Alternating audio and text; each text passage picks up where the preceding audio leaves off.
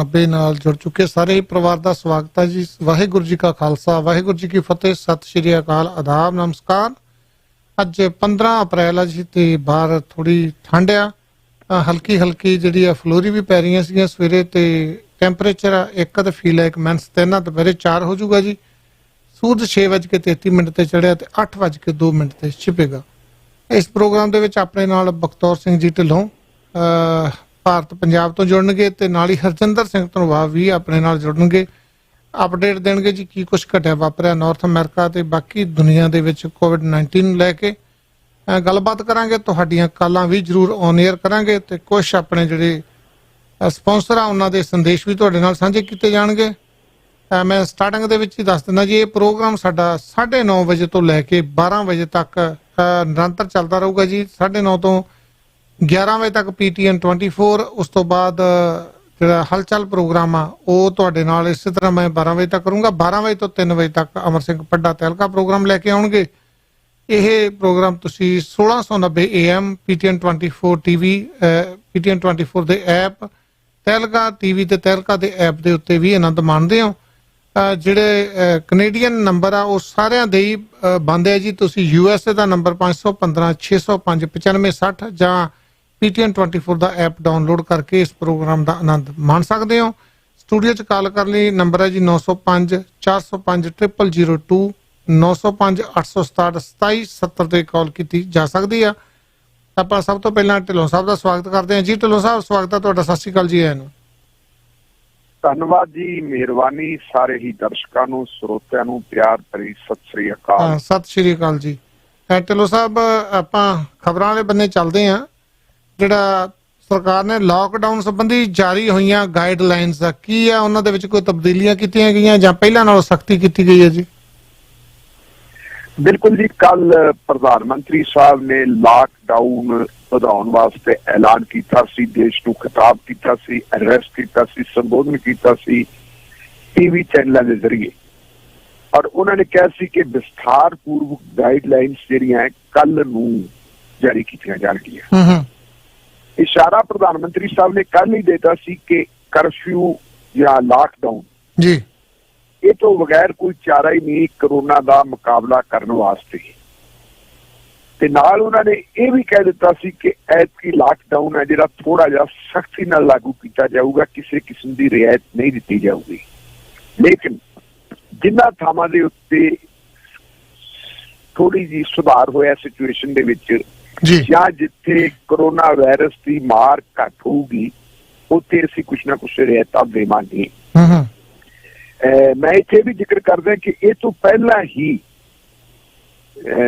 Central government ਦੀਆਂ ਹਦਾਇਤਾਂ ਦੇ ਉੱਪਰ ਰਾਜ ਸਰਕਾਰਾਂ ਨੇ ਪ੍ਰਬੰਧ ਕਰਨਾ ਸ਼ੁਰੂ ਕਰ ਦਿੱਤਾ ਸੀ ਜੀ। ਉਹਨਾਂ ਨੇ 3 ਜ਼ੋਨ ਜਿਹੜੇ ਹੈ ਬਣਾਏ ਹੋਏ ਹੈ। ਇੱਕ ਹੈ ਗ੍ਰੀਨ ਜ਼ੋਨ ਜਿੱਥੇ ਹਾਲਾਤ ਸੁਖਾਵੇਂ ਹੈ ਜੀ, ਇੱਕ ਹੈ ਔਰੇਂਜ ਜ਼ੋਨ ਜਿੱਥੇ ਥੋੜੇ ਜਿਹੇ ਹਾਲਾਤ ਉਦੋਂ ਖਰਾਬ ਹੈ ਜੀ, ਤੇ ਰੈੱਡ ਜ਼ੋਨ ਜਿਹੜਾ ਹੈਗਾ ਉੱਥੇ ਸਭ ਤੋਂ ਜ਼ਿਆਦਾ ਹਾਲਾਤ ਖਰਾਬ ਹੋਣਗੇ। ਇਹਦੀਆਂ ਤਿਆਰੀਆਂ ਪਹਿਲਾਂ ਹੀ ਹੋ ਗਈਆਂ ਸੀ, ਗਾਈਡਲਾਈਨਸ ਪਹਿਲਾਂ ਹੀ ਇਹ ਸਟੇਟਾਂ ਨੂੰ ਦੇ ਦਿੱਤੀਆਂ ਸੀ। ਅੱਜ ਬਕਾਇਦਾ ਇਹਦਾ ਐਲਾਨ ਕਰ ਦਿੱਤਾ ਗਿਆ ਹੈ। ਇੱਥੇ ਮੈਂ ਇਹ ਵੀ ਜ਼ਿਕਰ ਕਰ ਦੇਵਾਂ ਕਿ ਕੱਲ ਜਦੋਂ ਆਪਾਂ ਇਹੋ ਖਬਰਾਂ ਡਿਸਕਸ ਕਰ ਰਹੇ ਸੀ ਜੀ, ਉਸ ਵੇਲੇ ਸ਼ਾਇਦ ਕਿਸੇ ਕਾਲਰ ਨੇ ਤੁਹਾਡੇ ਧਿਆਨ ਵਿੱਚ ਇਹ ਗੱਲ ਲੈ ਕੇ ਆਂਦੀ ਸੀ ਕਿ ਮੁੰਬਈ ਦੇ ਵਿੱਚ ਜਿਹੜਾ ਭਾਰਤ ਦੀ ਆਰਥਿਕ ਰਾਜਧਾਨੀ ਕਹਾਉਂਦਾ ਹੈ ਜੀ, ਉੱਥੇ ਕਾਫੀ ਸਾਰੀ ਮਤਲਬ ਜਿਹੜੀ ਹੈਗੀ ਹੈ ਬੇਚੈਨੀ ਪਾਈ ਜਾ ਰਹੀ ਹੈ ਪ੍ਰਵਾਸੀ ਮਜ਼ਦੂਰਾਂ 'ਚ ਜੀ।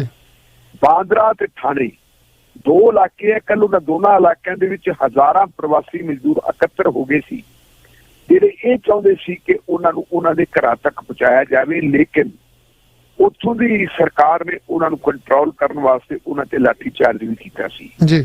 ਖਬਰਾਂ ਇਹ ਵੀ ਆ ਗਈਆਂ ਸੀ ਕਿ ਇਹ ਸਾਰਾ ਕੁਝ ਜਦੋਂ ਇਹ ਇਕੱਠ ਹੋ ਗਿਆ ਸੀ, ਉਸੇ ਵੇਲੇ ਗ੍ਰਹਿ ਮੰਤਰੀ ਅਮਿਤ ਸ਼ਾਹ ਹੋਰਾਂ ਨੇ ਉੱਥੋਂ ਦੇ ਮੁੱਖ ਮੰਤਰੀ, ਮਹਾਰਾਸ਼ਟਰ ਦੇ ਮੁੱਖ ਮੰਤਰੀ ਉਧਵ ਠਾਕਰੇ ਹੋਰਾਂ ਦੇ ਨਾਲ ਵੀ ਗੱਲ ਕੀਤੀ ਸੀ ਜੀ। ਇਹ ਤੋਂ ਪਹਿਲਾਂ ਵੀ ਪ੍ਰਧਾਨ ਮੰਤਰੀ ਸਾਹਿਬ ਨਾਲ ਜਿਹੜੀ ਵੀਡੀਓ ਕਾਨਫਰੰਸਿੰਗ ਦੇ ਉੱਤੇ ਗੱਲਬਾਤ ਹੋਈ ਸੀ, ਇੱਕ ਮੀਟਿੰਗ ਹੋਈ ਸੀਗੀ ਆਪੋਜੀਸ਼ਨ ਪਾਰਟੀਆਂ ਨਾਲ, ਉਸ ਤੋਂ ਬਾਅਦ ਫਿਰ ਮੁੱਖ ਮੰਤਰੀਆਂ ਨਾਲ। ਮੁੱਖ ਮੰਤਰੀਆਂ ਵਾਲੀ ਮੀਟਿੰਗ ਦੇ ਵਿੱਚ ਵੀ ਉਧਵ ਠਾਕਰੇ ਨੇ ਇਹ ਗੱਲ ਕਹੀ ਸੀ ਕਿ ਸ਼੍ਰੀਮਾਨ ਜੀ, ਮੁੰਬਈ ਦੇ ਵਿੱਚ ਪ੍ਰਵਾਸੀ ਮਜ਼ਦੂਰ ਬਹੁਤ ਜ਼ਿਆਦਾ ਹੈ ਜੀ ਤੇ ਅਗਾਂਹ ਜਦੋਂ ਅਸੀਂ ਕੋਈ ਫੈਸਲਾ ਕਰਨਾ ਵੀ ਹੈ ਲਾਕਡਾਊਨ ਦਾ, ਉਹਨਾਂ ਪ੍ਰਵਾਸੀ ਮਜ਼ਦੂਰਾਂ ਬਾਰੇ ਵੀ ਸਾਨੂੰ ਸੋਚ ਵਿਚਾਰ ਕਰਨੀ ਚਾਹੀਦੀ ਹੈ ਜੀ। ਕੱਲ ਜਦੋਂ ਇਹ ਮਜ਼ਦੂਰ ਇਕੱਤਰ ਹੋ ਗਏ ਸੀ, ਉਸ ਤੋਂ ਬਾਅਦ ਫਿਰ ਆਦਿਤਿਆ ਠਾਕਰੇ ਜਿਹੜੇ ਉਧਮ ਠਾਕਰੇ ਦੇ ਸਪੁਰਦ ਹੈ, ਉਹਦੇ ਬੇਟੇ ਹੈ ਔਰ ਉਹ MLA ਵੀ ਹੈ, ਉਹਨਾਂ ਦਾ ਬਿਆਨ ਵੀ ਇਹ ਆਇਆ ਕਿ ਲੋਕਾਂ ਨੂੰ ਰੋਟੀ ਦੀ ਪਰਵਾਹ ਨਹੀਂ, ਲੋਕਾਂ ਨੂੰ ਰਹਿਣ ਵਾਸਤੇ ਕੋਈ ਥਾਂ ਦੀ ਪਰਵਾਹ ਨਹੀਂ ਜੀ। ਉਹਨਾਂ ਨੂੰ ਜੇ ਕਿਸੇ ਗੱਲ ਦੀ ਪਰਵਾਹ ਹੈ ਤਾਂ ਉਹ ਪਰਵਾਹ ਇਹ ਹੈ ਕਿ ਉਹ ਆਪਣੇ ਘਰਾਂ ਨੂੰ ਜਾਣਾ ਚਾਹੁੰਦੇ ਹੈ ਜੀ। ਜਿਹੜੀ ਫੀਲਿੰਗ ਉਹਨਾਂ ਨੇ ਕੱਲ੍ਹ ਪ੍ਰਗਟ ਕੀਤੀ ਸੀ, ਲਗਭਗ ਉਹੀ ਫੀਲਿੰਗ ਹੁਣ ਬਾਹਰ ਆ ਗਈ ਹੈ। ਅੱਜ ਵਿਨੇ ਦੁਬੇ ਨਾਂ ਦੇ ਇੱਕ ਵਿਅਕਤੀ ਨੂੰ ਗ੍ਰਿਫਤਾਰ ਵੀ ਕੀਤਾ ਹੈ ਜੀ, ਇੱਕ ਪੱਤਰਕਾਰ ਨੂੰ ਵੀ ਗ੍ਰਿਫਤਾਰ ਕੀਤਾ ਹੈ। ਦੋਵਾਂ ਦੇ ਖਿਲਾਫ ਇਲਜ਼ਾਮ ਇਹ ਲਾਏ ਹੈ ਕਿ ਇਹਨਾਂ ਦੋਵਾਂ ਨੇ ਪ੍ਰਵਾਸੀ ਮਜ਼ਦੂਰਾਂ ਨੂੰ ਭੜਕਾਉਣ ਦਾ ਕੰਮ ਕੀਤਾ ਸੀ ਜੀ। ਔਰ ਵਿਨੇ ਦੁਬੇ ਨੇ ਆਪਣੇ ਜਿਹੜਾ ਸੋਸ਼ਲ ਮੀਡੀਆ ਦੇ ਉੱਤੇ ਉਹਦੇ ਜਿਹੜਾ ਪੇਜ ਹੈ ਫੇਸਬੁੱਕ ਦਾ, ਉਹਦੇ ਉੱਤੇ ਵਿੱਚ ਕਿਹਾ ਸੀ ਕਿ ਚਲੋ ਘਰ ਚਲੇ, ਇਹ ਗੱਲ ਉਹਨੇ ਕਹੀ ਸੀ ਤੇ ਇਹਦਾ ਕਰਕੇ ਲੋਕ ਉੱਥੇ ਇਕੱਠੇ ਹੋ ਗਏ। ਸਵਾਲ ਇਹ ਪਹਿਲਾਂ ਹੁੰਦਾ ਕਿ ਜੇ ਮਹਾਰਾਸ਼ਟਰ ਦਾ ਮੁੱਖ ਮੰਤਰੀ ਦਾ ਬੇਟਾ ਇਹ ਮਹਿਸੂਸ ਕਰਦਾ ਕਿ ਲੋਕ ਆਪਣੇ ਘਰਾਂ ਨੂੰ ਜਾਣਾ ਚਾਹੁੰਦੇ ਆ ਔਰ ਉਹ ਦੁਖੀ ਹੈ, ਤਾਂ ਫਿਰ ਇਹਦੇ ਸੰਬੰਧ ਵਿੱਚ ਉਹਨਾਂ ਤੇ ਮੁਕੱਦਮੇ ਦਰਜ ਨਹੀਂ ਸੀ ਹੋਣੇ ਚਾਹੀਦੇ। ਲੇਕਿਨ ਜਿਹੜੀਆਂ ਅੱਜ ਵੀ ਹਦਾਇਤਾਂ ਆਈਆਂ, ਗਾਈਡਲਾਈਨਸ ਆਈਆਂ, ਉਹਨਾਂ ਗਾਈਡਲਾਈਨਸ ਦੇ ਵਿੱਚੋਂ ਜੇ ਕੋਈ ਚੀਜ਼ ਗਾਇਬ ਹੈ ਸਭ ਤੋਂ ਜ਼ਿਆਦਾ, ਤਾਂ ਉਹ ਗਾਇਬ ਇਹ ਹੈ ਕਿ ਪ੍ਰਵਾਸੀ ਮਜ਼ਦੂਰਾਂ ਵਾਸਤੇ ਕਿਸੇ ਕਿਸਮ ਦੀ ਯੋਜਨਾ ਦਾ ਕੋਈ ਐਲਾਨ ਨਹੀਂ। ਇਹ ਬਹੁਤ ਭਿਆਨਕ ਗੱਲ ਹੈ ਕਿ ਲੱਖਾਂ ਦੀ ਤਾਦਾਦ ਦੇ ਵਿੱਚ ਮਜ਼ਦੂਰ ਜਿਹੜੇ ਹੈਗੇ, ਯੂਪੀ ਹੈ, ਬਿਹਾਰ ਹੈ, ਝਾਰਖੰਡ ਹੈ, ਛੱਤੀਸਗੜ੍ਹ ਹੈ, ਉੱਥੋਂ ਦੇਸ਼ ਦੇ ਵੱਖ-ਵੱਖ ਹਿੱਸੇ ਜਾਂਦੇ ਹੈ। ਪਿਛਲੇ ਦਿਨਾਂ ਦੇ ਵਿੱਚ ਆਪਾਂ ਦੇਖਿਆ ਕਿ ਜਦੋਂ ਲਾਕਆਊਟ ਸ਼ੁਰੂ ਕੀਤਾ ਸੀ, ਉਸ ਵੇਲੇ ਬੇਸ਼ੱਕ ਪ੍ਰਧਾਨ ਮੰਤਰੀ ਸਾਹਿਬ ਨੇ ਵੀ ਬੇਨਤੀ ਕੀਤੀ ਸੀ, ਵੱਖ-ਵੱਖ ਰਾਜਾਂ ਦੇ ਮੁੱਖ ਮੰਤਰੀਆਂ ਨੇ ਵੀ ਬੇਨਤੀਆਂ ਕੀਤੀਆਂ ਸੀ ਮਜ਼ਦੂਰਾਂ ਨੂੰ ਕਿ ਤੁਸੀਂ ਆਪਣੇ ਥਾਵਾਂ ਤੇ ਰਹੋ। ਔਰ ਪ੍ਰਧਾਨ ਮੰਤਰੀ ਜੀ ਨੇ ਕੱਲ੍ਹ ਵੀ ਆਪਣੇ ਭਾਸ਼ਣ ਦੇ ਵਿੱਚ ਇਹ ਗੱਲ ਕਹੀ ਸੀ ਕਿ ਜਿਹੜੇ ਕਾਰਖਾਨੇਦਾਰ ਹੈ, ਇੰਡਸਟਰੀਲਿਸਟ ਹੈ, ਉਹ ਆਪਣੇ ਜਿਹੜੇ ਮੁਲਾਜ਼ਮ ਹੈ, ਮਜ਼ਦੂਰ ਹੈ, ਉਹਨਾਂ ਨੂੰ ਨੌਕਰੀਆਂ ਤੋਂ ਨਾ ਹਟਾਉਣ, ਸਗੋਂ ਉਹਨਾਂ ਨੂੰ ਤਨਖਾਹਾਂ ਵੀ ਦਿੰਦੇ ਰਹਿਣ। ਇਹ ਗੱਲ ਪ੍ਰਧਾਨ ਮੰਤਰੀ ਸਾਹਿਬ ਨੇ ਕਹਿਤੀ ਸੀ, ਲੇਕਿਨ ਅਮਲ ਇਹਦੇ ਤੇ ਨਹੀਂ ਸੀ ਹੋਇਆ। ਤਾਂ ਫਿਰ ਨਤੀਜਾ ਕੀ ਹੋਇਆ ਸੀ? ਦਿੱਲੀ ਤੋਂ ਹਜ਼ਾਰਾਂ ਦੀ ਤਾਦਾਦ ਦੇ ਵਿੱਚ ਲੋਕ ਆਪਣੇ ਘਰਾਂ ਨੂੰ ਚੱਲ ਪਏ ਸੀ ਔਰ ਉਹਨਾਂ ਨੇ ਕਈ ਦਿਨਾਂ ਦਾ ਸਫ਼ਰ ਤੈਅ ਕਰਕੇ ਉਹ ਆਪਣੇ ਘਰਾਂ ਤੱਕ ਪਹੁੰਚੇ ਸੀ। ਇਸ ਕਿਸਮ ਦਾ ਜਿਹੜਾ ਆਲਮ ਬਣਿਆ ਹੋਇਆ ਸੀ। ਹੁਣ ਦੁਬਾਰਾ ਫਿਰ ਇਹ ਖਤਰਾ ਪੈਦਾ ਹੋ ਗਿਆ ਕਿ ਲਾਕਡਾਊਨ ਤਾਂ ਵਧਾ ਦਿੱਤਾ, ਲੇਕਿਨ ਜਿਹੜੀ ਬੁਨਿਆਦੀ ਗੱਲ ਹੈ ਉਹਨਾਂ ਦੀ, ਉਹ ਬੁਨਿਆਦੀ ਗੱਲ ਉੱਥੇ ਸਟੈਂਡ ਕਰਦੀ ਹੈ, ਉਹਦਾ ਕੋਈ ਹੱਲ ਨਹੀਂ ਕੀਤਾ। ਬਾਵਜੂਦ ਇਹਦੇ ਅੱਜ ਜਿਹੜਾ ਗਾਈਡਲਾਈਨਸ ਜਾਰੀ ਹੋਈਆਂ ਹੈ, ਉਹਨਾਂ ਗਾਈਡਲਾਈਨਸ ਦੇ ਰਾਹੀਂ ਇੱਕ ਗੱਲ ਉਹਨਾਂ ਨੇ ਕਹੀ ਹੈ ਕਿ 20 ਅਪ੍ਰੈਲ ਤੋਂ ਕੁਝ ਰਿਆਇਤਾਂ ਦਿੱਤੀਆਂ ਜਾਣਗੀਆਂ। ਰਿਆਇਤਾਂ ਉਹ ਕਿਹੜੇ ਖੇਤਰਾਂ ਨੂੰ ਦਿੱਤੀਆਂ ਜਾਣਗੀਆਂ? ਉਹਦੇ ਵਿੱਚ ਮੁੱਖ ਤੌਰ ਦੇ ਉੱਤੇ ਐਗਰੀਕਲਚਰ ਸੈਕਟਰ ਨੂੰ ਲਿਆ ਹੈ ਕਿ ਐਗਰੀਕਲਚਰ ਦੇ ਨਾਲ ਕੰਮ ਕਰਨ ਨਾਲ ਰਿਲੇਟਡ ਜਿਹੜੇ ਲੋਕ ਹੈ, ਚਾਹੇ ਉਹ ਕਿਸਾਨ ਹੈ, ਚਾਹੇ ਉਹ ਖੇਤ ਮਜ਼ਦੂਰ ਹੈ, ਉਹਨਾਂ ਨੂੰ ਖੁੱਲ੍ਹ ਹੋਊਗੀ ਕਿ ਉਹ ਆਪਣਾ ਕਾਰੋਬਾਰ ਕਰ ਲੈਣ। ਇਹਦੇ ਨਾਲ ਹੀ ਐਗਰੀਕਲਚਰ ਨਾਲ ਸੰਬੰਧਿਤ ਜਿਹੜੀ ਮਸ਼ੀਨਰੀ ਹੈ ਤੇ ਮਸ਼ੀਨਰੀ ਵਾਲੀਆਂ ਵਰਕਸ਼ਾਪਸ ਹੈਗੀਆਂ, ਉਹਨਾਂ ਦੀਆਂ ਦੁਕਾਨਾਂ ਹੈਗੀਆਂ, ਉਹ ਵੀ ਖੁੱਲ੍ਹੀਆਂ ਰਹਿਣਗੀਆਂ। ਬੀਜਾਂ ਵਾਲੀਆਂ, ਖਾਦਾਂ ਵਾਲੀਆਂ, ਕੀਟਨਾਸ਼ਕ ਦਵਾਈਆਂ ਵਾਲੀਆਂ ਦੁਕਾਨਾਂ ਵੀ ਖੁੱਲ੍ਹੀਆਂ ਰਹਿਣਗੀਆਂ। ਇਹ ਸਾਰਾ ਕੁਛ ਜਿਹੜਾ ਐਗਰੀਕਲਚਰ ਨਾਲ ਸੰਬੰਧਿਤ ਹੈ। ਇਸੇ ਤਰੀਕੇ ਇੱਕ ਅਗਲਾ ਐਲਾਨ ਇਹ ਕੀਤਾ ਹੈ ਕਿ ਜਿਹੜੇ ਵੱਖ-ਵੱਖ ਸੂਬਿਆਂ ਤੋਂ ਜਿਹੜੇ ਲੋਕ ਸਮਾਨ ਲੈ ਕੇ ਆ ਰਹੇ ਸੀ ਟਰੱਕਾਂ ਦੇ ਉੱਤੇ, ਉਹਨਾਂ ਦੇ ਉੱਤੇ ਬੰਦਸ਼ਾਂ ਲੱਗੀਆਂ ਹੋਈਆਂ ਸੀ, ਪਾਬੰਦੀਆਂ ਲੱਗੀਆਂ ਹੋਈਆਂ ਸੀ ਕਿ ਇੱਕ ਸਟੇਟ ਚੋਂ ਦੂਜੀ ਸਟੇਟ ਦੇ ਵਿੱਚ ਉਹਨਾਂ ਨੂੰ ਦਾਖਲ ਨਹੀਂ ਸੀ ਹੋਣ ਦਿੱਤਾ ਜਾਂਦਾ। ਸਾਰੀਆਂ ਸਟੇਟਾਂ ਦੇ ਵਿੱਚ ਸਰਹੱਦਾਂ ਦੇ ਉੱਤੇ ਪਹਿਰੇ ਲੱਗੇ ਹੋਏ ਸੀ। ਸੋ ਇਹ ਗੱਲ ਕਹੀ ਹੈ ਗ੍ਰਹਿ ਮਿਨਿਸਟਰੀ ਨੇ, ਹੋਮ ਮਿਨਿਸਟਰੀ ਨੇ, ਕਿ ਉਹਨਾਂ ਦੇ ਸੰਬੰਧ ਵਿੱਚ ਪਰਮਿਟ ਜਾਰੀ ਕੀਤੇ ਜਾਣਗੇ, ਪਰ ਇਹ ਜਿਹੜੀਆਂ ਖੁੱਲ੍ਹਾਂ ਦਿੱਤੀਆਂ ਜਾਣਗੀਆਂ, ਇਹਦੇ ਨਾਲ ਸ਼ਰਤ ਇਹ ਜੋੜੀ ਗਈ ਹੈ ਕਿ ਉੱਥੇ ਕਰੋਨਾ ਵਾਇਰਸ ਦੀ ਸਥਿਤੀ ਹੈ ਜਿਹੜੀ ਉਹ ਵੱਧ ਤੋਂ ਬਦਤਰ ਨਹੀਂ ਹੋਣੀ ਚਾਹੀਦੀ।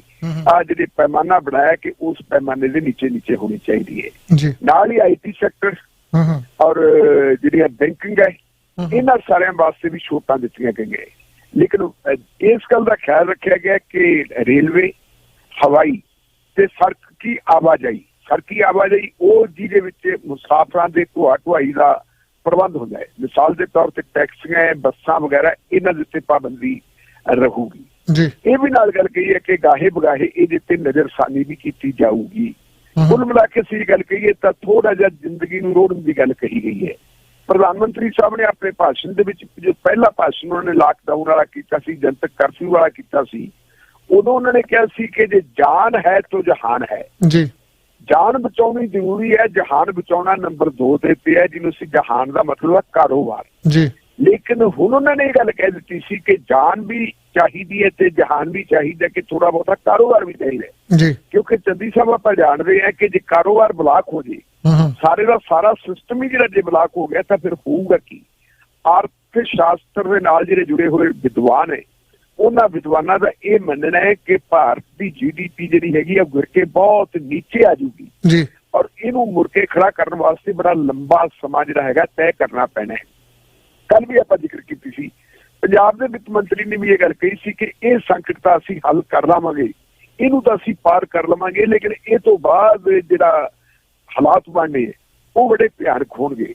ਸੋ ਇਹਨਾਂ ਚੀਜ਼ਾਂ ਕਰਕੇ ਥੋੜ੍ਹੀਆਂ ਰਿਆਇਤਾਂ ਦੇਣ ਦਾ ਯਤਨ ਕੀਤਾ ਕਿ ਆਪਾਂ ਥੋੜ੍ਹੀਆਂ ਰਿਆਇਤਾਂ ਲਈਏ, ਪਰ ਨਾਲ ਚੌਕਸੀ ਬਹੁਤ ਜ਼ਰੂਰੀ ਹੈ। ਚੌਕਸੀ ਦਾ ਵੀ ਉਹਨਾਂ ਨੇ ਜ਼ਿਕਰ ਕੀਤਾ ਕਿ ਲੋਕਾਂ ਨੂੰ ਇਹਦਾ ਖਿਆਲ ਰੱਖਣਾ ਚਾਹੀਦਾ। ਪਰ ਮੈਂ ਇੱਥੇ ਇੱਕ ਹੋਰ ਵੀ ਦੱਸ ਦੇਵਾਂ ਕਿ ਸਾਡੇ ਲੋਕਾਂ ਦੀ ਫਿਤਰਤ ਇਹ ਹੈ ਕਿ ਅਸੀਂ ਕਿਸੇ ਨਾ ਕਿਸੇ ਤਰੀਕੇ ਦੇ ਨਾਲ ਜਿਹੜੀਆਂ ਬੰਦਸ਼ਾਂ ਜਾਂ ਪਾਬੰਦੀਆਂ ਉਹਦੀ ਉਲੰਘਣਾ ਕਰ ਦਿੰਦੇ ਹਾਂ।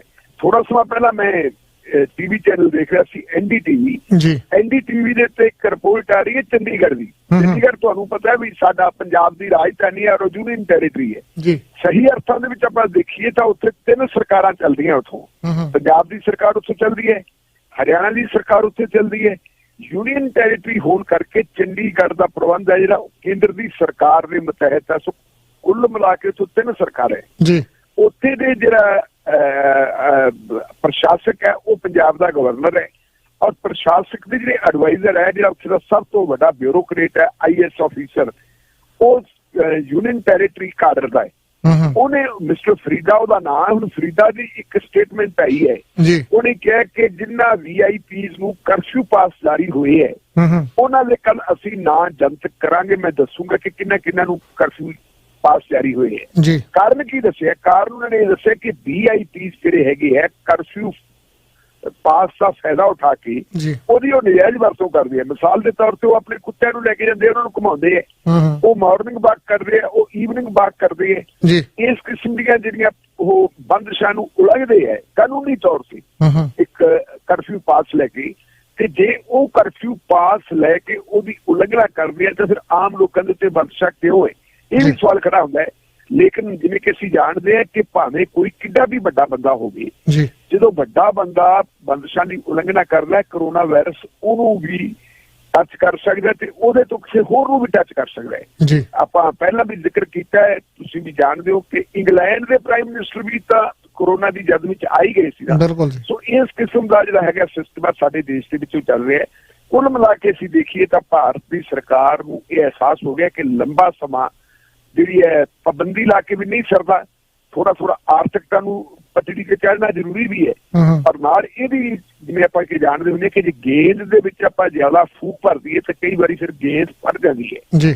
ਉਹਦੇ ਚ ਇਹ ਕਿ ਥੋੜੀ ਜਿਹੀ ਫੂਕ ਕੱਢ ਦਿਓ ਫੇਰ ਪਾ ਦਿਓ। ਇਹ ਜਿਹੜੀ ਹੈਗੀ ਹੈ ਪਹਿਲਾਂ 21 ਦਿਨਾਂ ਦਾ ਜਿਹੜਾ ਲਾਕਡਾਊਨ ਸੀ, ਹੁਣ ਉਹਨੂੰ ਫੇਰ ਅੱਗੇ ਵਧਾਇਆ ਗਿਆ, ਟੋਟਲ 40 ਦਿਨਾਂ ਦਾ ਲਾਕਆਊਟ ਬਣ ਜਾਣਾ। 40 ਦਿਨਾਂ ਦੇ ਲਾਕਆਊਟ ਦੇ ਵਿੱਚ ਜੇ ਲੋਕਾਂ ਨੂੰ ਜ਼ਿਆਦਾ ਆਪਾਂ ਦਬਾ ਕੇ ਰੱਖਾਂਗੇ ਤਾਂ ਉਹ ਵੀ ਕਈ ਵਾਰੀ ਫਿਰ ਤੁਹਾਨੂੰ ਪਤਾ ਵੀ ਫੁੱਟ ਪੈਂਦਾ ਹੈ। ਪਹਿਲਾਂ ਵੀ ਆਪਾਂ ਪ੍ਰਵਾਸੀ ਮਜ਼ਦੂਰਾਂ ਦੀ ਗੱਲ ਕੀਤੀ ਹੈ ਕਿ ਦਿੱਲੀ ਤੋਂ ਚੱਲ ਕੇ ਹਜ਼ਾਰਾਂ ਦੀ ਤਾਦਾਦ ਕੱਲ ਫੇਰ ਉਹ ਇਕੱਠੇ ਹੋ ਗਏ, ਹੁਣ ਪਰਚੇ ਵਗੈਰਾ ਵੀ ਦਰਜ ਹੁੰਦੇ ਹੈ। ਸੋ ਇਹ ਜਿਹੜੀ ਹੈ ਥੋੜੀ ਜਿਹੜੀ ਹੈ ਹਵਾ ਉਹ ਕੱਢਣੀ ਵੀ ਜ਼ਰੂਰੀ ਹੈ, ਕੱਢਣੀ ਪੈਣੀ ਵੀ ਹੈ, ਪਰ ਨਾਲ ਚੌਕਸੀ ਵੀ ਬਹੁਤ ਰੱਖਣੀ ਜ਼ਰੂਰੀ ਹੈ, ਕਿਉਂਕਿ ਜੇ ਚੌਕਸੀ ਨਾ ਰੱਖਾਂਗੇ ਤਾਂ ਫਿਰ ਸਾਡੇ ਲਈ ਬੜਾ ਭਿਆਨਕ ਸਮਾਂ ਆ ਸਕਦਾ ਹੈ।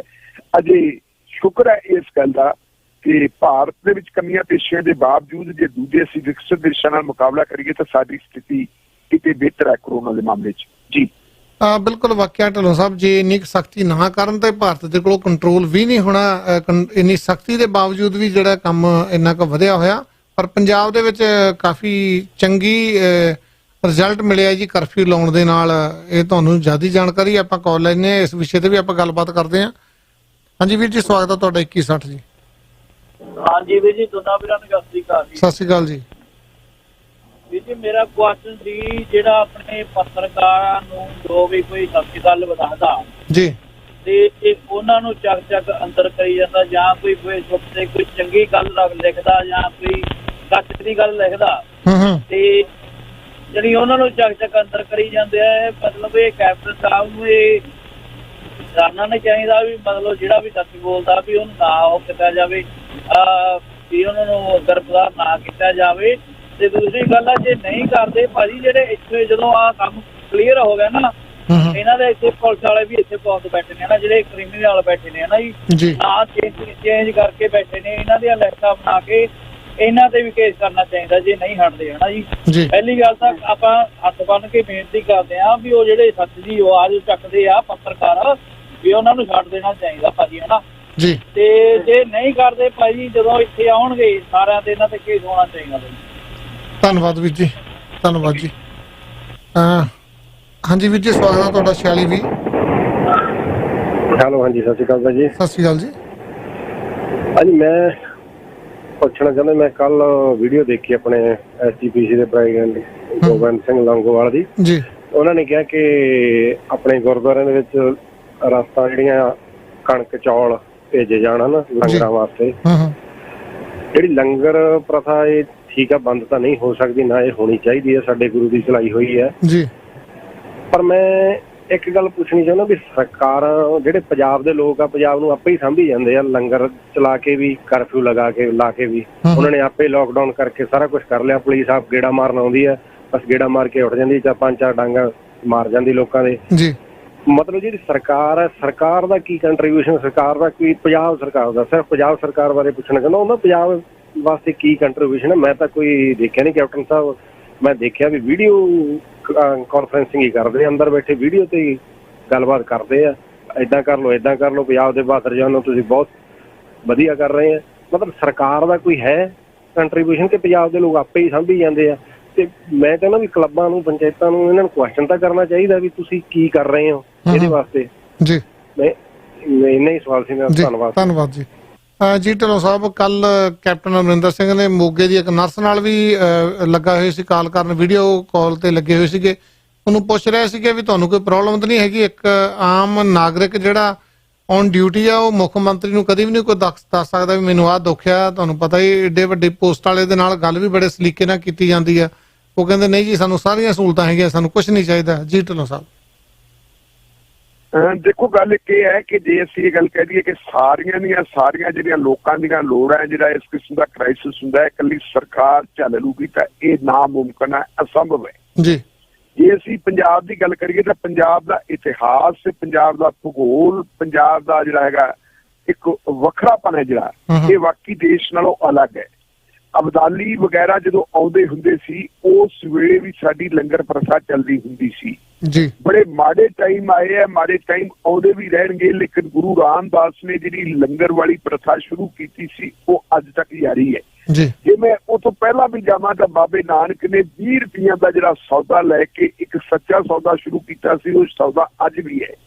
ਮੈਂ ਪਹਿਲਾਂ ਵੀ ਕਹਿਣਾ ਹੁੰਦਾ, ਸ਼ਾਇਦ ਸਾਡੇ ਸਰੋਤਿਆਂ ਨੇ ਸੁਣਿਆ ਹੋਵੇ ਕਿ ਪੰਜਾਬ ਇੱਕ ਅਜਿਹੀ ਸਟੇਟ ਹੈ ਜਿੱਥੇ ਬੰਦਾ ਭੁੱਖ ਨਾਲ ਨਹੀਂ ਮਰ ਸਕਦਾ, ਕਿਉਂਕਿ ਥਾਂ ਤੇ ਗੁਰੂ ਘਰਾਂ ਦੇ ਵਿੱਚ ਲੰਗਰ ਹੈ, ਔਰ ਉਹ ਲੰਗਰ ਜਿਹੜਾ ਹੈਗਾ ਜਾਤ ਪਾਤ ਕਿਸੇ ਵਿਤਕਰੇਬਾਜ਼ੀ ਤੋਂ ਬਗੈਰ ਸਾਰਿਆਂ ਵਾਸਤੇ ਜਾਰੀ ਹੈ ਜੀ। ਲੇਕਿਨ ਇਹ ਵੀ ਨਹੀਂ ਆਪਾਂ ਕਹਿ ਸਕਦੇ ਕਿ ਸਰਕਾਰ ਕਿਸੇ ਗੱਲ ਤੋਂ ਭੱਜੀ ਹੋਈ ਹੈ। ਸਰਕਾਰ ਨੇ 10-10 ਕਿਲੋ ਦੇ ਪੈਕਟ ਬਣਾ ਕੇ ਸਰਕਾਰੀ ਤੌਰ ਦੇ ਉੱਤੇ 10 ਲੱਖ ਪੈਕਟ ਹੈ ਜਿਹੜੇ ਉਹ ਪੰਜਾਬ ਦੇ ਵਿੱਚ ਭੇਜੇ ਹੈ, ਔਰ ਉਹ ਪੈਕਟ ਤਕਸੀਮ ਵੀ ਹੋਏ। ਇਹਦੇ ਵਿੱਚ ਕੋਈ ਸ਼ੱਕ ਨਹੀਂ, ਆਪਾਂ ਸਾਰਾ ਮੁਕੰਮਲ ਨਹੀਂ ਹੋ ਸਕਦਾ, ਲੇਕਿਨ ਉਹਨਾਂ ਨੇ ਕੁਝ ਕੀਤੇ ਵੀ ਹੈ। ਪੰਚਾਇਤਾਂ ਬਾਰੇ ਭਾਜੀ ਨੇ ਗੱਲ ਕਹੀ ਹੈ ਕਿ ਪੰਚਾਇਤਾਂ ਨੂੰ ਪੁੱਛਣਾ ਚਾਹੀਦਾ, ਪੰਚਾਇਤਾਂ ਦੇ ਕੋਲੇ ਜਿਹੜਾ ਪੰਚਾਇਤੀ ਫੰਡ ਹੁੰਦਾ, ਉਹਨਾਂ ਕੋਲ ਗ੍ਰਾਂਟਾਂ ਵੀ ਆਈਆਂ ਹੁੰਦੀਆਂ, ਜ਼ਮੀਨਾਂ ਵਗੈਰਾ ਵੀ ਠੇਕੇ ਤੇ ਦਿੱਤੀਆਂ ਹੁੰਦੀਆਂ। 50,000 ਰੁਪਏ ਤੱਕ ਦੀ ਜਿਹੜੀ ਹੈ ਇਜਾਜ਼ਤ ਉਹ ਪੰਚਾਇਤਾਂ ਨੂੰ ਦੇ ਦਿੱਤੀ ਗਈ ਹੈ ਕਿ ਪਿੰਡ ਦਾ ਸਰਪੰਚ ਬਾਕੀ ਪੰਚਾਇਤ ਦੇ ਮੈਂਬਰਾਂ ਨਾਲ ਜਿੱਥੇ ਲੋੜ ਪੈਂਦੀ ਹੈ ਤਾਂ ਉਹ ਲੋਕ ਭਲਾਈ ਵਾਸਤੇ ਉਹਨੂੰ ਇਸਤੇਮਾਲ ਕਰ ਸਕਦਾ, ਉਹਨੂੰ ਵਰਤ ਸਕਦਾ ਹੈ। ਇਹ ਠੀਕ ਹੈ ਕਿ ਅਸੀਂ ਸਰਕਾਰਾਂ ਦੀਆਂ ਨੁਕਤਾਚੀਨੀ ਕਰ ਰਹੇ ਹਾਂ, ਮੈਂ ਵੀ ਨੁਕਤਾਚੀਨੀ ਕਰਦਾ। ਸਰਕਾਰ ਚਾਹੇ ਚਿੱਟੇ ਰੰਗ ਦੀ ਹੋਵੇ, ਚਾਹੇ ਉਹ ਨੀਲੇ ਰੰਗ ਦੀ ਹੋਵੇ, ਪਰ ਜਿਹੜਾ ਸੰਕਟ ਵਾਲਾ ਮਾਮਲਾ, ਸੰਕਟ ਦੇ ਦਿਨਾਂ ਦੇ ਵਿੱਚ ਆਪਾਂ ਨੂੰ ਥੋੜਾ ਜਿਹਾ ਉਸਾਰੂ ਚੱਲਣਾ ਚਾਹੀਦਾ ਕਿ ਸਾਰੇ ਰਲ ਮਿਲ ਕੇ ਹੀ ਸੰਕਟ ਦੇ ਉੱਤੇ ਆਪਾਂ ਕਾਬੂ ਪਾ ਸਕਦੇ ਹਾਂ। ਜੇ ਆਪਾਂ ਇਸ ਦੌਰ ਦੇ ਵਿੱਚ ਇੱਕ ਦੂਜੇ ਨੂੰ ਕ੍ਰਿਟੀਸਾਈਜ਼ ਕਰ ਲਾਂਗੇ ਤਾਂ ਗਲਤ ਹੈ। ਇਹਦੇ ਚ ਵੀ ਆਪਾਂ ਨੂੰ ਇਹ ਮੰਨਣਾ ਪੈਣਾ ਕਿ ਸਭ ਤੋਂ ਪਹਿਲਾਂ ਕਰਫਿਊ ਜਿਹੜਾ ਉਹ ਪੰਜਾਬ ਦੇ ਵਿੱਚ ਹੀ ਲੱਗਿਆ ਸੀ ਜੀ। ਤੇ ਪੰਜਾਬ ਦੇ ਵਿੱਚ ਕਰਫਿਊ ਲਾਉਣ ਦਾ ਇਹ ਪਤਾ ਸੀ, ਇਹ ਦਿਖਦਾ ਸੀ ਕਿ ਇਹ ਸੰਕਟ ਬੜਾ ਵਿਕਰਾਲ ਹੋ ਜਾਣਾ ਹੈ। ਜਦੋਂ WHO ਦੀਆਂ ਹਦਾਇਤਾਂ ਆ ਗਈਆਂ ਸੀ ਕਿ ਤੁਸੀਂ ਕੁਛ ਨਾ ਕੁਛ ਕਰੋ, ਚੇਤਾਵਨੀ ਆ ਗਈ ਸੀ, ਉਸ ਵੇਲੇ ਕੇਂਦਰ ਸਰਕਾਰ ਦਾ ਸਾਡਾ ਸਮਾਨ ਬਾਹਰ ਨੂੰ ਜਾ ਰਿਹਾ ਸੀ, ਅਸੀਂ ਮੈਡੀਕਲ ਨਾਲ ਸੰਬੰਧਿਤ ਸਮਾਨ ਬਾਹਰ ਭੇਜੀ ਜਾਂਦੇ ਸੀ। ਔਰ ਸ਼ੁਰੂ ਦੇ ਵਿੱਚ ਜੇ ਉਦੋਂ ਹੀ ਪੇਸ਼ਬੰਦੀਆਂ ਕੀਤੀਆਂ ਹੁੰਦੀਆਂ, ਚਾਹੇ ਭਾਰਤ ਸਰਕਾਰ ਹੈ, ਚਾਹੇ ਕੈਨੇਡਾ ਦੀ ਸਰਕਾਰ ਹੈ, ਚਾਹੇ ਅਮਰੀਕਾ ਦੀ ਸਰਕਾਰ ਹੈ, ਤਾਂ ਸਥਿਤੀ ਇੰਨੀ ਵਿਗੜਨੀ ਨਹੀਂ ਸੀ। ਜੇ ਅਸੀਂ ਦੇਖੀਏ ਤਾਂ ਕੁਛ ਉਹ ਦੇਸ਼ ਹੈਗੇ ਜਿਹੜੇ ਛੋਟੇ ਛੋਟੇ ਦੇਸ਼ ਆ ਉਹਨਾਂ ਨੇ ਇਹਦੇ ਤੇ ਅਮਲ ਕੀਤਾ ਤੇ ਉਹ ਬਚੇ ਹੈ। ਕੁੱਲ ਮਿਲਾ ਕੇ ਜਿਹੜੀ ਇਹ ਮੁਸੀਬਤ ਦਾ ਟਾਈਮ ਹੈ ਰਲ ਮਿਲ ਕੇ ਚੱਲਦਾ ਹੁੰਦਾ, ਐਵੇਂ ਨਹੀਂ ਚੱਲਦਾ ਹੁੰਦਾ। ਜਿੰਨਾ ਜਿਹਦੇ ਕੋਈ ਯੋਗਦਾਨ ਉਹ ਆਪਣਾ ਯੋਗਦਾਨ ਇਹਦੇ ਚ ਪਾਈ ਜਾਂਦੇ ਹੈ। ਇਸ ਵੇਲੇ ਮੈਂ ਸਮਝਦਾ ਕਿ ਪੰਜਾਬ ਦੀ ਚਾਹੇ ਕੋਈ ਪੋਲੀਟੀਕਲ ਪਾਰਟੀ ਹੈ, ਜਿਨ੍ਹਾਂ ਪਾਰਟੀਆਂ ਦੇ ਆਪਸ ਵਿੱਚ ਮਤਭੇਦ ਵੀ ਉਹ ਪਾਰਟੀਆਂ ਵੀ ਇਸ ਵੇਲੇ ਇਸੇ ਗੱਲ ਤੇ ਲੱਗੀਆਂ ਹੋਈਆਂ ਕਿ ਸੰਕਟ ਦੇ ਉੱਤੇ ਆਪਾਂ ਕਾਬੂ ਪਾਈਏ। ਜੀ ਜੀ ਢਿੱਲੋਂ ਸਾਹਿਬ ਆਪਣੇ ਨਾਲ ਕਾਲਰ ਜੁੜੇ, ਕਾਲ ਲੈ ਲਈ। ਹਾਂਜੀ ਵੀਰ ਜੀ, ਸਵਾਗਤ ਹੈ ਤੁਹਾਡਾ ਜੀ। ਸਤਿ ਸ਼੍ਰੀ ਅਕਾਲ ਜੀ ਸੰਜੀਤ ਸਾਹਿਬ। ਸਤਿ ਸ਼੍ਰੀ ਅਕਾਲ ਜੀ ਢਿੱਲੋਂ ਸਾਹਿਬ। ਸਤਿ ਸ਼੍ਰੀ ਅਕਾਲ ਜੀ। ਸਤਿ ਸ਼੍ਰੀ ਅਕਾਲ ਜੀ। ਸਤਿ ਸ਼੍ਰੀ ਅਕਾਲ ਜੀ। ਇੰਦਰਮੋਹਨ ਸਿੰਘ ਬੋਲ ਰਿਹਾ ਜੀ। ਇੱਕ ਤਾਂ ਇਹ ਹੈ ਵੀ ਰੇਲਵੇ ਨੇ 39 ਲੱਖ ਟਿਕਟਾਂ ਵੇਚਤੀਆਂ ਜੀ, ਤੇ ਉਹ ਮਜ਼ਦੂਰ ਉੱਥੇ ਬੰਬੇ ਦੇ ਵਿੱਚ ਹੋ ਗਏ ਜੀ ਇਕੱਠੇ, ਤੇ ਰੇਲਵੇ ਵਿਭਾਗ ਦੀ ਕੋਈ ਪੁੱਛਗਿੱਛ ਨਹੀਂ, ਤੇ 2 ਬੰਦਿਆਂ ਦੇ ਉੱਥੇ ਪਰਚੇ ਕਰਤੇ ਜੀ ਵੀ ਇਹਨਾਂ ਨੇ ਭੜਕਾ ਕੇ ਵੀ ਇੱਥੇ ਪਬਲਿਕ ਇਕੱਠੀ ਕੀਤੀ ਹੈ। ਦੱਸੋ ਜੀ, ਜਦੋਂ ਰੇਲਵੇ ਨੇ ਉੱਥੇ ਬੁਕਿੰਗ ਕਰ ਲਈ ਹੈ, ਪੈਸੇ ਲੈ ਲਏ, ਤੇ ਉੱਥੇ ਪਬਲਿਕ ਨੇ ਤਾਂ ਗੱਡੀਆਂ ਤੇ ਚੜ੍ਹਨ ਵਾਸਤੇ ਆਉਣਾ ਹੀ ਹੈ ਜੀ। ਉਹ ਕਿਸੇ ਨੇ ਫੇਸਬੁੱਕ ਤੇ ਲਿਖ ਕੇ ਪਾਤਾ ਜੀ ਆਓ ਚਲੇ, ਉਹਦੇ ਤੇ ਵੀ ਪਰਚਾ, ਆਓ ਘਰ ਚਲੇ, ਉਹਦੇ ਤੇ ਵੀ ਪਰਚਾ ਪਾਤਾ ਜੀ। ਜੇ ਰੇਲਵੇ ਜਦੋਂ ਗੱਡੀਆਂ ਦੀ ਇਹਨਾਂ ਨੇ ਰਿਜ਼ਰਵੇਸ਼ਨ ਖੋਲਤੀ ਸੀ, ਤੇ ਜਦੋਂ ਪਤਾ ਸੀ ਵੀ ਲਾਕਡਾਊਨ ਅਸੀਂ ਵਧਾਉਣਾ, ਤਾਂ ਇਹਨਾਂ ਨੂੰ ਰੇਲਵੇ ਨੂੰ ਪਰਮਿਸ਼ਨ ਕਿਉਂ ਦਿੱਤੀ ਗਈ? ਗੱਲ ਅੱਜ ਤੁਹਾਡੀ ਆਵਾਜ਼ ਨਹੀਂ ਆ ਰਹੀ ਜੀ ਇੰਦਰਮੋਹਨ ਸਿੰਘ ਜੀ, ਤੁਹਾਡੀ ਆਵਾਜ਼ ਨਹੀਂ ਆ ਰਹੀ। ਪਹਿਲੀ ਗੱਲ ਤੁਹਾਡੀ ਪਤਾ ਲੱਗ ਗਈ ਆ ਜੀ ਢਿੱਲੋਂ ਸਾਹਿਬ, ਪਹਿਲੀ ਤਾਂ ਗੱਲ ਦਾ ਪਤਾ ਲੱਗ ਗਿਆ ਜੀ। ਹਾਂਜੀ, ਕੋਈ ਹੈ ਇਹਦੇ ਬਾਰੇ ਅਪਡੇਟ ਵੀ? ਟਿਕਟਾਂ ਵੇਚੀਆਂ ਰੇਲਵੇ ਨੇ? ਨਹੀਂ ਜੀ, ਨਹੀਂ, ਉਹ ਰਿਊਮਰ ਹੈ, ਅਫਵਾਹ ਹੈ। ਜਿਹੜਾ ਬੰਦੇ ਨੂੰ ਗ੍ਰਿਫਤਾਰ ਕੀਤਾ, ਇੱਕ ਪੱਤਰਕਾਰ ਨੂੰ ਗ੍ਰਿਫਤਾਰ ਕੀਤਾ ਇਸ ਮਾਮਲੇ 'ਚ। ਪੱਤਰਕਾਰ ਨੇ ਇਹ ਖਬਰ ਨਸ਼ਰ ਕਰਤੀ ਸੀ ਜੀ, ਉਹਨੇ ਆਪਣੇ ਸੋਸ਼ਲ ਮੀਡੀਆ ਤੇ ਵੀ ਲਿਖੀ ਸੀ ਕਿ ਰੇਲਵੇ ਨੇ ਟਿਕਟਾਂ ਜਿਹੜੀਆਂ ਵੇਚ ਦਿੱਤੀਆਂ, ਰਿਜ਼ਰਵੇਸ਼ਨ ਹੋ ਚੁੱਕੀ ਹੈ ਔਰ ਗੱਡੀਆਂ ਚੱਲਣਗੀਆਂ ਜੀ। ਜਿਹੜਾ ਬਿਨੇ ਦੁਬੇ ਨੇ ਲੋਕਾਂ ਨੂੰ ਇਹ ਕਹਿੰਦਾ ਸੀ ਚਲੋ ਘਰ ਚਲੇ, ਉਹਦਾ ਕਰਕੇ ਉਹਨੇ ਘਰ ਚਲੋ ਵਾਲੀ ਗੱਲ ਕੀਤੀ। ਲੋਕ ਆ ਗਏ, ਕਿਉਂਕਿ ਆਪਾਂ ਜਾਣਦੇ ਹਾਂ ਕਿ ਪ੍ਰਵਾਸੀ ਮਜ਼ਦੂਰ ਸਾਰੇ ਜਿਹੜੇ ਹੈਗੇ ਸੋਸ਼ਲ ਮੀਡੀਆ ਤੋਂ ਜਾਂ ਜਿਹੜੀ ਹੈਗੀ ਹੈ ਫੇਸਬੁੱਕ ਵਗੈਰਾ ਇਹ ਤੋਂ ਵਾਕਫਕਾਰ ਨਹੀਂ ਹੁੰਦੇ। ਜ਼ਿਆਦਾਤਰ ਇਹ ਕਿ ਲੋਕਾਂ ਨੂੰ ਆਪਣੇ ਘਰਾਂ ਨੂੰ ਜਾਣ ਦੀ ਜਿਹੜੀ ਸੀਗੀ ਹੈ ਉਹਨਾਂ ਦੇ ਵਿੱਚ ਉਤਸੁਕਤਾ ਸੀ, ਉਹ ਜਾਣਾ ਚਾਹੁੰਦੇ ਸੀ। ਉਮੀਦ ਇਹ ਸੀ ਕਿ ਸ਼ਾਇਦ ਪ੍ਰਧਾਨ ਮੰਤਰੀ ਸਾਹਿਬ ਜਿਹੜਾ ਉਹਨਾਂ ਨੇ ਪਿਛਲੇ, ਕਿਉਂਕਿ ਮੁੱਖ ਮੰਤਰੀਆਂ ਨਾਲ ਤੇ ਪੋਲੀਟੀਕਲ ਪਾਰਟੀਆਂ ਨਾਲ ਮੀਟਿੰਗਾਂ ਕਈ ਦਿਨ ਪਹਿਲਾਂ ਹੋ ਗਈਆਂ ਸੀ, ਲੇਕਿਨ ਐਲਾਨ ਉਹਨਾਂ ਨੇ ਕੱਲ ਕੀਤਾ। ਕੱਲ ਜ਼ਿਆਦਾਤਰ ਜਿਹੜੇ ਪ੍ਰਵਾਸੀ ਮਜ਼ਦੂਰਾਂ ਨੂੰ ਇਹ ਜਾਪਦਾ ਸੀ ਕਿ ਸ਼ਾਇਦ ਲਾਕ ਆਊਟ ਜਿਹੜਾ ਹੈਗਾ ਉਹ ਖਤਮ ਹੋ ਜੇ ਕਿ ਅਸੀਂ ਗੱਡੀਆਂ ਤੇ ਚੜ੍ਹ ਕੇ ਆਪੋ ਆਪਣੇ ਘਰਾਂ ਨੂੰ ਚਲੇ ਜਾਵਾਂਗੇ। ਲੇਕਿਨ ਜਿਹੜੀ ਇਹ ਨਾ ਕਿ ਉਹ ਟਿਕਟਾਂ ਵੇਚਤੀਆਂ ਸੀ, ਇਹ ਅਫਵਾਹ ਹੈ ਜੀ, ਇਹ ਰੂਮਰ ਹੈ, ਇਹਦਾ ਖੰਡਨ ਹੋ ਚੁੱਕਾ ਪਹਿਲੇ ਸਰਕਾਰੀ ਤੌਰ ਤੇ ਜੀ। ਆਪਾਂ ਨੈਕਸਟ ਕਾਲ ਤੇ ਚੱਲਦੇ। ਹਾਂਜੀ ਵੀਰ ਜੀ, ਸਵਾਗਤ ਹੈ ਤੁਹਾਡਾ 2831 ਜੀ। ਹੈਲੋ, ਸਤਿ ਸ਼੍ਰੀ ਅਕਾਲ ਜੀ ਦੋਨੇ ਵੀਰਾਂ ਨੂੰ। ਸਤਿ ਸ਼੍ਰੀ ਅਕਾਲ ਵੀਰੇ, ਸਵਾਗਤ ਹੈ ਜੀ। ਢਿੱਲੋਂ ਸਾਹਿਬ, ਜਿਹੜੀ ਆਪਣੀ ਗੱਲਬਾਤ ਚੱਲਦੀ ਹੈ ਨਾ, ਹੁਣ ਸਾਰੇ ਬੜੇ ਲੋਕਾਂ ਨੇ ਚਲੋ ਨਿਹੰਗਾਂ ਦੀ ਸਪੋਰਟ ਵੀ ਕੀਤੀ ਆ ਵੀ ਏਦਾਂ, ਪਰ ਮੈਂ ਨਾ ਕੱਲ ਵੈਸੇ ਸੋਚਦਾ ਸੀਗਾ ਵੀ ਜੇ ਆਪਾਂ ਦੇਖੀਏ, ਚਲੋ ਗੁਰੂ ਸਾਹਿਬ ਦੇ ਟਾਈਮ ਨੋ ਡਾਊਟ ਜੰਗਾਂ ਲੜੀਆਂ, ਜਿਸ ਤਰੀਕੇ ਨਾਲ ਆਪਾਂ ਇਤਿਹਾਸ 'ਚ ਦੇਖਦੇ ਹਾਂ ਵੀ ਗੁਰੂ ਸਾਹਿਬ ਦੇ ਨਾਲ ਰਹੀਆਂ ਲਾਡਲੀਆਂ ਫੌਜਾਂ ਵੀ ਕਹਿੰਦੇ ਆ। ਪਰ ਜੇ ਹੁਣ ਆਪਾਂ ਪਿਛਲੇ 40-50 ਸਾਲ 'ਚ ਦੇਖੀਏ, ਜ਼ਿਆਦਾਤਰ ਨਿਹੰਗ ਆਪਾਂ ਇਹਨਾਂ ਨੂੰ ਵਿਹਲੜ ਹੀ ਦੇਖਦੇ ਆ ਨਾ, ਜਿਵੇਂ ਪਿੰਡਾਂ ਦੇ ਵਿੱਚ ਸੀ। ਮੈਂ ਤਾਂ ਜਿਹੜੀ ਆਪਣੀ ਜ਼ਿੰਦਗੀ 'ਚ ਇਹੀ ਦੇਖਿਆ ਕਿ ਜਿਵੇਂ ਹੁਣ ਕਣਕ ਵਗੈਰਾ ਆ ਜੂਗੀ ਉਦੋਂ ਵੀ ਇਹ ਇਕੱਠਾ ਕਰਨਾ ਹਨਾ, ਤੇ ਜਦੋਂ ਕੋਈ ਐਜੀਟੇਸ਼ਨ ਜਿਵੇਂ ਹੁਣ ਕਿਸਾਨਾਂ ਦਾ ਕੋਈ ਸੰਘਰਸ਼ ਹੋਇਆ ਉਹਦੇ 'ਚ ਨਹੀਂ ਕਿਤੇ ਦਿਖੇ, ਜਾਂ ਜਦੋਂ ਆਪਾਂ 84 ਦੇ ਵੇਲੇ ਕਿੰਨੇ ਸਿੱਖਾਂ ਦੀ ਮਾਰ ਧਾੜ ਹੋਈ ਆ ਤੇ ਉਹਦੇ ਵਿੱਚ ਵੀ ਪੂਲਾ ਵੀ ਉਧਰ ਹੀ ਮਤਲਬ ਪੁਲਿਸ ਵਾਲਿਆਂ ਦੇ ਨਾਲ ਹੀ ਰਿਹਾ, ਜਿਹੜੇ ਕਰਪਟ ਪੁਲਿਸ ਵਾਲੇ ਜਿਹਨਾਂ ਨੂੰ ਆਪਾਂ ਬੁੱਚੜ ਵੀ ਕਹਿ ਦਿੰਦੇ ਆ ਲੋਕ ਵੀ ਇਹਨਾਂ ਇੰਨਾ ਘਾਣ ਕੀਤਾ, ਪੂਲਾ ਉਧਰ ਰਿਹਾ। ਤੇ ਫਿਰ ਜਿਹੜਾ ਹੁਣ ਪਟਿਆਲੇ ਵਾਲਾ ਬਲਵੀਰ ਸਿੱਧੂ, ਕਿਹੜਾ ਬਲਵੀਰ ਸਿੰਘ ਆ, ਉਹ ਵੀ ਅੱਗੇ ਸੰਤਾ ਸਿੰਘ ਦੇ ਉਹਦੇ ਚੋਂ ਆ, ਜਿਹੜਾ ਉਹਨਾਂ ਦਾ ਪਹਿਲਾਂ ਸੀ ਪੈਰੋਕਾਰ, ਤੇ ਉਹ ਮਤਲਬ ਉਹਨਾਂ ਨੇ ਵੀ ਅਕਾਲ ਤਖਤ, ਉਹ ਵੀ ਪਹਿਲਾਂ ਕਾਂਗਰਸ ਦੇ ਨਾਲ ਹੀ ਮਤਲਬ ਜ਼ਿਆਦਾ ਸਰਕਾਰ ਦੇ ਹੱਕ 'ਚ ਭੁਗਤਿਆ ਹਨਾ। ਤੇ ਫਿਰ ਅਸੀਂ ਅਸਲੀ ਤੇ ਨਕਲੀ ਦਾ ਕਿਵੇਂ ਦੇਖੀਏ? ਮੈਨੂੰ ਲੱਗਦਾ ਨਾ, ਚਲੋ ਠੀਕ ਆ, ਹੁਣ ਇੱਥੇ ਵੀ ਸਾਡੇ ਕੈਨੇਡਾ ਦੇ ਵਿੱਚ ਵੀ ਜਿਹੜੇ ਮੂਲ ਨਿਵਾਸੀ ਨੇ ਜਿਹਨਾਂ ਨੂੰ ਕਿਹਾ ਜਾਂਦਾ, ਉਹ ਵੀ ਠੀਕ ਆ, ਉਹਨਾਂ ਦਾ ਇੱਕ ਉਹ ਜਦੋਂ ਆਪਣੇ ਉਹਦੇ ਚੋਂ ਨਿਕਲਦੇ ਨੇ ਹੈਰੀਟੇਜ ਚੋਂ, ਤਾਂ ਉਹਨਾਂ ਦੇ ਪੈਸੇ ਵੀ ਬੰਦ ਹੋ ਜਾਂਦੇ ਨੇ, ਸਾਰੀਆਂ ਸਹੂਲਤਾਂ ਉਹਨਾਂ ਨੂੰ ਛੱਡਣੀਆਂ ਪੈਂਦੀਆਂ ਨੇ, ਤਾਂ ਕਰਕੇ ਕੁਛ ਲੋਕ ਚਲੋ ਉਹਨੂੰ ਚਲਾ ਰਹੇ ਨੇ।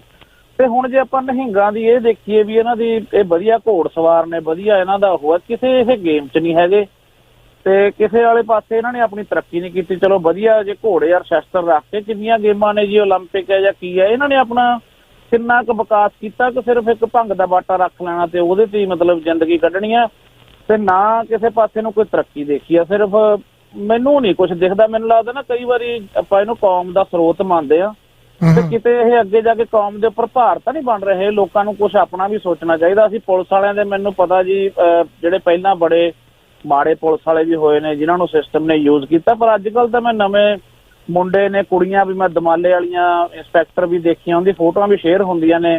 ਹੁਣ ਤਾਂ ਕੁੜੀਆਂ ਵੀ ਬਹੁਤ ਥਾਣਿਆਂ ਦੇ ਵਿੱਚ ਆ ਗਈਆਂ, ਸੋ ਪੁਲਿਸ ਵੀ ਬਦਲ ਰਹੀ ਹੈ। ਜੇ ਹੁਣ ਆ ਕੇਸ ਤੋਂ ਬਾਅਦ ਹੋਰ ਲੋਕਾਂ ਨੇ ਸਪੋਰਟ ਕੀਤੀ ਹੈ, ਪੁਲਿਸ ਵੱਲ ਨਜ਼ਰੀਆ ਬਦਲਿਆ ਉਹਨਾਂ ਦਾ। ਤੇ ਇਹਦੇ ਬਾਰੇ ਕਿਉਂਕਿ ਢਿੱਲੋਂ ਸਾਹਿਬ ਨੂੰ ਮੈਂ ਜ਼ਿਆਦਾ ਧਾਰਮਿਕ ਸਵਾਲ ਨਹੀਂ ਕਰਦਾ ਹੁੰਦਾ, ਇਹ ਓਬਵੀਅਸਲੀ ਇਹਨਾਂ ਦੀ ਵਿਚਾਰਧਾਰਾ ਤੋਂ ਇਹ ਜਾਣਿਆ ਇਹਨਾਂ ਨੂੰ, ਕਿਉਂਕਿ ਕਈ ਵਾਰੀ ਲੋਕ ਢਿੱਲੋਂ ਸਾਹਿਬ ਨੂੰ ਪੁੱਛਦੇ ਨੇ ਵੀ ਖਾਲਿਸਤਾਨ ਬਾਰੇ ਕੀ ਵਿਚਾਰ ਨੇ, ਜਾਂ ਉਹਦੇ ਚ ਮੈਂ ਇਹਨਾਂ ਨਾਲ ਫਿਰ ਮਤਲਬ ਇਨਸਾਫ ਨਹੀਂ ਹੁੰਦਾ। ਚੰਦੀ ਸਾਹਿਬ ਤੁਸੀਂ ਵੀ ਜ਼ਰੂਰ ਦੱਸਿਓ, ਕਿਉਂਕਿ ਧਰਮ ਤੇ ਤੁਹਾਡੀ ਪਕੜ ਆ, ਵੀ ਕੀ ਇਹਦੇ ਤੇ ਸਾਨੂੰ ਖੁੱਲ ਕੇ ਨਹੀਂ ਬੋਲਣਾ ਚਾਹੀਦਾ? ਜਿਹੜਾ ਬੰਦਾ ਗਲਤ ਹੈ ਗਲਤ ਹੈ, ਜਿਹੜਾ ਸਹੀ ਸਹੀ ਹੈ। ਬਾਈ ਜੀ ਮੈਂ ਆਫ ਏਅਰ ਸੁਣਦਾ। ਬਿਲਕੁਲ ਜੀ। ਸਭ ਤੋਂ ਪਹਿਲਾਂ ਮੈਂ ਆਪਣੀ ਅਪਡੇਟ ਦਿੰਦਾ ਜੀ। ਜਿਹੜੀਆਂ ਗੁਰੂ ਦੀਆਂ ਲਾਡਲੀਆਂ ਫੌਜਾਂ, ਬੜੇ ਯੁੱਧ ਕੀਤੇ ਜੀ, ਸਾਰਾ ਕੁਛ ਹੀ ਕੀਤਾ, ਗੁਰੂ ਸਾਹਿਬ ਦਾ ਸਾਥ ਵੀ ਦਿੱਤਾ ਇਹਨਾਂ ਨੇ। ਪਰ ਹੁਣ ਜਿੱਦਾਂ ਕਾਫੀ ਸਮੇਂ ਤੋਂ 40-45 ਸਾਲਾਂ ਤੋਂ ਕੋਈ ਐਕਟੀਵਿਟੀ ਹੈ ਨਹੀਂ ਗੀ, ਜਾਂ ਤੇ ਅਨੰਦਪੁਰ ਸਾਹਿਬ ਜਾ ਕੇ ਹੋਲੇ ਮਹੱਲੇ ਤੇ ਬੱਕਰੇ ਝਟਕਾਉਣੇ ਆ, ਜਾਂ ਉਦੋਂ ਉਸ ਤੇ ਮਹੱਲਾ ਖੇਡਣਾ ਆ, ਰੰਗ ਪਾਉਣਾ, ਰੰਗ ਜਿਹੜਾ ਸਿੱਖੀ ਅਸੂਲਾਂ ਦੇ ਉਲਟਿਆ, ਤਾਂ ਫਿਰ ਰੰਗ ਵੀ ਪਾਉਂਦੇ ਆ, ਸਾਰਾ ਕੁਛ ਹੀ ਕਰਦੇ ਆ ਜੀ। ਜਿਹੜੀਆਂ ਇਹੋ ਜਿਹੀਆਂ ਗੱਲਾਂ ਇਹ ਸ਼ੋਭਾ ਨਹੀਂ ਦਿੰਦੀਆਂ। ਤਰੱਕੀ ਕਰਨੀ ਚਾਹੀਦੀ ਜੀ, ਐਜੂਕੇਟ ਹੋਣਾ ਚਾਹੀਦਾ, ਕਥਾ ਕਰਨੀ ਚਾਹੀਦੀ ਹੈ। ਗੁਰੂ ਗ੍ਰੰਥ ਸਾਹਿਬ ਦੀ ਜਿਹੜੀ ਬਾਣੀ ਆ, ਗੁਰਬਾਣੀ, ਉਹਦਾ ਪ੍ਰਵਾਹ ਚਲਾਉਣਾ ਚਾਹੀਦਾ, ਲੋਕਾਂ ਨੂੰ ਜਾਗਰੂਕ ਕਰਨਾ ਚਾਹੀਦਾ। ਬੜੀ ਵੱਡੀ ਸੰਪਰਦਾਇ ਨਿਹੰਗ ਸਿੰਘ ਪੜ੍ਹ ਕੇ ਓਲੰਪਿਕ ਦੇ ਵਿੱਚ ਚੰਗੀਆਂ ਗੇਮਾਂ ਜਿੱਦਾਂ ਘੋੜਸਵਾਰੀ ਕਰਦੇ ਆ, ਸ਼ਸਤਰ ਵਿਦਿਆ, ਉਹ ਆਪਣੇ ਜ਼ੋਰ ਦਿਖਾਉਣੇ ਚਾਹੀਦੇ, ਨਾ ਕਿ ਕੁਛ ਨਸ਼ਿਆਂ ਤੱਕ ਜਾਂ ਇਦਾਂ ਦੇ ਸੀਮਤ। ਮੈਂ ਇਹ ਨਹੀਂ ਕਹਿੰਦਾ ਵੀ ਸਾਰੇ ਜਿਹੜੇ ਨਸ਼ੇ ਪੀਂਦੇ ਆ, ਠੀਕ ਆ, ਭੰਗ ਜਿਹੜੀ ਇੱਕ ਪ੍ਰਚਲਿਤ ਆ, ਜਿੱਦਾਂ ਕਿਹਾ ਜਾਂਦਾ ਜੀ ਸਿੰਘ ਛਕਦੇ ਆ, ਪਰ ਕੁਛ ਨਾ ਕੁਛ ਇਹਨਾਂ ਨੂੰ ਜਾਗਰੂਕਤਾ ਲਿਆਉਣੀ ਚਾਹੀਦੀ ਹੈ, ਕੌਮ ਦੇ ਵਿੱਚ ਪ੍ਰਚਾਰ ਕਰਨਾ ਚਾਹੀਦਾ। ਸਿੱਖੀ ਦਾ ਬੜਾ ਸੋਹਣਾ ਬਾਣਾ ਹੁੰਦਾ ਜੀ, ਇਹਨਾਂ ਦੇ ਦਮਾਲੇ ਬਹੁਤ ਸੋਹਣੇ ਹੁੰਦੇ ਆ, ਸ਼ਸਤਰ ਪਹਿਨੇ ਹੁੰਦੇ ਆ, ਪਰ ਅਗਾਂਹ ਵਧੂ ਸੋਚ ਜਿਹੜੀ ਬਹੁਤ ਜ਼ਰੂਰੀ ਹੈ, ਜਿਹੜੀ ਨਹੀਂ ਰੱਖਦੇ, ਸਿਰਫ ਉਹ ਸੀਮਤ ਹੀ ਰਹਿ ਜਾਂਦੇ ਆ। ਜਾਣੀ ਕਿ ਇਹ ਨਹੀਂ ਕਹਿ ਸਕਦੇ ਆਪਾਂ ਬਹੁਤ ਐਜੂਕੇਟ ਆ, ਨਾ ਤਾਂ ਕਦੇ ਕਾਲਜ ਯੂਨੀਵਰਸਿਟੀਆਂ ਦੇ ਵਿੱਚ ਪੰਜਾਬ ਦੇ ਵਿੱਚ ਦੇਖਿਆ। ਹੁਣ ਜਿਹੜੇ ਹਾਲੇ ਕੈਨੇਡਾ ਦੇ ਵਿੱਚ ਆਣ ਕੇ ਜਿਹੜੇ ਮੁੰਡੇ ਦਮਾਲਾ ਸਜਾਉਂਦੇ ਆ, ਉਹ ਕਾਫੀ ਹੱਦ ਤੱਕ ਉਹ ਜਾਣੀ ਕਿ ਐਜੂਕੇਟ ਆ, ਪਰ ਭਾਰਤ ਦੇ ਵਿੱਚ ਕੋਈ ਬਹੁਤ ਜ਼ਿਆਦਾ ਨਹੀਂ ਮੈਂ ਦੇਖਿਆ। ਜਿਹੜਾ ਢਿੱਲੋਂ ਸਾਹਿਬ, ਜੇ ਤੁਹਾਨੂੰ ਕੋਈ ਹੈ ਇਹਦੇ ਬਾਰੇ ਜਾਣਕਾਰੀ ਦੱਸ ਸਕਦੇ ਹੋ ਜੀ। ਬਿਲਕੁਲ ਜੀ, ਮੈਂ ਇਹਦੇ ਥੋੜਾ ਜਿਹਾ ਜਿੰਨੀ ਕਿ ਮੈਨੂੰ ਜਾਣਕਾਰੀ ਹੈ, ਇਹ ਨਹੀਂ ਗੱਲ ਕਿ ਭਾਰਤ ਦੇ ਵਿੱਚ ਨਹੀਂ ਹੈਗੀ ਜੀ। ਭਾਰਤ ਦੇ ਵਿੱਚ ਵੀ ਤੁਹਾਨੂੰ ਯੂਨੀਵਰਸਿਟੀਆਂ ਦੇ ਵਿੱਚ, ਕਾਲਜਾਂ ਦੇ ਵਿੱਚ ਬਹੁਤ ਸਾਰੇ ਜਿਹੜੇ ਗੁਰਸਿੱਖ ਲੜਕੇ ਲੜਕੀਆਂ ਮਿਲਣਗੇ ਜਿਨ੍ਹਾਂ ਨੇ ਪੂਰਾ ਖਾਲਸਾਈ ਰੂਪ ਵੀ ਧਾਰਿਆ ਹੁੰਦਾ। PhD ਕਰਦੇ ਵੀ ਮੈਂ ਪੰਜਾਬ ਯੂਨੀਵਰਸਿਟੀ ਦੇ ਵਿੱਚ ਦੇਖੇ ਜੀ। ਅਗਲੀ ਗੱਲ ਜੋ ਟਿਵਾਣਾ ਸਾਹਿਬ ਨੇ ਕਹੀ ਹੈ, ਇਹਨਾਂ ਨੇ ਦੋ ਕਰੈਕਟਰ ਸਾਹਮਣੇ ਲੈ ਕੇ ਆਂਦੇ ਹੈ। ਇੱਕ ਅਜੀਤ ਸਿੰਘ ਪੂਲਾ ਜੀ। ਅਜੀਤ ਸਿੰਘ ਪੂਲਾ ਇਕੱਲਾ ਇਹ ਨਹੀਂ ਕਿ ਉਹ ਮਾੜੇ ਜਾਂ ਜ਼ਾਲਮ ਪੁਲਿਸ ਅਫਸਰਾਂ ਦੇ ਨਾਲ ਮਿਲੀ ਭੁਗਤ ਸੀ, ਸਗੋਂ ਜੇ ਉਹਦਾ ਆਪਾਂ ਜਾਤੀ ਕਿਰਦਾਰ ਦੇਖੀਏ ਜੀ ਤਾਂ ਜਾਤੀ ਕਿਰਦਾਰ ਉਹਦਾ ਬਹੁਤ ਘਟੀਆ, ਬਹੁਤ ਮਾੜਾ ਸੀ ਜੀ। ਉਹਨੇ ਉਸ ਇਲਾਕੇ 'ਚ, ਜਿਸ ਇਲਾਕੇ ਦੇ ਵਿੱਚ ਉਹ ਰਹਿੰਦਾ ਸੀ, ਉੱਥੋਂ ਦੇ ਲੋਕਾਂ ਨਾਲ ਕਿੰਨੀਆਂ ਜ਼ਿਆਦਤੀਆਂ ਕੀਤੀਆਂ ਇਹ ਤਾਂ ਉਹ ਲੋਕ ਜਾਣਦੇ ਹੈ। ਜਾਂ ਸਰਦਾਰ ਚੰਨਨ ਸਿੰਘ ਸੰਧੂ ਉਹ ਜਾਣਦੇ ਆ, ਮਾਝਾ ਐਕਸ ਸਰਵਿਸ ਲੀਗ ਦੇ ਉਹ ਸਰਵੇ ਲੀਡਰ ਹੈ, ਜਿਨ੍ਹਾਂ ਨੇ ਸਭ ਤੋਂ ਜ਼ਿਆਦਾ ਉਸ ਬੰਦੇ ਦੇ ਖਿਲਾਫ ਜਦੋਜਹਿਦ ਕੀਤੀ ਸੀ। ਉਹਨਾਂ ਨੇ ਅਦਾਲਤਾਂ ਤੱਕ ਵੀ ਗਏ, ਉਹ ਮੁੱਖ ਮੰਤਰੀਆਂ ਤੱਕ ਵੀ ਗਏ। ਔਰ ਜਦੋਂ 2002 ਦੇ ਵਿੱਚ captain Amarinder Singh chief minister ਬਣੇ, ਉਸ ਵੇਲੇ ਕੈਪਟਨ ਨੂੰ ਮਿਲ ਕੇ ਵੀ ਉਹਨੇ ਇਹਦੇ ਪੂਲੇ ਨਿਹੰਗ ਦੇ ਖਿਲਾਫ ਕੁਝ ਪਰਚੇ ਦਰਜ ਕਰਵਾਏ ਸੀ ਜੀ। ਔਰ ਉਸੇ ਪਰਚੇ ਦੀ ਵਜ੍ਹਾ ਕਾਰਨ ਉਹ ਅੰਦਰ ਸੀ, ਤੇ ਫਿਰ ਜਿਵੇਂ ਉਹਦਾ ਅੰਤ ਹੋਇਆ, ਇਹ ਵੀ ਆਪਾਂ ਸਾਰੇ ਜਾਣਦੇ ਕਿ ਉਹਦਾ ਅੰਤ ਕਿਵੇਂ ਹੋਇਆ ਜੀ। ਇੱਥੇ ਹੁਣ ਜ਼ਿਕਰ ਕਰਤਾ ਵੀਰ ਜੀ ਨੇ ਕਿ ਕੁਝ ਪੁਲਿਸ ਅਫਸਰ, ਤੁਹਾਨੂੰ ਪਤਾ ਕਿ ਜਦੋਂ ਪੂਲੇ ਨਿਹੰਗ ਦਾ ਕਤਲ ਹੋਇਆ, ਉਹਨੂੰ ਜਿਉਂਦੇ ਨੂੰ ਅੱਗ ਲਾਈ ਸੀਗੀ ਡੀਜ਼ਲ ਪਾ ਕੇ ਜੀ। ਉਦੋਂ ਸਭ ਤੋਂ ਪਹਿਲਾ ਅਫਸਰ ਉਹਦੇ ਕੋਲ ਗਿਆ ਸੀ ਦੇਖਣ ਵਾਸਤੇ, ਉਹ ਗਿਆ ਸੀ ਪਰਮਰਾਜ ਸਿੰਘ ਉਮਰਾ ਨਗਰ ਜੀ। ਤੇ ਦੂਜਾ ਕੌਣ ਗਿਆ ਸੀ ਜਦੋਂ ਉਹਦਾ ਭੋਗ ਪਿਆ ਸੀ, ਉਦੋਂ ਸਮੈਤ ਸਿੰਘ ਸੈਣੀ ਵਗੈਰਾ ਵੀ ਗਏ ਸੀ। ਕਿੰਨੀਆਂ ਥਾਵਾਂ ਤੇ ਉੱਤੇ ਇਹਨੇ ਨਜਾਇਜ਼ ਕਬਜ਼ੇ ਕੀਤੇ। ਜੇ ਆਪਾਂ ਉਹਨੂੰ ਵੀ ਕਹੀਏ ਕਿ ਉਹ ਨਿਹੰਗ ਸੀ, ਉਹ ਸਿੱਖਾਂ ਦਾ ਪ੍ਰਤੀਨਿਧ ਦੇ ਰੂਪ ਦੇ ਵਿੱਚ ਕਰਾਂਗੇ ਤਾਂ ਮੇਰਾ ਖਿਆਲ ਹੈ ਇਹ ਇੱਕ ਧੱਕਾ ਹੈ। ਅਗਲੀ ਗੱਲ ਇਹ ਵੀ ਨਹੀਂ ਕਿ ਸਾਰੇ ਕਾਸੇ ਦਾ ਵਿਨਾਸ਼ ਹੋਇਆ ਹੈ ਜੀ। ਪਟਿਆਲੇ ਦੇ ਵਿੱਚ ਇੱਕ ਬੁੱਢਾ ਦਲ ਪਬਲਿਕ ਸਕੂਲ ਚੱਲਦਾ ਹੈ ਜੀ। ਉਹ ਪਬਲਿਕ ਸਕੂਲ ਜਿਹੜਾ ਹੈਗਾ ਬਹੁਤ ਸਿਰੇ ਦਾ ਪਬਲਿਕ ਸਕੂਲ ਹੈ, ਔਰ ਉਹਦੇ ਚ ਐਡਮਿਸ਼ਨਾਂ ਲੈਣ ਵਾਸਤੇ ਲੋਕ ਸਿਫਾਰਿਸ਼ਾਂ ਭਾਲਦੇ ਆ ਕਿ ਸਾਡੇ ਬੱਚੇ ਨੂੰ ਉੱਥੇ ਐਡਮਿਸ਼ਨ ਮਿਲ ਜੇ। ਉਹ ਵੀ ਰਵਾਇਤੀ ਬੁੱਢਾ ਦਲ ਜਿਹੜਾ ਸ਼ਰਮੇ ਕਰੋੜੀ ਹੈ ਉਹਦੇ ਵੱਲੋਂ ਚਲਾਇਆ ਜਾਂਦਾ ਹੈ ਜੀ। ਲੇਕਿਨ ਇੱਕ ਹੋਰ ਕਰੈਕਟਰ ਦਾ ਜ਼ਿਕਰ ਕੀਤਾ ਸੀ ਵੀਰ ਜੀ ਨੇ, ਉਹ ਕਰੈਕਟਰ ਹੈਗਾ ਬਲਵੀਰ ਸਿੰਘ ਨਿਹੰਗ ਸਿੰਘ ਜੀ। ਕਿਉਂਕਿ ਬਲਵੀਰ ਸਿੰਘ ਜਿਹੜਾ ਇਸ ਵੇਲੇ ਮੁਖੀ ਹੈ ਨਿਹੰਗ ਸਿੰਘਾਂ ਦਾ, ਇਹ ਉਸੇ ਜਿਹੜੀ ਹੈਗੀ ਆ ਆਪਾਂ ਕਹਾਂਗੇ ਆਰਗੇਨਾਈਜੇਸ਼ਨ ਦਾ ਮੁਖੀ ਹੈ, ਜਿਹੜੀ ਆਰਗੇਨਾਈਜੇਸ਼ਨ ਦਾ ਮੁਖੀ ਕਦੇ ਸੰਤਾ ਸਿੰਘ ਹੁੰਦਾ ਸੀ। ਲੇਕਿਨ ਪੰਜਾਬ ਦਾ ਜਿਹੜਾ ਮਾੜਾ ਦੌਰ ਹੈ, ਕਿਉਂਕਿ ਬਲਵੀਰ ਸਿੰਘ ਦਾ ਹੈਡਕੁਆਟਰ ਦਮਦਮਾ ਸਾਹਿਬ ਤਲਵੰਡੀ ਸਾਹਿਬ ਹੁੰਦਾ ਸੀ, ਸਾਡੇ ਆਪਣੇ ਜ਼ਿਲ੍ਹੇ ਦੇ ਵਿੱਚ। ਮੈਂ ਜਾਤੀ ਤੌਰ ਦੇ ਉੱਤੇ ਇਹਨੂੰ ਜਾਣਦਾ, ਔਰ ਜਾਤੀ ਤੌਰ ਤੇ ਮੈਂ ਬੜਾ ਨੇੜੇ ਹੋ ਕੇ ਦੇਖਿਆ, ਲੋਕਾਂ ਤੋਂ ਸੁਣਿਆ ਕਿ ਜਿਹੜਾ ਉਹ ਮਾੜਾ ਦੌਰ ਸੀ ਪੰਜਾਬ ਦਾ, ਉਸ ਮਾੜੇ ਦੌਰ ਦੇ ਵਿੱਚ ਵੀ ਲੋਕਾਂ ਨੂੰ ਕਿਵੇਂ ਫੜਵਾਇਆ, ਲੋਕਾਂ ਨੂੰ ਕਿਵੇਂ ਪੁਲਿਸ ਤੋਂ ਕਟਵਾਇਆ, ਕਿਵੇਂ ਫਿਰ ਉਹਨਾਂ ਨੂੰ ਛਡਵਾਉਣ ਵਾਸਤੇ ਧੀਆਂ ਭੈਣਾਂ ਨੂੰ ਖੇ ਖਰਾਬ ਕੀਤਾ। ਇਹ ਸਾਰੀਆਂ ਚੀਜ਼ਾਂ ਟਿਪਸ ਦੇ ਉੱਤੇ ਸਾਡੇ। ਪਰ ਵੱਖਰੀ ਗੱਲ ਹੈ ਕਿ ਜਦੋਂ ਸੰਤਾ ਸਿੰਘ ਸੁਰਗਵਾਸ ਹੋ ਗਿਆ, ਉਹ ਤੋਂ ਬਾਅਦ ਕੌਣ ਬਣੇ? ਆਮ ਤੌਰ ਦੇ ਉੱਤੇ ਨਿਹੰਗਾ ਸਿੰਘਾਂ ਦੇ ਵਿੱਚ ਇਹ ਰਵਾਇਤ ਹੁੰਦੀ ਹੈ ਕਿ ਜਿਹੜਾ ਬੰਦਾ ਘੋੜਿਆਂ ਦੀ ਸੇਵਾ ਕਰਦਾ, ਘੋੜਵਾਲ ਹੁੰਦਾ ਹੈ, ਉਹਨੂੰ ਬਣਾਇਆ ਜਾਂਦਾ ਨਿਹੰਗ ਸਿੰਘਾਂ ਦਾ ਮੁਖੀ। ਤੇ ਉਸ ਵੇਲੇ ਘੋੜਿਆਂ ਦੀ ਸੇਵਾ ਕਰਦਾ ਸੀ ਬਾਬਾ ਸੁਰਜੀਤ ਸਿੰਘ। ਬਾਬਾ ਸੁਰਜੀਤ ਸਿੰਘ ਨੂੰ ਲਾਂਭੇ ਕਰਕੇ ਵੇਲੇ ਦੀ ਹਕੂਮਤ ਨੇ, ਵੇਲੇ ਦੇ ਲੋਕਾਂ ਨੇ, ਖਾਸ ਕਰਕੇ ਮੈਂ ਕਹੂੰਗਾ ਅਕਾਲੀ ਪੋਲੀਟਿਕਸ ਵਾਲੇ ਨੇ, ਜਿਹੜੇ ਅਕਾਲ ਤਖਤ ਸਾਹਿਬ ਦਾ ਵੀ ਵਿਰੋਧ ਕਰਦੇ ਸੀ ਕਿ ਸੰਤਾ ਸਿੰਘ ਨਿਹੰਗ ਸਿੰਘ ਨੇ ਕਿਉਂ ਉਹਦੀ ਕਾਰ ਸੇਵਾ ਕਰਵਾਈ ਹੈ। ਜਦੋਂ ਉਹਨੇ ਕਾਰ ਸੇਵਾ ਨਹੀਂ ਕਰਵਾਈ, ਉਹਨੇ ਸਰਕਾਰ ਸੇਵਾ ਕੀਤੀ ਸੀ। ਉਸ ਵੇਲੇ ਬਲਵੀਰ ਸਿੰਘ ਵੀ ਉਹਦੀ ਸੱਜੀ ਬਾਂਹ ਸੀ, ਉਹਦਾ ਪੀਏ ਦੇ ਤੌਰ ਤੇ ਕੰਮ ਕਰਦਾ ਸੀ, ਉਹਦੇ ਗੜਵਈ ਦੇ ਤੌਰ ਤੇ ਕੰਮ ਕਰਦਾ ਹੁੰਦਾ ਸੀਗਾ। ਔਰ ਬਾਅਦ ਵਿੱਚ ਕਿਉਂਕਿ ਉਹ ਫਿੱਟ ਬੈਠਦਾ ਸੀ, ਤੇ ਫਿਰ ਉਸੇ ਨੂੰ ਸਰਕਾਰੀ ਤਾਕਤ ਦੇ ਨਾਲ ਨਿਹੰਗ ਸਿੰਘ ਸੰਸਥਾ ਦਾ ਚੀਫ ਬਣਾਇਆ ਗਿਆ। ਔਰ ਉਹਦਾ ਪ੍ਰਤੀਕਰਮ ਅਸਲ ਨਿਹੰਗ ਸਿੰਘਾਂ 'ਚ ਕਿੰਨਾ ਖੋਇਆ ਸੀ, ਇਹਦਾ ਸਭ ਤੋਂ ਵੱਡਾ ਸਬੂਤ ਹੈ ਜਿਹੜੀ ਬਗੀਚੀ ਹੈ ਪਟਿਆਲੇ, ਜਿੱਥੇ ਬਲਵੀਰ ਸਿੰਘ ਦਾ ਹੈਡਕੁਆਟਰ ਸੀ। ਉੱਥੇ ਫਿਰ ਇੱਕ ਅਟੈਕ ਹੁੰਦਾ ਹੈ ਜਿਹਦੇ ਵਿੱਚ ਬਲਵੀਰ ਸਿੰਘ ਦੇ ਰਿਸ਼ਤੇਦਾਰ ਇਨਕਲੂਡਿੰਗ ਹਿਸ ਫਾਦਰ, ਉਹਨਾਂ ਦਾ ਦੂਜੇ ਧੜੇ ਵਾਲਿਆਂ ਨੇ ਕਤਲ ਕਰ ਦਿੱਤਾ ਸੀ। ਬੜਾ ਕੁਛ ਉੱਥੇ ਹੋਇਆ, ਬੜਾ ਕੁਛ ਹੁੰਦਾ ਰਿਹਾ। ਇਸ ਕਰਕੇ ਅਸੀਂ ਅੱਜ ਜਿਹੜੀ ਇਹ ਗੁਰੂਆਂ ਦੀ ਮਤਲਬ ਲਾਡਲੀ ਫੌਜ ਹੈ, ਉਹ ਲਾਡਲੀ ਫੌਜ ਜਿਹੜੀ ਹੁੰਦੀ ਸੀ ਕਿਸੇ ਜ਼ਮਾਨੇ 'ਚ, ਉਹਨੂੰ ਜਿਹੜੇ ਨਵੇਂ ਆਰਗੇਨਾਈਜ਼ਰ ਹੈ, ਜਿਹੜੇ ਇਸ ਕਿਸਮ ਦੇ ਲੋਕਾਂ ਨੇ ਬਾਣੇ ਦੇ ਵਿੱਚ ਜਿਹੜੀਆਂ ਮਾੜੀਆਂ ਫੋਰਸਸ ਬੜੀਆਂ ਹੋਈਆਂ, ਮਾੜੇ ਬੰਦੇ ਬਣੇ ਹੈ, ਉਹਨਾਂ ਨੇ ਸਿੱਖੀ ਨੂੰ ਤੇ ਇਸ ਬਾਣੇ ਨੂੰ ਬਦਨਾਮ ਕਰਨ ਦਾ ਕੰਮ ਕੀਤਾ, ਚੰਗਾ ਕੰਮ ਨਹੀਂ ਕੀਤਾ। ਜਿੱਥੋਂ ਤੱਕ ਰਿਹਾ ਬਲਵਿੰਦਰ ਸਿੰਘ ਨਿਹੰਗ ਸਿੰਘ ਜੀ ਦਾ ਇਹ ਰੌਲਾ ਹੁਣ ਪਿਆ, ਇਸ ਬਲਵਿੰਦਰ ਸਿੰਘ ਨਿਹੰਗ ਸਿੰਘ ਬਾਰੇ ਵੀ, ਉਸ ਹਲਕੇ ਦੇ ਲੋਕਾਂ ਬਾਰੇ, ਉਸ ਹਲਕੇ ਦੇ ਪੱਤਰਕਾਰਾਂ ਬਾਰੇ ਜਿਨ੍ਹਾਂ ਦੇ ਨਾਲ ਮੈਂ ਗੱਲ ਕੀਤੀ ਹੈ, ਉਹਨਾਂ ਨੇ ਵੀ ਦੱਸਿਆ। ਆਮ ਤੁਹਾਡੇ ਕੋਲੇ ਵੀ ਇਨਫੋਰਮੇਸ਼ਨ ਆ ਗਈ ਹੋਣੀ ਹੈ ਕਿ 10-12 ਪਿੰਡਾਂ ਨੂੰ ਇਸ ਬੰਦੇ ਨੇ ਵੀ ਤਪਾ ਰੱਖਿਆ ਸੀ। ਔਰ ਗੁਰਦੁਆਰਾ ਖਿਚੜੀ ਸਾਹਿਬ ਇਹ ਬਣਾਇਆ, ਬਿਲਕੁਲ ਜਿਹੜੀ ਅੰਧ ਵਿਸ਼ਵਾਸ ਵਾਲੀ ਗੱਲ ਕਿ ਜਦੋਂ ਤੇਗ ਬਹਾਦਰ ਸਾਹਿਬ ਸਾਡੇ 9ਵੇਂ ਗੁਰੂ ਦਿੱਲੀ ਨੂੰ ਜਾਂਦੇ, ਉਹ ਕਹਿੰਦੇ ਜੀ ਇੱਥੇ ਬੈਠ ਕੇ ਉਹਨਾਂ ਨੇ ਖਿਚੜੀ ਖਾਧੀ ਸੀ।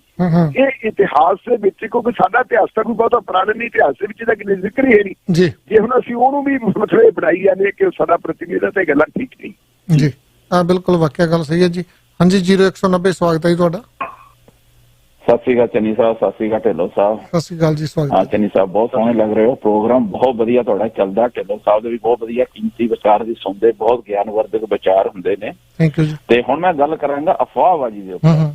ਜਿਸ ਤਰ੍ਹਾਂ ਬੰਬੇ ਦੇ ਵਿੱਚ ਅਫਵਾਹ ਉਡਾ ਕੇ, ਚਲੋ ਮਜ਼ਦੂਰ ਤਾਂ ਅਨਪੜ੍ਹ ਕਹਿ ਸਕਦੇ, ਅਨਪੜ੍ਹ ਸੀ, ਚਲੋ ਜ਼ਿਆਦਾ ਉਹਨਾਂ ਨੂੰ ਨਹੀਂ ਸੀ, ਉਹ ਇਕੱਠੇ ਹੋ ਗਏ ਤਾਂ ਹੋ ਗਏ। ਪਰ ਜਿਹੜੀਆਂ ਅਫਵਾਹਾਂ ਉਡਾਉਂਦੇ ਨੇ, ਉਹ ਗੱਲਾਂ ਦੇ ਤੇ ਮੈਨੂੰ ਬੜੀ ਪ੍ਰੋਬਲਮ ਹੈ। ਆਓ ਜੀ, 40-39 ਲੱਖ ਟਿਕਟਾਂ ਵਿਕ ਗਈਆਂ, ਕਿੱਥੋਂ ਵਿਕ ਗਈਆਂ? ਸਾਡੇ ਕੋਲ ਹਰ ਇੱਕ ਦੇ ਕੋਲ ਸਮਾਰਟਫੋਨ ਪਿਆ ਹੈ, ਸਮਾਰਟਫੋਨ ਤੇ ਅਸੀਂ ਚੈੱਕ ਕਰ ਸਕਦੇ ਵੀ ਇਹ ਖਬਰ ਹੈ ਕਿ ਅਫਵਾਹ ਹੈ। ਜੇ ਅਸੀਂ ਇਦਾਂ ਦੀ ਅਫਵਾਹਾਂ ਦੇ ਉੱਤੇ ਜਾਵਾਂਗੇ, ਨਹੀਂ ਉਹ ਅੱਛਾ ਨਹੀਂ ਲੱਗਦਾ। ਜੇ ਕੋਈ ਆ ਕੇ ਇਹ ਗੱਲ ਕਰਦਾ, ਮੈਨੂੰ ਉਹ ਗੱਲ ਦੱਸਿਆ ਵੀ ਅਫਵਾਹ ਦੇ, ਅਸੀਂ ਵੀ ਅਫਵਾਹ ਦੇ ਪਾਰਟ ਹੋ ਗਏ। ਇਹ ਗੱਲ ਮੈਂ ਢਿੱਲੋਂ ਸਾਹਿਬ ਨਾਲ ਕਰਾਂਗਾ। ਢਿੱਲੋਂ ਸਾਹਿਬ, ਜਿਹੜਾ WHO ਦੀ ਮਦਦ ਰੋਕਦੀ ਹੈ, ਟਰੰਪ ਨੇ ਕਿਹਾ ਵੀ ਹੁਣ ਇਹਨੂੰ ਆਰਥਿਕ ਜਿਹੜੀ ਹੈ ਕੋਈ ਤਰ੍ਹਾਂ ਦੀ ਮਦਦ ਨਹੀਂ ਦੇ ਰਹੀ। ਆਪਾਂ ਜਿੱਦਾਂ ਕੱਲ ਵੀ ਗੱਲ ਕੀਤੀ ਸੀ, ਉਸ ਤੋਂ ਪਹਿਲੇ ਵੀ ਗੱਲ ਕਰਦੇ ਆ ਵੀ ਟਰੰਪ ਸਾਹਿਬ WHO ਨੂੰ ਨਿਸ਼ਾਨਾ ਬਣਾ ਰਹੇ ਨੇ ਇਸ ਬਿਮਾਰੀ ਦਾ, COVID-19 ਦਾ। ਉਹਨੂੰ ਹੀ ਕਹਿ ਰਹੇ ਨੇ ਵੀ ਤੁਸੀਂ ਸਾਨੂੰ ਪੂਰੀ ਇਨਫੋਰਮੇਸ਼ਨ ਨਹੀਂ ਦਿੱਤੀ, ਜੋ ਕੁਝ ਚਾਈਨਾ ਦੇ ਵਿੱਚ ਹੋਇਆ ਸਾਨੂੰ ਦੱਸਿਆ ਨਹੀਂ ਗਿਆ। ਪਰ ਅਸੀਂ ਸਾਰਾ ਜਿਹੜਾ ਠੀਕਰਾ ਉੱਥੇ ਤਾਂ ਨਹੀਂ ਫੋੜ ਸਕਦੇ ਹਾਂ, WHO ਤੇ ਕੁਛ ਆਪਾਂ ਵੀ ਤਾਂ ਕਰਨਾ ਸੀ। ਜੋ ਇਹਨਾਂ ਨੇ ਕਰਨੇ ਸੀ, ਲੋਕਡਾਊਨ ਕਰਨੇ ਸੀ, ਜਾਂ ਆਪਣੇ ਐਂਟਰੀ ਪੁਆਇੰਟ ਬੰਦ ਕਰਨੇ ਸੀ, 에ਅਰਪੋਰਟ ਬੰਦ ਕਰਨੇ ਸੀ, ਬਾਰਡਰਾਂ ਤੇ ਸਕਰੀਨਿੰਗ ਕਰਨੀ ਸੀ, ਉਹ ਨਹੀਂ ਕੀਤੀ ਗਈ। ਉਹਦੀ ਵਜ੍ਹਾ ਦੇ ਨਾਲ ਜਦੋਂ ਲੋਕਡਾਊਨ ਨਹੀਂ ਹੋਇਆ, ਸੋਸ਼ਲ ਡਿਸਟੈਂਸ ਨੂੰ ਫਾਲੋ ਨਹੀਂ ਕੀਤਾ ਗਿਆ, ਬਿਮਾਰੀ ਫੈਲ ਗਈ। ਅੱਜ ਅਸੀਂ ਟੋਟਲੀ ਵਰਲਡ ਹੈਲਥ ਆਰਗੇਨਾਈਜੇਸ਼ਨ ਨੂੰ ਬਲੇਮ ਕਰਦੇ ਆ, ਤਾਂ ਅਸੀਂ ਉਹਨੂੰ ਪੂਰੀ ਤਰ੍ਹਾਂ ਨਹੀਂ ਕਰ ਸਕਦੇ। ਠੀਕ ਹੈ, ਚਾਈਨਾ ਨੇ ਇਨਫੋਰਮੇਸ਼ਨ ਲੁਕੋਈ ਆ, ਇਸ 'ਚ ਕੋਈ ਵੀ ਦੋ ਰਾਏ ਨਹੀਂ ਹੈ। ਕਿਉਂਕਿ ਜਿਸਲੇ ਵੁਹਾਨ ਸਿਟੀ 'ਚ ਫੈਲਿਆ 1 ਕਰੋੜ 10 ਲੱਖ ਦੀ ਪਾਪੂਲੇਸ਼ਨ ਸੀ, ਉਹ ਅੱਧੀ ਪਾਪੂਲੇਸ਼ਨ 5 ਮਿਲੀਅਨ ਤੱਕ ਚਲੇ ਗਈ, ਜਿਹੜੀ ਚਾਈਨਾ ਨੇ ਖੁਦ ਮੰਨਿਆ ਵੀ ਉਹ ਪਤਾ ਨਹੀਂ ਕਿੱਥੇ ਚਲੇ ਗਈ। ਤੇ ਹੁਣ ਉਹ ਕਿੱਥੇ ਗਈ ਹੈ? ਬਾਕੀ ਹਿੱਸਿਆਂ ਚਾਈਨਾ 'ਚ ਨਹੀਂ ਫੈਲਿਆ, ਸਿਰਫ ਵੁਹਾਨ ਸਿਟੀ ਉਹਦਾ ਕੇਂਦਰ ਰਿਹਾ ਐਪਿਕ ਸੈਂਟਰ ਦਾ। ਇਸ ਕਰਕੇ ਉਹ ਚਾਈਨਾ ਵੱਲੋਂ ਤਾਂ ਠੀਕ ਹੈ ਕੋਈ ਛਪਾਈ ਗਈ, ਪਰ ਅਸੀਂ ਹੁਣ ਆਪਣੇ ਜਿਹੜੇ ਕਰਨੇ ਸੀ ਇੱਥੇ ਉਹ ਨਹੀਂ ਅਸੀਂ ਕਰ ਪਾਏ, ਤੇ ਸਾਰਾ ਵਰਲਡ ਹੈਲਥ ਆਰਗੇਨਾਈਜੇਸ਼ਨ ਉੱਪਰ ਇਹ ਠੀਕਰਾ ਫੋੜਨਾ ਕੀ ਗੱਲ ਇਹ ਜਾਇਜ਼ ਹੈ? ਮੈਂ ਇਹ ਬਸ ਤੁਹਾਡੇ ਤੋਂ ਬਚਾ ਲੈਣਾ ਚਾਹੁੰਦਾ। Thank you. ਧੰਨਵਾਦ ਜੀ, ਬੜੇ ਵਧੀਆ ਗੱਲ ਕੀਤੀ ਤੁਸੀਂ ਢਿੱਲੋਂ ਸਾਹਿਬ। ਆਪਾਂ WhatsApp ਤੇ ਕਾਲ ਆ ਜੀ, ਅੱਗੇ ਉਹਨਾਂ ਦੀ ਕੱਟੀ ਗਈ ਸੀ, ਦੁਬਾਰਾ ਫੇਰ ਲੈ ਲਈਏ ਤੇ ਨਾਲ। ਹਾਂਜੀ ਵੀਰ ਜੀ, ਸਵਾਗਤ ਹੈ ਜੀ। ਹਾਂਜੀ ਚੰਦੀ ਸਾਹਿਬ, ਕੱਟੀ ਗਈ ਸੀ ਕੱਲ। ਇੱਕ ਤਾਂ ਢਿੱਲੋਂ ਸਾਹਿਬ ਨੇ ਜਵਾਬ ਦੇ ਹੀ ਦਿੱਤਾ ਸੀ ਵੀ ਉਹ ਰੇਲਵੇ ਦੀਆਂ ਟਿਕਟਾਂ ਵਾਲੀ ਹਵਾ ਹੀ ਹੈ, ਤੇ ਦੂਸਰਾ ਪਟਿਆਲਾ ਦੇ ਵਿੱਚ ਮਤਲਬ ਕੈਪਟਨ ਸਾਹਿਬ ਨੇ, ਸਾਡੇ CM ਸਾਹਿਬ ਨੇ ਮਤਲਬ ਆਰਡਰ ਕੀਤਾ ਵੀ ਮਤਲਬ ਕੱਲ ਤੋਂ ਕੋਈ ਵੀ ਲੰਗਰ ਨਹੀਂ ਵੰਡਿਆ ਜਾਊਗਾ, ਤੇ ਉੱਥੇ ਜਿੰਨਾ ਵੀ ਲੰਗਰ ਵੰਡਿਆ ਜਾਊ ਸਰਕਾਰੀ ਤੌਰ ਤੇ ਰੈੱਡ ਕਰਾਸ ਵੰਡੂਗੀ। ਜੋ ਪਹਿਲਾਂ ਵੀ ਢਿੱਲੋਂ ਸਾਹਿਬ ਵਿੱਚ ਗੱਲ ਦੇ ਵਿੱਚ ਡਿਸਕਸ ਕਰਕੇ ਹਟੇ ਆ ਵੀ ਸਰਕਾਰਾਂ ਦੇ ਤਾਂ ਵੱਸ ਦਾ ਰੋਗ ਹੀ ਨਹੀਂਗਾ ਵੀ ਸਾਰੇ ਸਭ ਦੀ ਪੂਰਤੀ ਕਰਨੀ, ਤੇ ਸੰਸਥਾਵਾਂ ਨੇ ਅੱਗੇ ਸਾਂਭਿਆ ਹੋਇਆ ਸੀ ਪੰਜਾਬ, ਤੇ ਅੱਜ ਆ ਹੋਰ ਨਵੀਂ ਮਤਲਬ ਖਬਰ ਸੁਣਨ ਨੂੰ ਮਿਲੀ ਹੈ। ਤੇ ਕੀ ਫਿਰ ਪਟਿਆਲਾ ਦਾ ਵੀ ਬੁਰਾ ਹਾਲ ਨਹੀਂ ਹੋ ਜਾਣਾ? ਜੀ ਜੀ ਢਿੱਲੋਂ ਸਾਹਿਬ, ਪਹਿਲੀ ਗੱਲ ਜੀ ਖਬਰ ਕਨਫਰਮ ਕਰਿਆ ਕਰੋ ਪੂਰੀ। ਕੈਪਟਨ ਅਮਰਿੰਦਰ ਸਿੰਘ ਦਾ ਕੋਈ ਹੁਕਮ ਨਹੀਂ ਜੀ, ਹੁਕਮ ਉੱਥੋਂ ਦੇ ਡਿਪਟੀ ਕਮਿਸ਼ਨਰ ਦਾ ਕੁਮਾਰ ਅਮਿਤ ਦਾ। ਉਹ ਕਿਉਂ ਹੈ? ਉਹਦੇ ਚ ਦੋ ਕਾਰਨ ਹੈ ਕਿ ਕੱਲ ਤੋਂ ਸ਼ੁਰੂ ਕਰਕੇ ਪਟਿਆਲੇ ਦੇ ਟੋਟਲ ਜਿੰਨੇ ਵਸਨੀਕ ਹੈ ਉਹਨਾਂ ਦੀ ਸਕਰੀਨਿੰਗ ਹੋ ਰਹੀ ਹੈ, ਨੰਬਰ 1। ਨੰਬਰ 2 ਇਹ ਹੈ ਕਿ ਉੱਥੇ 1-2 ਪੋਜ਼ਿਟਿਵ ਕੇਸ ਨਵੇਂ ਹੋਰ ਆ ਗਏ ਹੈ, ਔਰ ਉਹ ਪੋਜ਼ਿਟਿਵ ਕੇਸ ਆ ਕੇ ਕਿੰਨੇ ਬੰਦੇ ਸੰਕ੍ਰਮਿਤ ਹੋਰ ਹੋਣਗੇ, ਕਿੰਨੇ ਬੰਦੇ ਹੋਰ ਹੋਣਗੇ ਤੁਹਾਡੇ ਇਨਫੈਕਟ ਹੋਣਗੇ ਉਹਦੇ ਤੋਂ। ਇਹ ਪ੍ਰਸ਼ਾਸਨ ਨੇ ਆਪਣੇ ਪੱਧਰ ਦੇ ਉੱਤੇ ਇੱਕ ਫੈਸਲਾ ਲਿਆ ਹੈ। ਕੈਪਟਨ ਨੇ ਜਿਹੜਾ ਫੈਸਲਾ ਲਿਆ, ਕੈਪਟਨ ਨੇ ਕਰਫਿਊ ਵਾਲਾ ਫੈਸਲਾ ਲਿਆ, ਸਖਤੀ ਵਾਲਾ ਫੈਸਲਾ ਲਿਆ, ਉਹਨੂੰ ਲੋਕ ਐਪਰੀਸ਼ੀਏਟ ਕਰਦੇ, ਕੋਈ ਉਹਦੀ ਨਿਖੇਧੀ ਨਹੀਂ ਕਰਦੇ। ਲੇਕਿਨ ਜੇ ਪ੍ਰਸ਼ਾਸਨਿਕ ਪੱਧਰ ਦੇ ਉੱਤੇ ਸਾਰੇ ਡਿਪਟੀ ਕਮਿਸ਼ਨਰਸ ਨੂੰ ਹਦਾਇਤਾਂ ਦਿੱਤੀਆਂ ਹੋਈਆਂ, ਤੁਸੀਂ ਨੋਟ ਕੀਤਾ ਹੋਣਾ ਕਿ ਬੈਂਕਿੰਗ ਪ੍ਰਣਾਲੀ ਨੂੰ ਖੋਲਣ ਦੀ ਅੱਜ ਪ੍ਰਾਈਮ ਮਿਨਿਸਟਰ ਦੀ ਜਿਹੜੀਆਂ ਗਾਈਡਲਾਈਨਸ ਆਈਆਂ ਉਹਦੇ ਵਿੱਚ ਆ ਗਈਆਂ, ਲੇਕਿਨ ਬਠਿੰਡੇ ਦੇ ਵਿੱਚ ਅੱਜ ਸਾਰੀਆਂ ਬੈਂਕਾਂ ਵਾਈ ਆਊਟ ਡਿਪਟੀ ਕਮਿਸ਼ਨਰ ਨੇ ਬੰਦ ਕੀਤੀਆਂ। ਡਿਪਟੀ ਕਮਿਸ਼ਨਰ ਦੇ ਕੋਲੇ ਅਥੈਂਟਿਕ ਇਨਫੋਰਮੇਸ਼ਨ ਸੀ ਕੋਈ ਕਿ ਇੱਥੇ ਕਿਸੇ ਕਿਸਮ ਦੀ ਕੋਈ ਗੜਬੜ ਹੋ ਸਕਦੀ ਹੈ। ਸਾਨੂੰ ਨਹੀਂ ਪਤਾ ਵੀ ਉਹਦੇ ਕੋਲ ਇਨਫੋਰਮੇਸ਼ਨ ਕੀ ਸੀ, ਲੇਕਿਨ ਉਹਨੇ ਹੁਕਮ ਜਾਰੀ ਕਰਕੇ ਕਰ ਦਿੱਤਾ ਹੈ। ਸੋ ਕਈ ਚੀਜ਼ਾਂ ਆਪਾਂ ਇਹ ਕਹਿ ਦਿੰਦੇ ਕਿ ਸਿਰਫ ਤੇ ਸਿਰਫ ਲੰਗਰ ਨਾਲ ਹੀ ਹੈ। ਲੰਗਰ ਜੇ ਉੱਥੇ ਕੋਈ ਪ੍ਰੋਬਲਮ ਆਊਗੀ ਤਾਂ ਸਾਹਮਣੇ ਆ ਜਾਣੀ ਹੈ, ਸਰਕਾਰ ਆਪੇ ਉਹਦਾ ਕੁਝ ਪ੍ਰਬੰਧ ਕਰੂਗੀ, ਪ੍ਰਸ਼ਾਸਨ ਪ੍ਰਬੰਧ ਕਰੂਗੀ। ਮੋਰਓਵਰ ਤੁਸੀਂ ਇਹ ਵੀ ਜਾਣਦੇ ਹੋ, ਮੈਂ ਵੀ ਜਾਣਦਾ ਕਿ ਜਿਹੜਾ ਚੀਫ ਮਿਨਿਸਟਰ ਦਾ ਆਪ ਦਾ ਸਿਟੀ ਹੈ, ਆਪਦੇ ਸਿਟੀ ਦੇ ਵਿੱਚ ਜੇ ਆਪਾਂ ਕਹਿ ਦਈਏ ਕਿ ਲੰਗਰ ਜਿਹੜੀ ਹੈ ਖਾਦ ਖੁਰਾਕ ਦੀ ਥੋੜ ਪੈ ਜਾਣੀ ਹੈ, ਉਹ ਉਂਗਲਾਂ ਤੇ ਕਿੰਨੇ ਜਾਣ ਵਾਲੇ ਲੋਕ ਹੁੰਦੇ ਆ, ਉਹਨਾਂ ਨੂੰ ਸਾਰਾ ਪਤਾ ਹੁੰਦਾ ਕਿ ਕਿੱਥੇ ਕਿੱਥੇ ਲੰਗਰ ਵਗੈਰਾ ਚਾਹੀਦਾ ਹੈ। ਸੋ ਕਈ ਵਾਰੀ ਨਾ ਆਪਾਂ ਹਰ ਚੀਜ਼ ਨੂੰ ਕਿ ਨੁਕਤਾਚੀਨੀ ਵਾਸਤੇ ਨੁਕਤਾਚੀਨੀ ਕਰਨੀ ਹੈ, ਉਹ ਨਹੀਂ। ਮੈਂ ਪਹਿਲਾਂ ਵੀ ਬੇਨਤੀ ਕੀਤੀ ਸੀ ਕਿ ਜਿਸ ਯੁੱਗ ਦੇ ਵਿੱਚੋਂ ਅਸੀਂ ਗੁਜ਼ਰ ਰਹੇ ਹਾਂ ਉਹ ਯੁੱਗ ਉਹ ਹੈ ਜਦੋਂ ਸਾਨੂੰ ਸਾਰਿਆਂ ਨੂੰ ਮਿਲ ਕੇ ਇਹਦਾ ਮੁਕਾਬਲਾ ਕਰਨਾ ਚਾਹੀਦਾ ਹੈ। ਇਸ ਵੇਲੇ ਜਿਹੜੀ ਹੈਗੀ ਹੈ ਕ੍ਰਿਟਿਸਿਜ਼ਮ ਜਿਹੜਾ ਕਰਨਾ, ਕ੍ਰਿਟਿਸਿਜ਼ਮ ਕਰਨ ਵਾਲਾ ਜਦੋਂ ਟਾਈਮ ਆ ਗਿਆ ਉਦੋਂ ਕਰਾਂਗੇ, ਆਪਾਂ ਸਾਰੇ ਕਰਾਂਗੇ ਜੀ। ਦੂਜੀ ਬਿਰਗਾ ਸਾਹਿਬ ਨੇ ਪੁੱਛਿਆ ਜੀ, ਜਿਹੜਾ ਟਰੰਪ ਸਾਹਿਬ ਦਾ UN ਜਿਹੜਾ ਹੈਲਥ ਆਰਗੇਨਾਈਜੇਸ਼ਨ ਤੇ ਜੀ। ਬਿਲਕੁਲ ਬਿਲਕੁਲ ਬਿਲਕੁਲ ਬਿਲਕੁਲ ਮੈਮ, ਇਹਦੇ ਵਿੱਚ ਕੋਈ ਸ਼ੱਕ ਨਹੀਂ ਕਿ ਚਾਈਨਾ ਦੇ ਵਿੱਚ ਜਿਹੜਾ ਜਾਨੀ ਨੁਕਸਾਨ ਹੋਇਆ ਉਹ ਕਿਤੇ ਵੱਧ ਹੋਇਆ ਜੀ। ਔਰ ਜੇ ਆਪਾਂ ਇਹ ਕਹਿ ਦਈਏ ਕਿ ਚਾਈਨਾ ਦੇ ਵਿੱਚ ਜਿਹੜਾ ਨੁਕਸਾਨ ਹੋਇਆ ਉਹ ਸਿਰਫ ਤੇ ਸਿਰਫ WHO ਨੇ ਲੁਕੋ ਕੇ ਰੱਖਿਆ। ਚਾਈਨਾ ਇੱਕ ਅਜਿਹਾ ਦੇਸ਼ ਹੈ ਜਿਹਦੇ ਆਲੇ ਦੁਆਲੇ ਇੱਕ ਲੋਹ ਦੀਵਾਰ ਹੈ, ਉਹ ਹਵਾ ਤੱਕ ਬਾਹਰ ਨਹੀਂ ਨਿਕਲ ਦਿੰਦੇ। ਉੱਥੇ WHO ਦੇ ਪ੍ਰਤੀਨਿਧ ਗਏ ਹੋਣਗੇ, ਜ਼ਰੂਰ ਗਏ ਹੋਣਗੇ, ਉਹਨਾਂ ਨੂੰ ਕੋਈ ਇਨਫੋਰਮੇਸ਼ਨ ਮਿਲੀ ਹੋਣੀ ਹੈ। ਲੇਕਿਨ ਮੈਂ ਇੱਥੇ ਇਹ ਗੱਲ ਕਹਿਣੀ ਚਾਹੂੰਗਾ, ਮੈਂ ਪੁਸ਼ਟੀ ਕਰਦਾ ਇਹਨਾਂ ਦੀ ਗੱਲ ਦੀ, ਕਿ ਮਸਲਨ ਅਮਰੀਕਾ ਦਾ ਇੱਕ ਸੁਪਰ ਪਾਵਰ ਹੈ, ਸੁਪਰ ਪਾਵਰ ਤੋਂ ਜਿਹੜੀ ਇਨਫੋਰਮੇਸ਼ਨ ਲੁਕਾ ਲਈ WHO ਨੇ, ਉਹ ਨਿਊਜ਼ੀਲੈਂਡ ਦੀ ਸਰਕਾਰ ਕੋਲ ਕਿਉਂ ਨਹੀਂ ਲੁਕਾਈ ਜਾ ਸਕੀ? ਨਿਊਜ਼ੀਲੈਂਡ ਦੀ ਸਰਕਾਰ ਨੇ ਜਿਹੜੇ ਉੱਥੇ ਪੁਖਤਾ ਪ੍ਰਬੰਧ ਕੀਤੇ, ਪੇਸ਼ਗੀ ਪ੍ਰਬੰਧ ਕੀਤੇ, ਉਹਨਾਂ ਪ੍ਰਬੰਧਾਂ ਦੀ ਬਦੌਲਤ ਉੱਥੇ ਕਿਸੇ ਹੱਦ ਤੱਕ ਕੋਰੋਨਾ ਦਾ ਰਾਹ ਰੋਕਤਾ ਉਹਨਾਂ ਨੇ। ਉਹਨਾਂ ਨੇ ਠੱਲ ਪਾਤੀ ਹੈ, ਗੱਲ ਨੂੰ ਅੱਗੇ ਨਹੀਂ ਵਧਣ ਦਿੱਤਾ। ਜਿਹੜੇ ਪੁਰਾਣੇ ਉਹਨਾਂ ਦੇ ਕੋਲ ਪੇਸ਼ੈਂਟ ਹੈ ਉਹ ਆਪਦੀ ਥਾਂ ਤੇ ਹਨ, ਉਹ ਹੈਗੇ, ਉਹਨਾਂ ਦਾ ਇਲਾਜ ਵਗੈਰਾ ਚੱਲ ਰਿਹਾ ਹੈ। ਔਰ ਬਾਕੀ ਹੋਰ ਵੀ ਬਹੁਤ ਸਾਰੇ ਦੇਸ਼ ਹੈ, ਨਿੱਕੇ ਨਿੱਕੇ ਤਾਇਵਾਨ ਵਰਗੇ ਦੇਸ਼ ਹੈ ਜਿਹਨਾਂ ਨੇ ਕੰਟਰੋਲ ਕੀਤਾ ਹੋਇਆ ਹੈ। ਤੋ ਕੱਲੀ ਅਮਰੀਕਾ ਦੇ ਵਿੱਚ ਵੀ ਅਮਰੀਕਾ ਨੂੰ ਇਨਫੋਰਮੇਸ਼ਨ ਨਹੀਂ ਮਿਲੀ, ਜਿਹਦੇ ਕੋਲੇ ਸਾਰੀ ਦੁਨੀਆ ਦੀ ਮੈਪ ਹੈ, ਜਿਹਦੇ ਕੋਲੇ ਸੈਟੇਲਾਈਟ ਦੇ ਰਾਹੀਂ ਸਾਰੀ ਦੁਨੀਆ ਦੇ ਵਿੱਚ ਕਿੱਥੇ ਕਿੱਥੇ ਕੀ ਹੋ ਰਿਹਾ ਉਹ ਇਨਫੋਰਮੇਸ਼ਨ ਹੈ। ਉਹਨਾਂ ਨੂੰ ਇਸ ਗੱਲ ਦਾ ਨਹੀਂ ਪਤਾ ਲੱਗਿਆ ਕਿ ਦੁਨੀਆ ਦੇ ਵਿੱਚ ਖਤਰਨਾਕ ਬਿਮਾਰੀ ਫੈਲ ਗਈ। ਸਾਰਾ ਕੁਝ ਅਸੀਂ WHO ਤੇ ਨਹੀਂ ਸੁੱਟ ਸਕਦੇ। ਹਾਂ, ਆਪਣੀ ਜ਼ਿੰਮੇਵਾਰੀ ਤੋਂ ਬਚਣ ਵਾਸਤੇ WHO ਨੂੰ ਨਿਸ਼ਾਨਾ ਬਣਾਇਆ ਜਾ ਰਿਹਾ, ਇਹਦੇ ਵਿੱਚ ਕੋਈ ਸ਼ੱਕ ਨਹੀਂ। ਟਰੰਪ ਸਾਹਿਬ ਦੀ ਜਿਹੜੀ ਮੋਡਸ ਆਪਰੈਂਡੀ ਹੈ, ਜਿਹੜੀ ਉਹਨਾਂ ਦੀ ਯੁੱਧ ਨੀਤੀ ਹੈ, ਉਹ ਯੁੱਧ ਨੀਤੀ ਨੂੰ ਆਪਾਂ ਸਾਰੇ ਜਾਣਦੇ ਹਾਂ। ਇਸ ਵੇਲੇ ਕਿਉਂਕਿ ਅਮਰੀਕਾ ਦੇ ਵਿੱਚ ਇਲੈਕਸ਼ਨ ਸਿਰ ਤੇ ਹੈ, ਨਵੰਬਰ ਮਹੀਨੇ 'ਚ ਇਲੈਕਸ਼ਨ ਹੋਣੇ ਹੈ। ਇਲੈਕਸ਼ਨਾਂ ਦੀ ਵਜ੍ਹਾ ਕਾਰਨ ਉਹਨਾਂ ਨੂੰ ਇਹ ਹੈ ਕਿ ਕਿਸੇ ਕਿਸਮ ਦਾ ਕੋਈ ਨੁਕਸਾਨ ਨਾ ਹੋ ਜੇ। ਸੋ ਇਸੇ ਕਰਕੇ ਉਹ ਹਰ ਚੀਜ਼ ਜਿਹੜੀ ਆਪਣੀ ਅਸਫਲਤਾ, ਉਹ ਅਸਫਲਤਾ ਦੀ ਜ਼ਿੰਮੇਵਾਰੀ ਕਿਸੇ ਹੋਰ ਦੇ ਸਿਰ ਪਾ ਰਹੇ ਹੈ। ਔਰ ਇਸ ਵੇਲੇ ਸਭ ਤੋਂ ਜਿਹੜਾ ਹੈਗਾ ਅਸਲ ਨਿਸ਼ਾਨਾ, ਉਹ ਜਿਹੜਾ ਸੌਖਾ ਨਿਸ਼ਾਨਾ ਕਹਿ ਸਕਦੇ ਹਾਂ, ਉਹ WHO ਨੂੰ ਹੈ। ਮੈਂ ਇਹ ਵੀ ਜ਼ਿਕਰ ਕਰ ਦੇਵਾਂ ਕਿ WHO ਇੱਕ ਅਜਿਹੀ ਸੰਸਥਾ ਜੇ ਅੱਜ ਉਹਦਾ ਦਾਣਾ ਪਾਣੀ ਰੋਕਤਾ, ਅਮਰੀਕਾ ਠੀਕ ਹੈ ਇੱਕ ਸੁਪਰ ਪਾਵਰ ਹੈ, ਵੱਡੀ ਪਾਵਰ ਹੈ, ਇਹ ਸਭ ਤੋਂ ਵੱਧ ਉਹਨੂੰ ਮਾਲੀ ਮਦਦ ਦਿੰਦੇ ਆ। ਜੇ ਅੱਜ ਉਹਦੀ ਮਾਲੀ ਮਦਦ ਰੋਕਤੀ, ਐਡੇ ਥੋੜੇ ਸਮੇਂ ਦੇ ਵਿੱਚ ਅਗਾਂਹ ਕੋਈ ਹੋਰ ਆਰਗੇਨਾਈਜੇਸ਼ਨ ਨਹੀਂ ਹੋ ਸਕਦੀ ਜਿਹੜੀ ਇਸ ਕ੍ਰਾਈਸਿਸ ਦੇ ਸਮੇਂ ਦੇ ਵਿੱਚ ਉਹ ਡਿਊਟੀ ਸੰਭਾਲ ਲਵੇ ਜਿਹੜੀ WHO ਕੋਲ ਹੈ। ਜਿਵੇਂ ਅਸੀਂ ਕਈ ਵਾਰੀ ਇਹ ਗੱਲ ਕਹਿ ਦਿੰਦੇ ਕਿ ਅਕਾਲ ਤਖਤ ਹੋਵੇ ਜਾਂ ਸਾਡੀ ਕੋਈ ਵੀ ਧਾਰਮਿਕ ਥਾਂ ਹੋਵੇ, ਉਸ ਧਾਰਮਿਕ ਥਾਂ ਦੇ ਉੱਤੇ ਕੋਈ ਸ਼ਖਸੀਅਤ, ਕੋਈ ਬੰਦਾ, ਉਹਦੇ ਨਾਲ ਸਾਨੂੰ ਮਤਭੇਦ ਹੋ ਸਕਦੇ, ਉਹ ਮਾੜਾ ਹੋ ਸਕਦਾ, ਲੇਕਿਨ ਸੰਸਥਾ ਕਦੇ ਮਾੜੀ ਨਹੀਂ ਹੋ ਸਕਦੀ।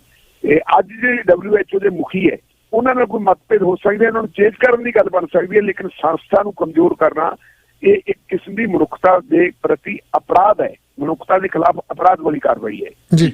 ਬਿਲਕੁਲ ਜੀ। ਢਿੱਲੋਂ ਸਾਹਿਬ ਆਪਣੇ ਨਾਲ ਹਰਜਿੰਦਰ ਸਿੰਘ ਧਨੋਆ ਹੁਣੀ ਜੁੜੇ ਹੋਏ ਆ ਕਾਫੀ ਲੰਮੇ ਸਮੇਂ ਤੋਂ। ਤੁਸੀਂ ਪਾਣੀ ਪੂਣੀ ਪੀਓ ਜੀ, ਤੇ ਆਪਾਂ ਉਹਨਾਂ ਨੂੰ ਲੈਂਦੇ ਹਾਂ ਜੀ ਨਾਲ। ਇਸ ਪ੍ਰੋਗਰਾਮ ਦੇ ਹਿੱਸੇ ਨੂੰ ਸਪਾਂਸਰ ਕੀਤਾ ਜੀ ਫਸਟ ਜਾਂ ਸੈਕੰਡ ਮੌਰਗੇਜ ਲੈਣੀ ਚਾਹੁੰਦੇ ਹੋ ਤੇ ਕਾਲ ਕਰ ਸਕਦੇ ਕਿਰਨ ਕੌਰ ਪੱਡਾ ਨੂੰ 416-710-2020 416-710-2020 ਤੇ ਨਵੀਆਂ ਘੜੀਆਂ ਲੈਣ ਵਾਸਤੇ ਜਾਂ ਕੋਈ ਘੜੀ ਰਿਪੇਅਰ ਕਰਾਉਣੀ ਆ, ਵਾਲ ਕਲੌਕ ਆਪਣੇ ਨਾਂ ਦਾ ਬਣਾਉਣਾ, ਕੰਪਨੀ ਦਾ ਨਾਮ ਲਿਖਾਉਣਾ ਜਾਂ ਟਰਾਂਸਪੋਰਟ ਦਾ, ਸੋਮਲ watch clock and parts 905-790-2188। FBI high school back to normal ਹੁੰਦਾ ਜੀ। ਤੁਸੀਂ ਆਪਣੇ ਬੱਚਿਆਂ ਦੀ ਵਧੀਆ ਭਵਿੱਖ ਵਾਸਤੇ, ਚੰਗੀ ਸਟੱਡੀ ਵਾਸਤੇ ਕਾਲ ਕਰ ਸਕਦੇ ਹੋ 905-791-4600।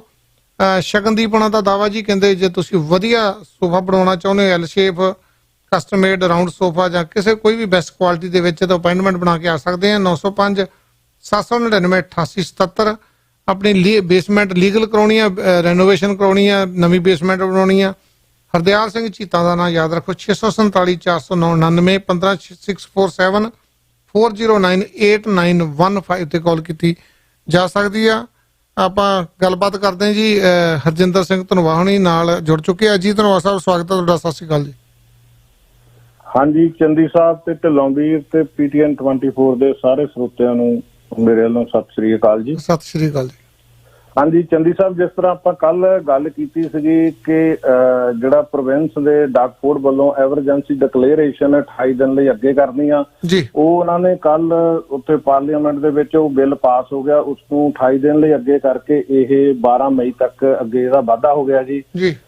ਤੇ ਇਸੇ ਤਰ੍ਹਾਂ ਜਿਸ ਤਰ੍ਹਾਂ ਸਕੂਲ ਜਿਹੜੇ ਸੀਗੇ ਉਹ 4 ਮਈ ਨੂੰ ਖੁੱਲਣੇ ਸੀਗੇ, ਉਹ 4 ਮਈ ਨੂੰ ਹੁਣ ਸਕੂਲ ਨਹੀਂ ਖੁੱਲਣਗੇ। ਅੱਗੇ ਤਾਂ ਨਹੀਂ ਦੱਸਿਆ ਉਹਨਾਂ ਨੇ ਕਿੰਨਾ ਕੁ ਚਿਰ ਬੰਦ ਰੱਖਣੇ ਆ, ਪਰ ਇਸ ਤੋਂ ਲੱਗਦਾ ਹੈ ਕਿ ਰੈਸਟ ਆਫ ਦਾ ਈਅਰ ਜਿਹੜੇ ਸਕੂਲ ਆ ਹੁਣ ਬੰਦ ਹੀ ਰਹਿਣਗੇ ਜੀ। ਜਿਹੜੀ ਆਪਾਂ ਚੇਂਜਸ ਦੀ ਗੱਲ ਕੀਤੀ ਸੀ, 4-5 ਚੇਂਜਸ ਇਹ ਲੈ ਕੇ ਆਇਆ। ਉਹਨਾਂ ਨੇ ਕਿਹਾ ਆ ਕਿ ਜਿਹੜੇ ਸਟੂਡੈਂਟ, ਸਾਰਿਆਂ ਨੂੰ ਪਤਾ ਹੈ ਕਿ ਜਿਹੜੇ ਸਕੂਲ ਆ ਮਾਰਚ 13 ਤੋਂ ਬੰਦ ਆ ਜੀ, ਤੇ ਸਟੂਡੈਂਟ ਜਿਹੜੇ ਉਹਨਾਂ ਨੇ ਗੱਲ ਕੀਤੀ ਆ ਕਿ ਕਿੰਡਰ ਗਾਰਡਨ ਤੋਂ ਲਾ ਕੇ 6 ਗ੍ਰੇਡ ਤੱਕ ਹਰ ਇੱਕ ਨੂੰ 5 ਘੰਟੇ ਦਾ ਕੰਮ ਮਿਲੂਗਾ ਜੀ ਉਹ ਵੀਕ ਦੇ ਵਿੱਚ ਜੀ। ਇਸੇ ਤਰ੍ਹਾਂ ਉਹਨਾਂ ਨੇ ਗ੍ਰੇਡ 7-8 ਦੀ ਗੱਲ ਕੀਤੀ ਆ ਜੀ, ਹਰੇਕ ਸਟੂਡੈਂਟ ਨੂੰ 10 ਘੰਟੇ ਆਨਲਾਈਨ ਜਿਹੜਾ ਕੰਮ ਮਿਲੇਗਾ ਜੀ।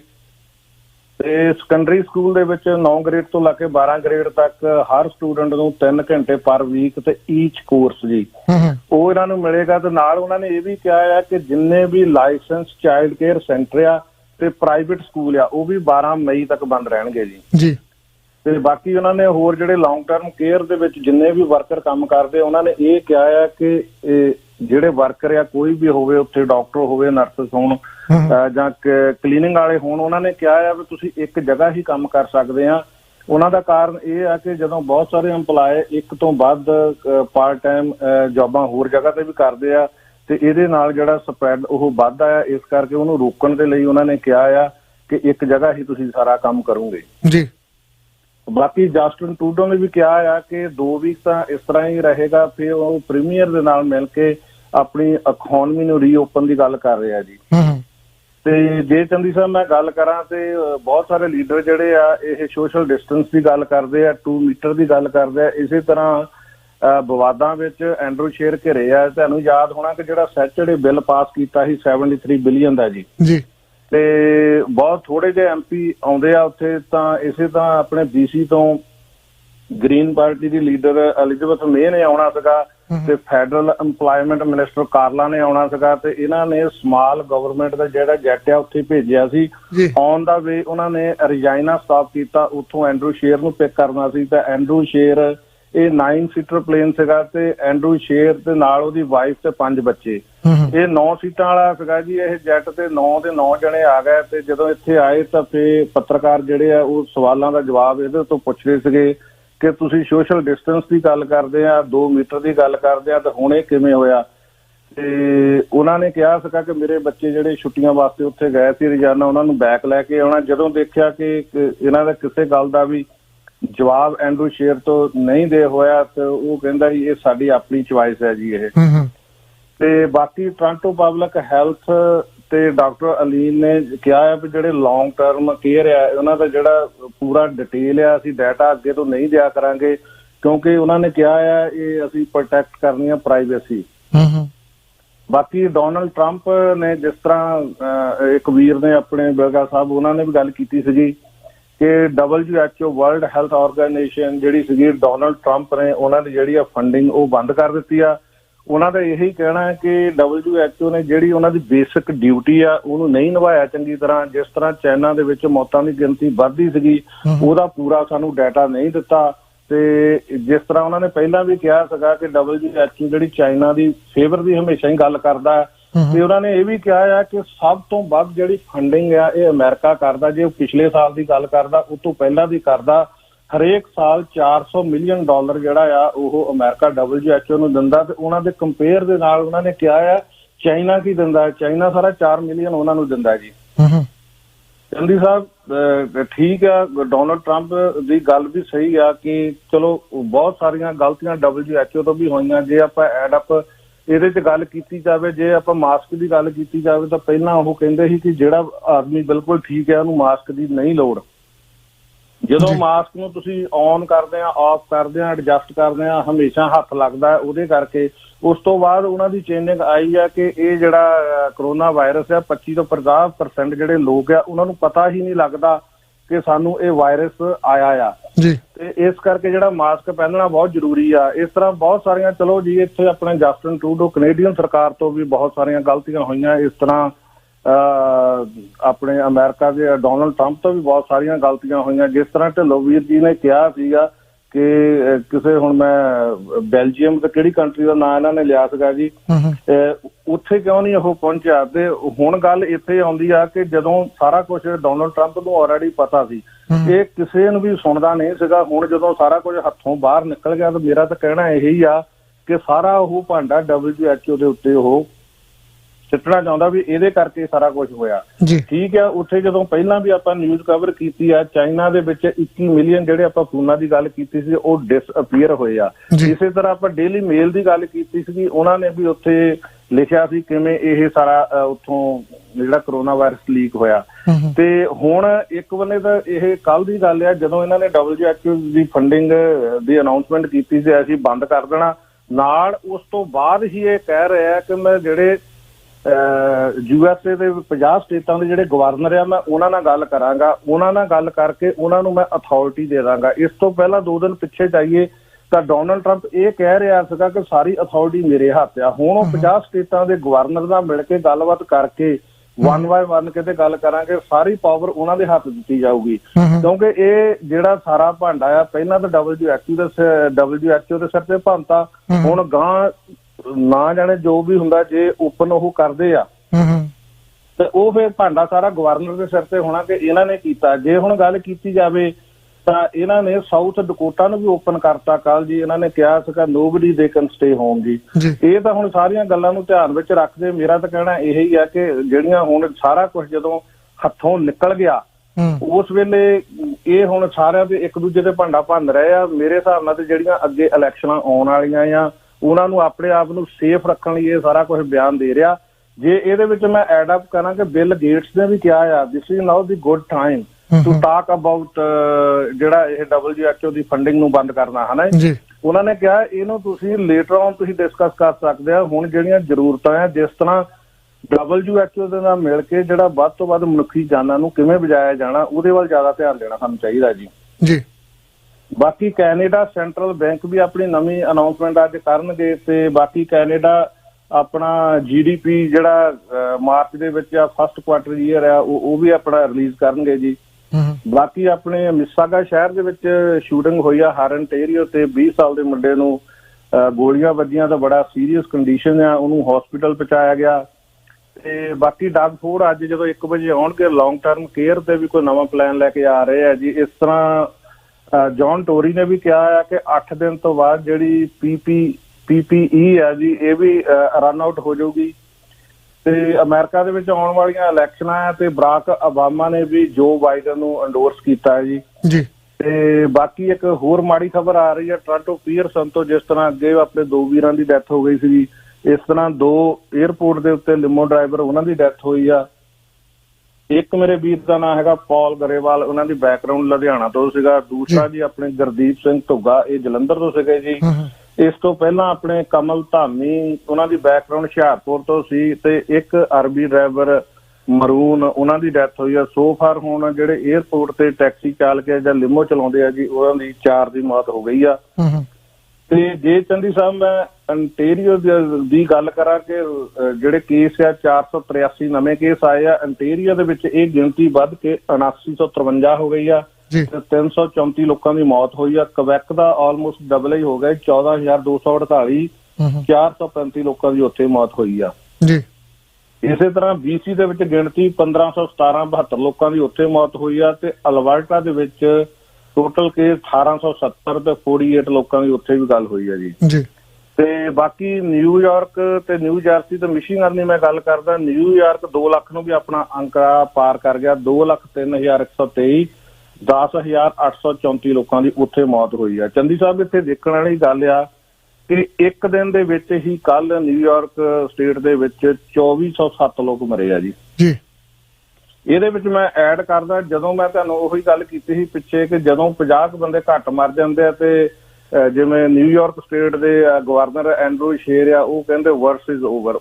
ਵਰਸ ਇਜ਼ ਓਵਰ ਕਿਵੇਂ ਹੋ ਗਿਆ ਜੀ? 2407 ਲੋਕ ਤੁਹਾਡੀ ਕੰਟਰੀ 'ਚ ਮਰ ਰਹੇ ਆ, ਤੁਸੀਂ ਲੋਕਾਂ ਦੇ ਅੱਖੀਂ ਘੱਟਾ ਪਾ ਰਹੇ ਆ ਜੀ। ਬਾਕੀ ਜੇ ਨਿਊ ਜਰਸੀ ਦੀ ਗੱਲ ਕਰਾਂ ਤੇ ਉੱਥੇ ਜਿਹੜੇ 68,824 ਆ ਤੇ 2,805 ਦੀ ਉੱਥੇ ਮੌਤ ਹੋਈ ਆ। ਇਸੇ ਤਰ੍ਹਾਂ ਮਿਸ਼ੀਗਨ ਦੇ ਵਿੱਚ ਵੀ 27,000 ਕੇਸ ਆ ਗਿਆ ਜੀ, 1768 ਦੀ ਮੌਤ ਉੱਥੇ ਹੋਈ ਆ ਜੀ। ਜੇ ਚੰਦੀ ਸਾਹਿਬ ਮੈਂ ਟੋਟਲ ਕੇਸਾਂ ਦੀ ਗੱਲ ਕਰਾਂ, ਹੁਣ ਤੱਕ 2 ਮਿਲੀਅਨ ਵੀ ਕੇਸ ਸਾਰੇ ਇਹ ਕ੍ਰਾਸ ਕਰ ਗਏ ਆ। ਤੇ 2,23,650 ਟੋਟਲ ਕੇਸ ਆ। ਜਿਨ੍ਹਾਂ ਲੋਕਾਂ ਦੀ ਡੈਥ ਹੋਈ ਆ ਉਹਨਾਂ ਦੀ ਗਿਣਤੀ 1,28,900 ਤੇ ਜਿਹੜੇ ਐਕਟਿਵ ਕੇਸ ਆ ਉਹਨਾਂ ਦੀ ਗਿਣਤੀ ਬਹੁਤ ਆ ਜੀ, 14,02,000 14 ਲੱਖ ਤੋਂ ਵੀ ਉੱਤੇ ਹੋ ਗਿਆ ਜੀ। ਹਾਂਜੀ। ਤੇ ਜਿਹੜੀ ਰਿਕਵਰੀ ਹੋਈ ਆ 4,92,366 ਲੋਕ ਉਹ ਆ।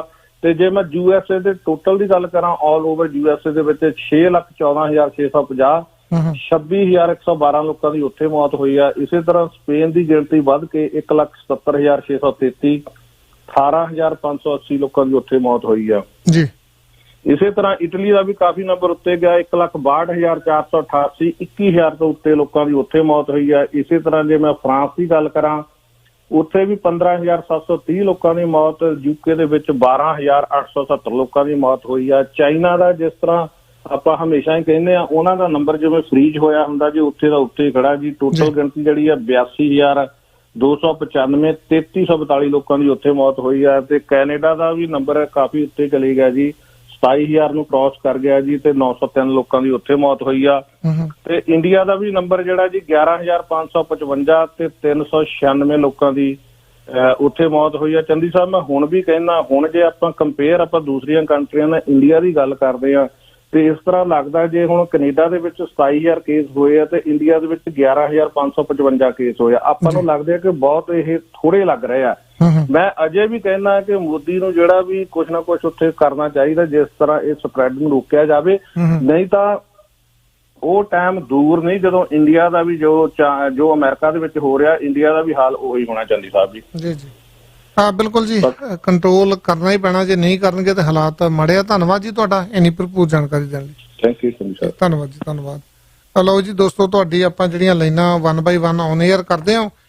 ਇਸ ਪ੍ਰੋਗਰਾਮ ਦੇ ਹਿੱਸੇ ਨੂੰ ਸਪਾਂਸਰ ਕੀਤਾ ਜੀ ਵਨ ਟੱਚ ਕਮਿਊਨੀਕੇਸ਼ਨ ਨੇ। ਤੁਸੀਂ ਬਹੁਤ ਵਧੀਆ ਡੀਲਾਂ ਲੈਣੀਆਂ ਚਾਹੁੰਦੇ ਹੋ, ਸੁਖਦੇਵ ਥਾਪਰ ਹੋਣਾ ਨੇ ਸਾਰਾ ਕੁਝ ਅਨਲਿਮਟਿਡ ਲਾਇਆ ਹੋਇਆ ਜੀ। LTE ਇੰਟਰਨੈਟ ਬਹੁਤ ਵਧੀਆ ਪਲਾਨ ਆ, ਤੁਸੀਂ ਕਾਲ ਕਰ ਸਕਦੇ ਹੋ 905-203-3636 ਤੇ ਟਿਕਟਾਂ ਬਾਰੇ ਕੋਈ ਜਾਣਕਾਰੀ ਲੈਣੀ ਆ, ਲਿੰਕ ਟਰੈਵਲ ਦੇ ਨੇੜਲੀ ਕਿਸੇ ਵੀ ਬ੍ਰਾਂਚ ਤੋਂ, ਤੇ ਜਾਂ 416-293-8700 ਤੁਹਾਡੇ ਕੋਲ ਲਾਇਸੈਂਸ ਐਕਸਪੀਰੀਅੰਸ ਹੈਗਾ, ਟਰੱਕ ਚਲਾਉਣਾ ਚਾਹੁੰਦੇ ਤਾਂ KJS ਟਰਾਂਸਪੋਰਟ GTA ਤੇ USA ਦੇ ਵਿੱਚ ਇੰਡੀਆਨਾ ਐਪਲਸ ਦੇ ਵਿੱਚ ਵੀ ਹੈ ਤੁਹਾਡਾ, ਤੁਸੀਂ ਉੱਥੇ ਓਨਰ ਆਪਰੇਟਰ ਵੀ ਡਰਾਈਵਰ ਦੀ ਜੌਬ ਵੀ ਕਰ ਸਕਦੇ ਹੋ। 905-799-9500 ਤੇ ਜਿੰਦਰ ਬੁੱਟਰ ਜਾਂ ਕੁਲਵੰਤ ਸਿੰਘ ਨਾਲ ਗੱਲਬਾਤ ਕਰ ਸਕਦੇ ਹੋ। ਤੇ ਨਾਲ ਹੀ ਜੇ ਮੌਂਟਰੀਅਲ ਦੇ ਵਿੱਚ ਗਏ ਤੁਹਾਡੇ ਟਰੱਕ ਟ੍ਰੇਲਰ ਨੂੰ ਕੋਈ ਪ੍ਰੋਬਲਮ ਆ ਗਈ, ਡਾਇਮੰਡ ਟਰੱਕ ਰਿਪੇਅਰ 450-934-2957 ਤੇ ਕਾਲ ਕੀਤੀ ਜਾ ਸਕਦੀ ਹੈ। ਕੋਈ ਮਾੜਾ ਸਮਾਂ ਆ ਗਿਆ ਜੀ ਤੇ ਲੋਟਸ ਫਿਊਨਰਲ ਨਾਲ ਗੱਲਬਾਤ ਕਰ ਸਕਦੇ ਹੋ 647-547-8188 ਤੇ। ਤੁਹਾਡੀ ਗੱਡੀ ਦਾ ਐਕਸੀਡੈਂਟ ਹੋ ਜਾਂਦਾ GTA ਦੇ ਵਿੱਚ, ਪ੍ਰੋਜਨ ਆਟੋ ਕਲੀਜ਼ਨ ਤੇ ਸੋਢੀ ਭਾਜੀ ਨਾਲ ਗੱਲਬਾਤ ਕਰ ਸਕਦੇ ਹੋ। ਹਰੇਕ ਇੰਸ਼ੋਰੈਂਸ ਕੰਪਨੀ ਨਾਲ ਗੱਲਬਾਤ ਕਰਦੇ ਆ। 416-857-5700 ਨੰਬਰ ਆ ਜੀ। ਹਾਂਜੀ ਵੀਰ ਜੀ, ਸਵਾਗਤ ਹੈ ਤੁਹਾਡਾ 15-10 ਜੀ। ਬਹੁਤ ਮਿਹਰਬਾਨੀ ਭਾਈ ਸਾਹਿਬ, ਸਤਿ ਸ੍ਰੀ ਅਕਾਲ। ਸਤਿ ਸ੍ਰੀ ਅਕਾਲ ਵੀਰ ਜੀ। ਦੇਖੋ ਜੀ, ਮੇਰਾ ਤਾਂ ਇਹ ਪੁਰਜ਼ੋਰ ਮੰਨਣਾ ਹੈ ਵੀ ਪੁਲਿਸ ਹੀ ਹੁੰਦੀ ਹੈ, ਨਾ ਚੰਗੀ ਹੁੰਦੀ ਹੈ ਨਾ ਮਾੜੀ ਹੁੰਦੀ ਹੈ, ਨਾ ਇਹ ਨਵੀਂ ਹੁੰਦੀ ਹੈ ਤੇ ਨਾ ਪੁਰਾਣੀ ਹੁੰਦੀ ਹੈ ਜੀ। ਇਹ ਸਟੇਟ ਦੀ ਤਨਖਾਹਦਾਰ ਨੌਕਰ ਹੁੰਦੀ ਹੈ ਤੇ ਸਿਰਫ ਉਹਨਾਂ ਦਾ ਹੁਕਮ ਵਜਾਉਂਦੀ ਹੈ, ਇਵੇਂ ਹੀ ਫੌਜ ਜੀ। ਹੁਣ ਫੇਸਬੁੱਕ ਦੀਆਂ ਕਈ ਕੱਚੀਆਂ ਪੱਕੀਆਂ ਪੋਸਟਾਂ ਅੰਦਰ ਕਿਸੇ ਪੁਲਿਸੀਏ ਨੇ ਭਾਵੇਂ ਲੋਕਾਂ ਦਾ ਦਿਲ ਜਿੱਤ ਵੀ ਲਿਆ ਹੋਵੇ, ਪਰ ਆਪਣੇ ਮਹਿਕਮੇ ਦੀ ਗੁੰਡਾਗਰਦੀ ਖਿਲਾਫ ਉਹਨੇ ਤੱਥ ਹੁੰਦੇ ਹੋਏ ਵੀ ਕਦੀ ਮੂੰਹ ਨਹੀਂ ਖੋਲਿਆ ਜੀ। ਗੱਲ ਉਲਟ ਪਲਟ ਕੇ ਲੋਕਾਂ ਦੇ ਸਿਰੇ ਮੜ ਦਿੱਤੀ ਜਾਂਦੀ ਕਿ ਕੁਝ ਲੋਕ ਨਸ਼ੇ ਵੇਚਦੇ ਨੇ, ਹਥਿਆਰ ਰੱਖਦੇ ਨੇ, ਝਗੜੇ ਕਰਦੇ ਨੇ, ਬਲਾ ਬਲਾ। ਹਾਲਾਂਕਿ ਇਹੀ ਸਭ ਕੁਝ ਸਰਕਾਰਾਂ ਵੀ ਕਰਦੀਆਂ ਨੇ ਕਾਨੂੰਨ ਦੀ ਚਾਦਰ ਤਾਣ ਕੇ। ਹਾਂਜੀ, ਜੇ ਨਹੀਂ ਕਰਦੀਆਂ ਤਾਂ ਦੱਸੋ ਜੀ। ਹਾਂਜੀ ਬਿਲਕੁਲ।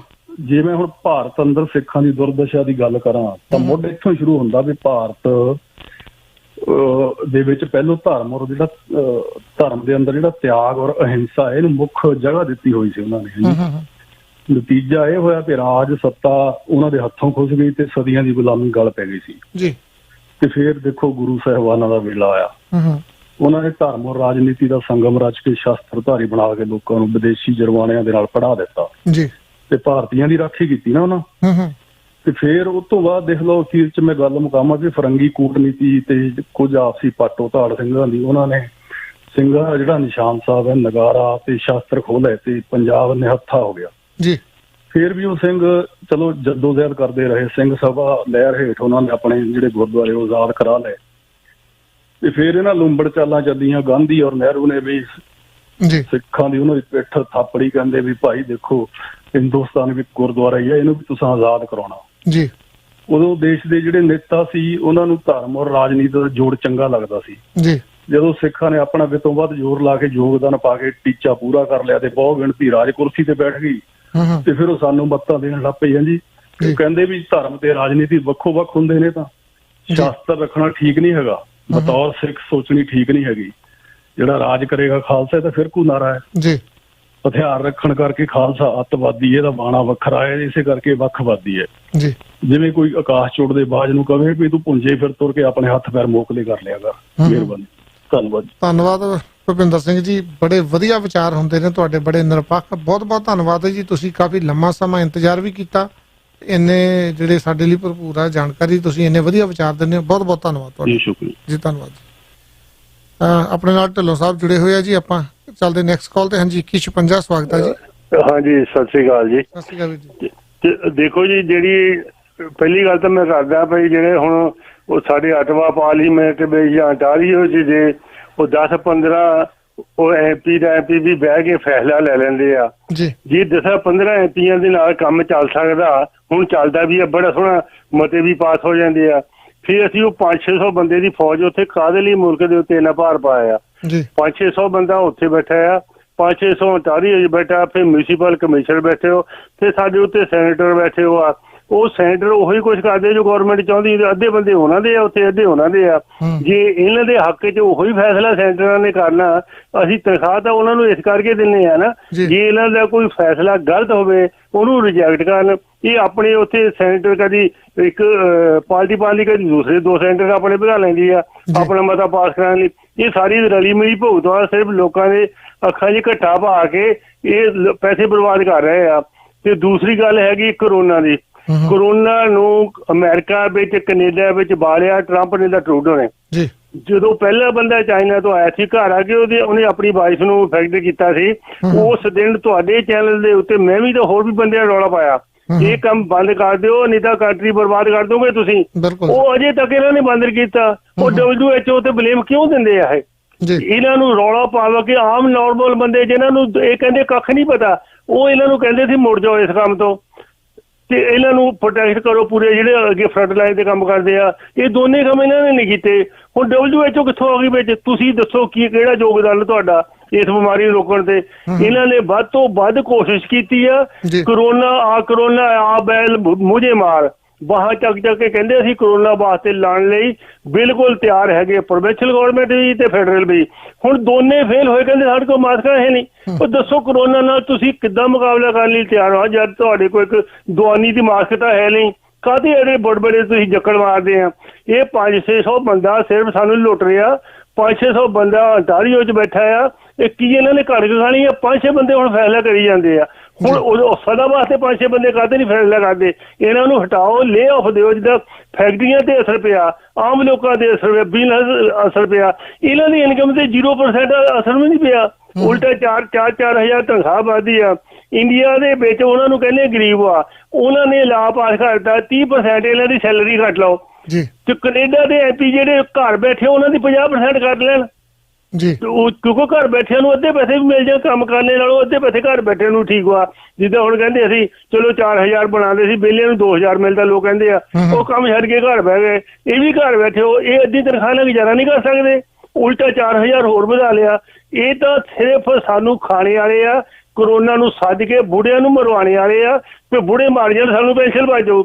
ਤੁਸੀਂ ਦੱਸੋ ਕੋਈ ਵੀ MP ਵੀ 80 ਸਾਲਾਂ ਤੋਂ ਵੱਡੇ ਹੈਗੇ ਆ, 17 ਸਾਲਾਂ ਦੇ ਵੀ ਹੈਗੇ।